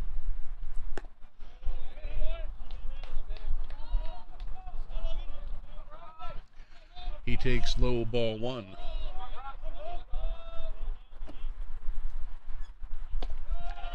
Next pitch is in there for strike 1. 1-1.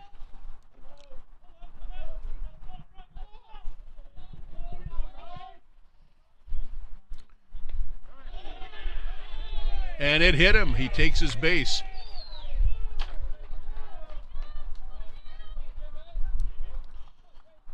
So the number 9 spot has received a hit by the pitcher twice, Levi Cummings in the 3rd inning, and now Logan Ho here in the 7th. 1 on with 2 outs, and the top of the order, Jacob Maben, is at the plate, hoping he can do something for his team.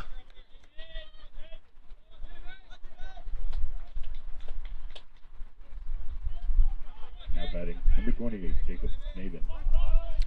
Tie ball game, top of the 7th inning, this final scheduled inning in this second game of the doubleheader today. Back to first in time, Logan Ho.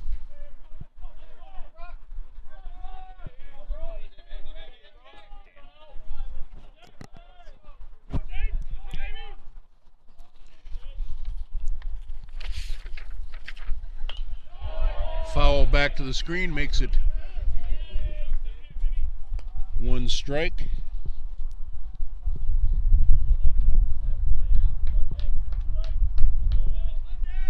And we have a new first baseman. Is that Troy McCormick? Oh, I'm sorry. Pinch runner. Okay. Thank you. Foul back to the screen. And the pinch runner is Darian Knoll.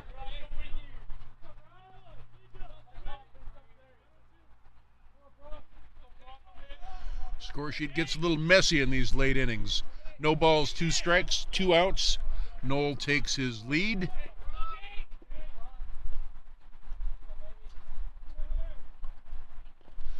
Ball bounces in and gets past the catcher. No, it hits the batter. So 2 hit batsmen in a row. And Jacob Maben stands on, Logan Ho stands on second base. Jacob Maben goes to first.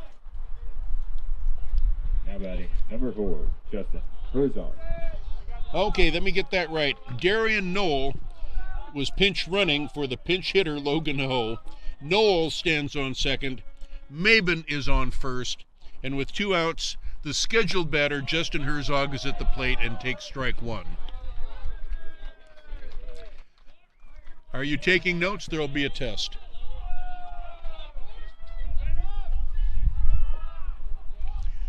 Two outs in the top of the 7th inning. 2 outs and 2 on. Next pitch outside evens the count at a ball and a strike.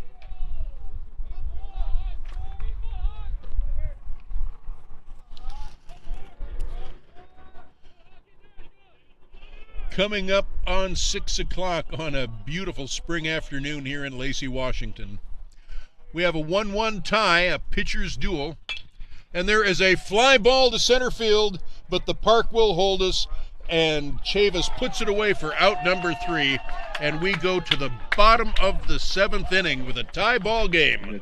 No runs, no hits, no errors, and 2 men left. On base. Bottom of the 7th coming up.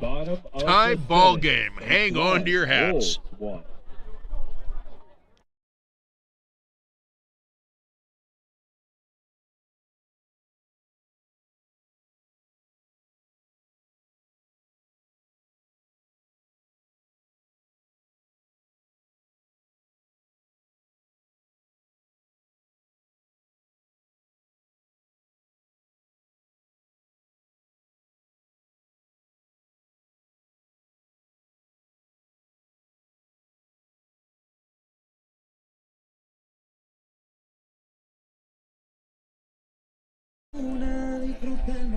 Fans, it seems to happen too often to be mere coincidence. The baseball gods can be smiling down because the man who made the final out in the top of the inning is coming to the plate first in the bottom of the inning. That is Cody Chavis, the center fielder, who is due. He popped up to the pitcher his first time at bat and struck out looking in the fourth inning.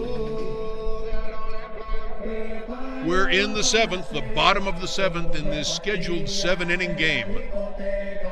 And don't worry, if we go to extra innings, there will be no ghost runners. This ain't the majors, folks. This is college ball.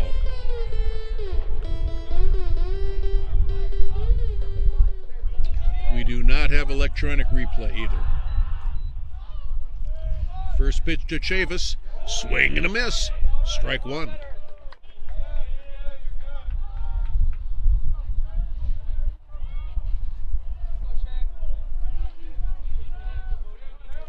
The 0-1 pitch from the right-hander, and it bounces all the way back to the screen to make the count even. 1 ball, 1 strike. Jason Dulattre chases that one down.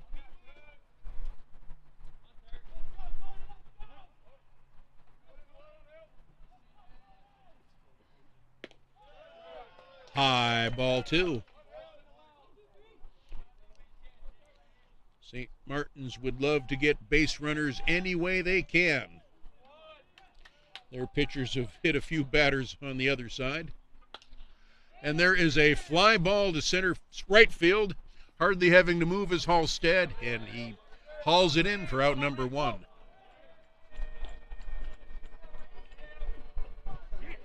One out in the bottom of the 7th. Your attention, please. Pinch hitting for the Saints, number 11, Reed Little. Reed Little played right field in the first game, and he's pinch hitting now for Johnny Shimabukuro.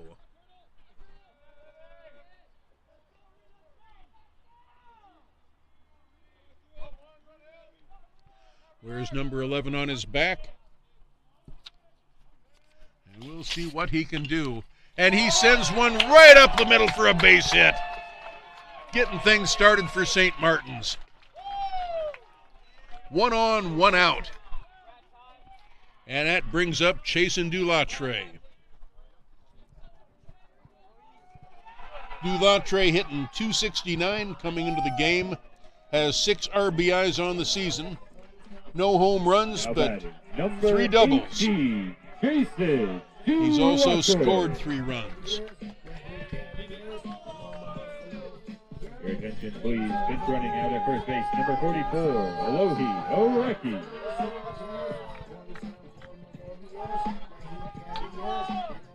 Alohi Areki is out there at first base pinch running.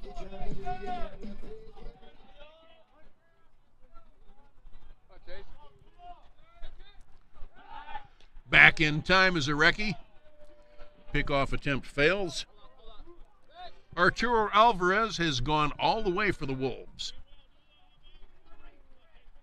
Of course, that means he stands to get the loss if the pinch runner comes around to score. There is a fly ball to outfield, and it is going to be easy pickings for Jackson Halstead in right. 2 away. 2 plays to Halstead in right field. And Chasen Dulattre, I think, will be the batter, or do we have a pinch batter?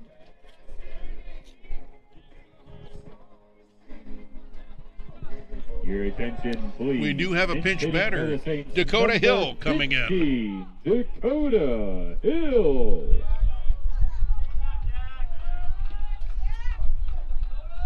Dakota Hill. Last chance to keep this game from going into overtime. Throw over to first base and back safely is Arechi. Both runs scored in the 3rd inning. Bats have been silent since then. 2 outs, 1 on. There goes the runner. Throw through to second, and he is safe. Stolen base successful.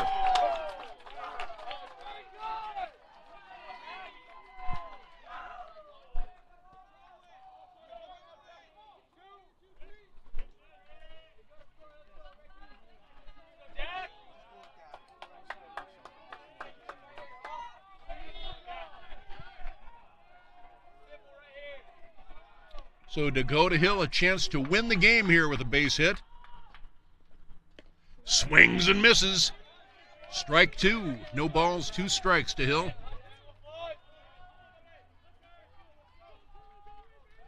Dakota Hill came in as a pinch hitter in the first game and had a base hit. The Saints still got shut out, 4-1 the final in that. Next pitch popped up out of play and back of us. Off the Wolves' dugout roof.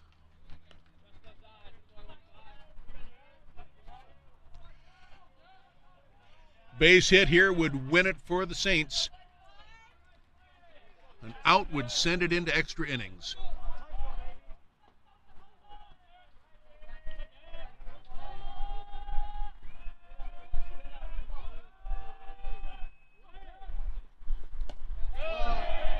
Outside. Ball and 2 strikes.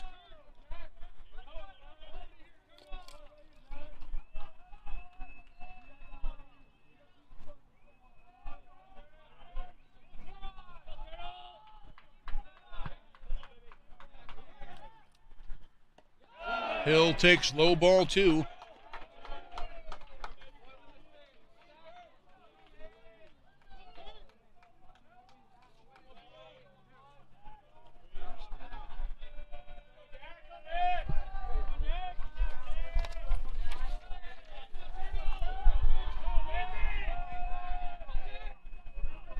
Runner on second takes his lead. Ball bounces in. Count goes full on Hill.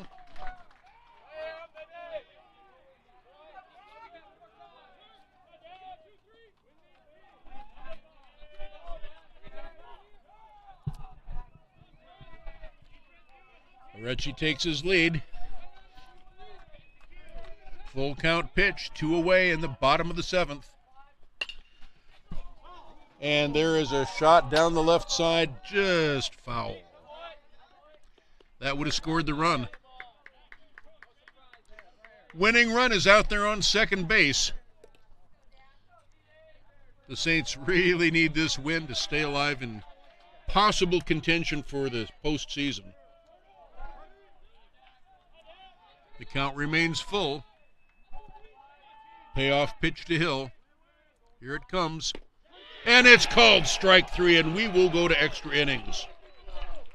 The Saints have 1 base hit and leave 1. No errors by the Wolves. We go to extra innings with a 1-1 tie. We head to extra innings. Score, St. Martin's 1, Western Oregon.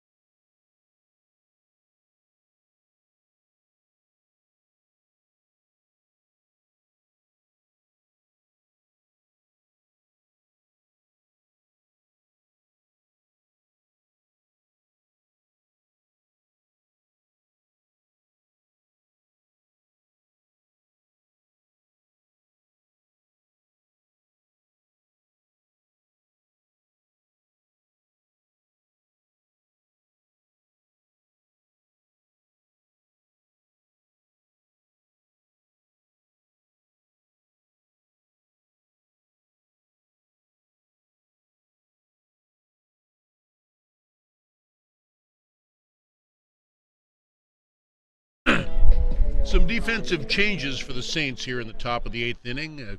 Braden McNally comes in at second base, and Griffin Williams will take over in left field.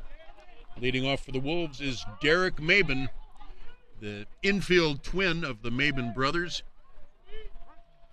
And he had a sacrifice fly and has the only RBI for the Wolves. Looks at a low ball 1 for the opening pitch.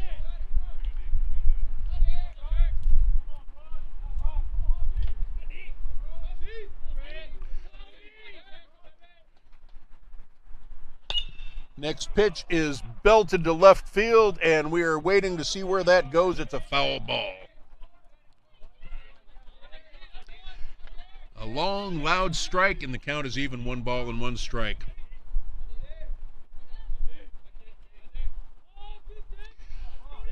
John Stark, the first baseman, waits on deck. He has flied out to Cody Chavis all 3 times he's been up. Looks at a high ball, 2.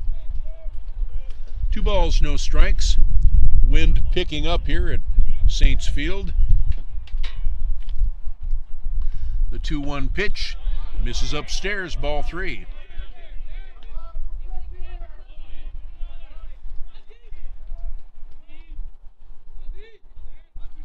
Ralstad saw some action last game in a losing effort. The Saints going down 4-0 in that game.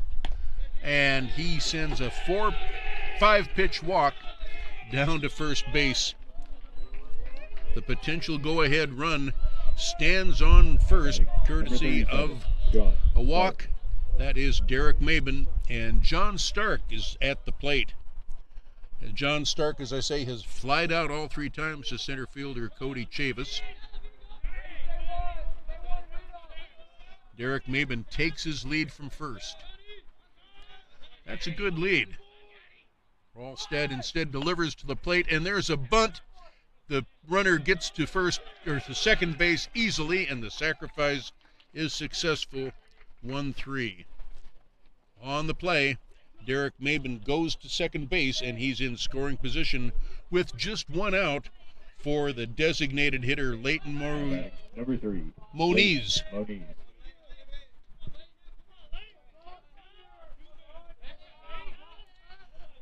Remember, this is not the end of the action.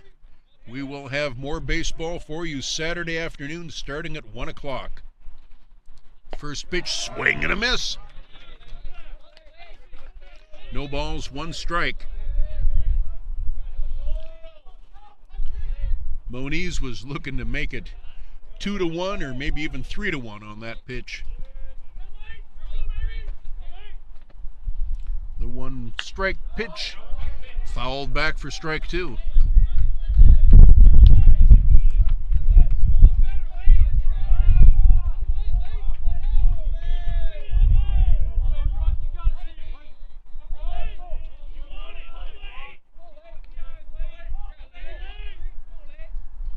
Moniz a very wide stance at the plate.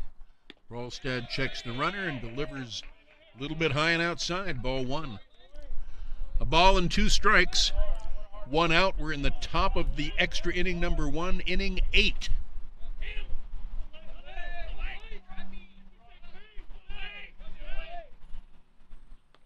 High, and the ball gets past the catcher.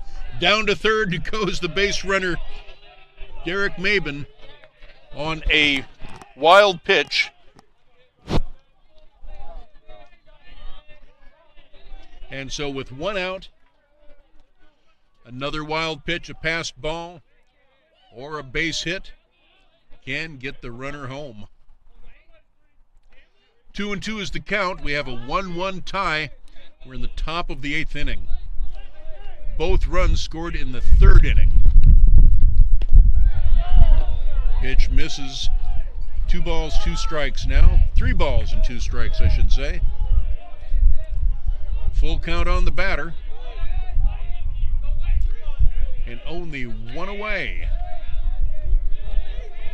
Ralstad gets his sign.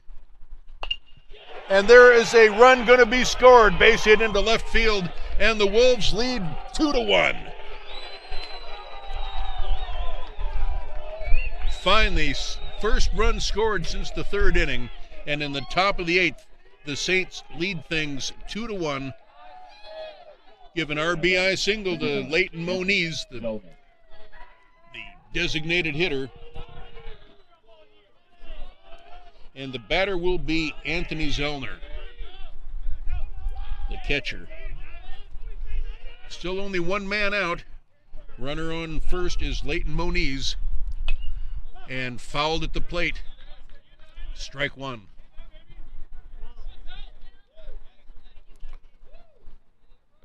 Ball rolls out to Brock Rolstad, but that was fouled off the batter's foot. Ouch.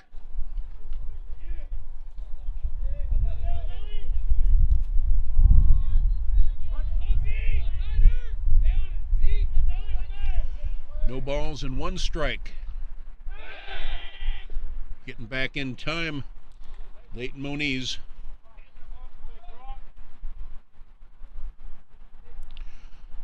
Brock Rolstad, the fourth pitcher used by Kelly Gow.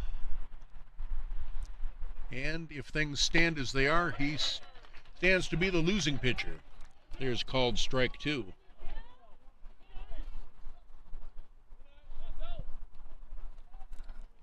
Of course, the Saints in their half of the eighth inning will bring up the bottom of the order, Austin Shaler, followed by Hunter Kosmiter and Rhino Shiro. There is the low pitch. Ball one, 1 ball, 2 strikes.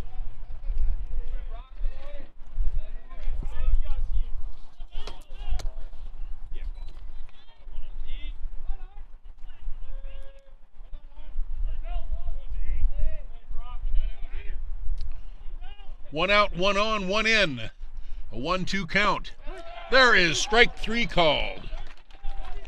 And walking back to the dugout, Anthony Zellner. It's going to be up to Zach Valdez to keep this inning alive. He has struck out twice, once looking, once swinging. He's also flied out to Johnny Shimabukuro out in left field. Of course, Griffin Williams has taken over for Johnny in this eighth inning. Right-handed batter facing the left-handed throwing Rolstad. Fouls it off to the right side. Out of play. No balls, 1 strike. 2 away, but 1 run is in. It's a 2-1 ball game. And the Saints will have but 3 outs to tie up the thing and possibly win it. Remember, last weekend they came from 8 back to win a 7-inning game in 8 innings. Pitches low, gets away from Dulatre, but not far enough to advance the runner. Ball and a strike. 2 are out. 2 runs on only 2 hits for the visiting Wolves. 1 run on 4 hits for the Saints. Ball bounces in, there goes the runner, and they've got him. Yes! 3 away, caught stealing, and that is the inning. But a run crosses the plate on 1 hit, no errors, and nobody left. So we go to the bottom of the 8th inning. St. Martin's trails the Wolves 2-1.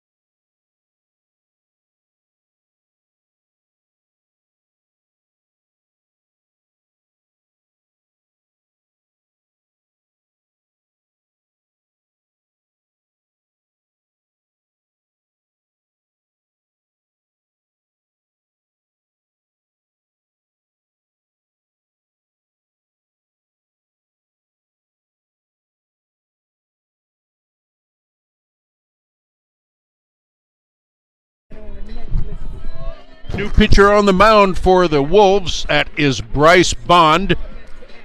And he will face Austin Shaler, the bottom of the order, followed by Hunter Kosmiter and Ryan Oshiro. First pitch, swing and a miss, strike one.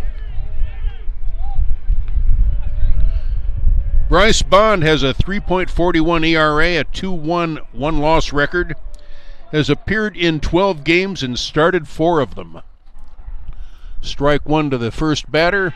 There is strike two called.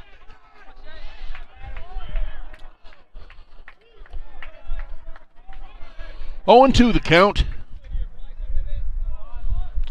Shaler leading things off in the bottom of the extra inning 8. Swings and misses, goes down on strike. St. Martin's down to its final 2 outs. And Hunter Kosmiter will come to the plate. Hunter Kosmiter.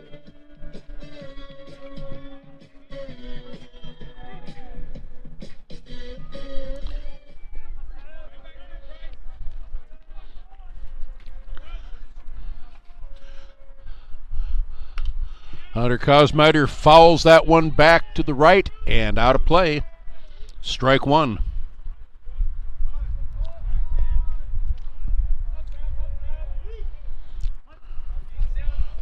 Ryan Oshiro waiting on deck. The 0-1 pitch. Strike two called. 0-2. And of course, Bryce Bond's job is to throw strikes. Don't mess around. A 1-penny lead, but that is enough to win the game if St. Martin's cannot score. Swing and a miss. And down on strikes, quickly 2 away here in the bottom of the 8th inning.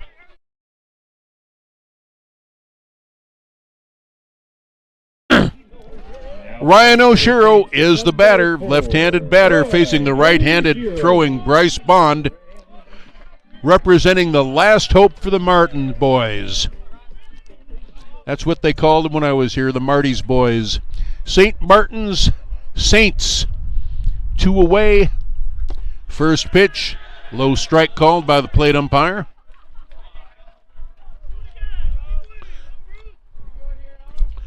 St. Martin's needs some runs, needs some respect. They have scored 1 run in 16 innings, now the 17th inning. And there is a low ball, 1 evens the count. A ball and a strike.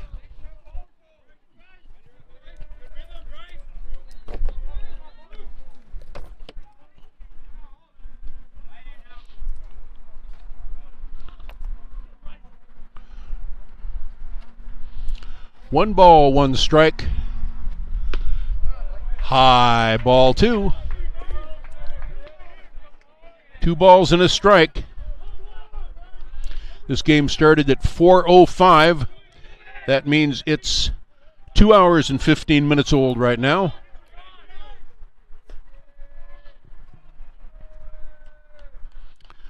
The 2-1 pitch. Fouled back to the screen. Evens the count, 2 balls and 2 strikes.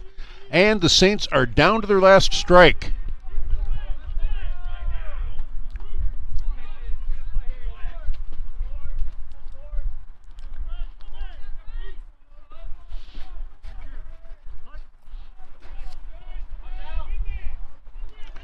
Two balls, 2 strikes, 2 men are out, and it's a 2-1 lead for the Wolves.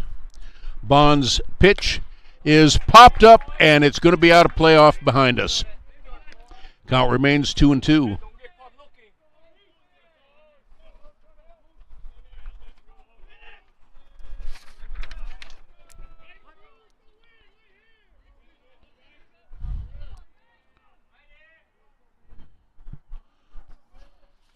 The 2-2 pitch, and there is a bouncer to the shortstop, and this should do it. No, they got him. They got him. 6-3 is the putout, and the final in this game is 2-1. The Wolves sweep the St. Martin Saints. Time of the game is 2 hours, 15 minutes. Paid attendance 0, but a lot of people were watching these two games. Exciting games, especially this second one that went into extra innings. The final 2 runs on 2 hits, no errors for the Wolves. 1 run on 4 hits, and no errors for the Saints. So that is it. The Wolves take 2, dashing the Saints' hopes for a postseason game. Remember, the season will end Saturday, come rain or shine. Well, anyway, come win or loss. St. Martin's goes down 2 games to the Wolves, and the final 4-0 the first game, 2-1 this second game. Remember, the first pitch is this Saturday the 7th at 1 o'clock, so join us on your favorite device. This is Dan Gilmore saying so long for now. We'll see you on Saturday. Good night, everybody.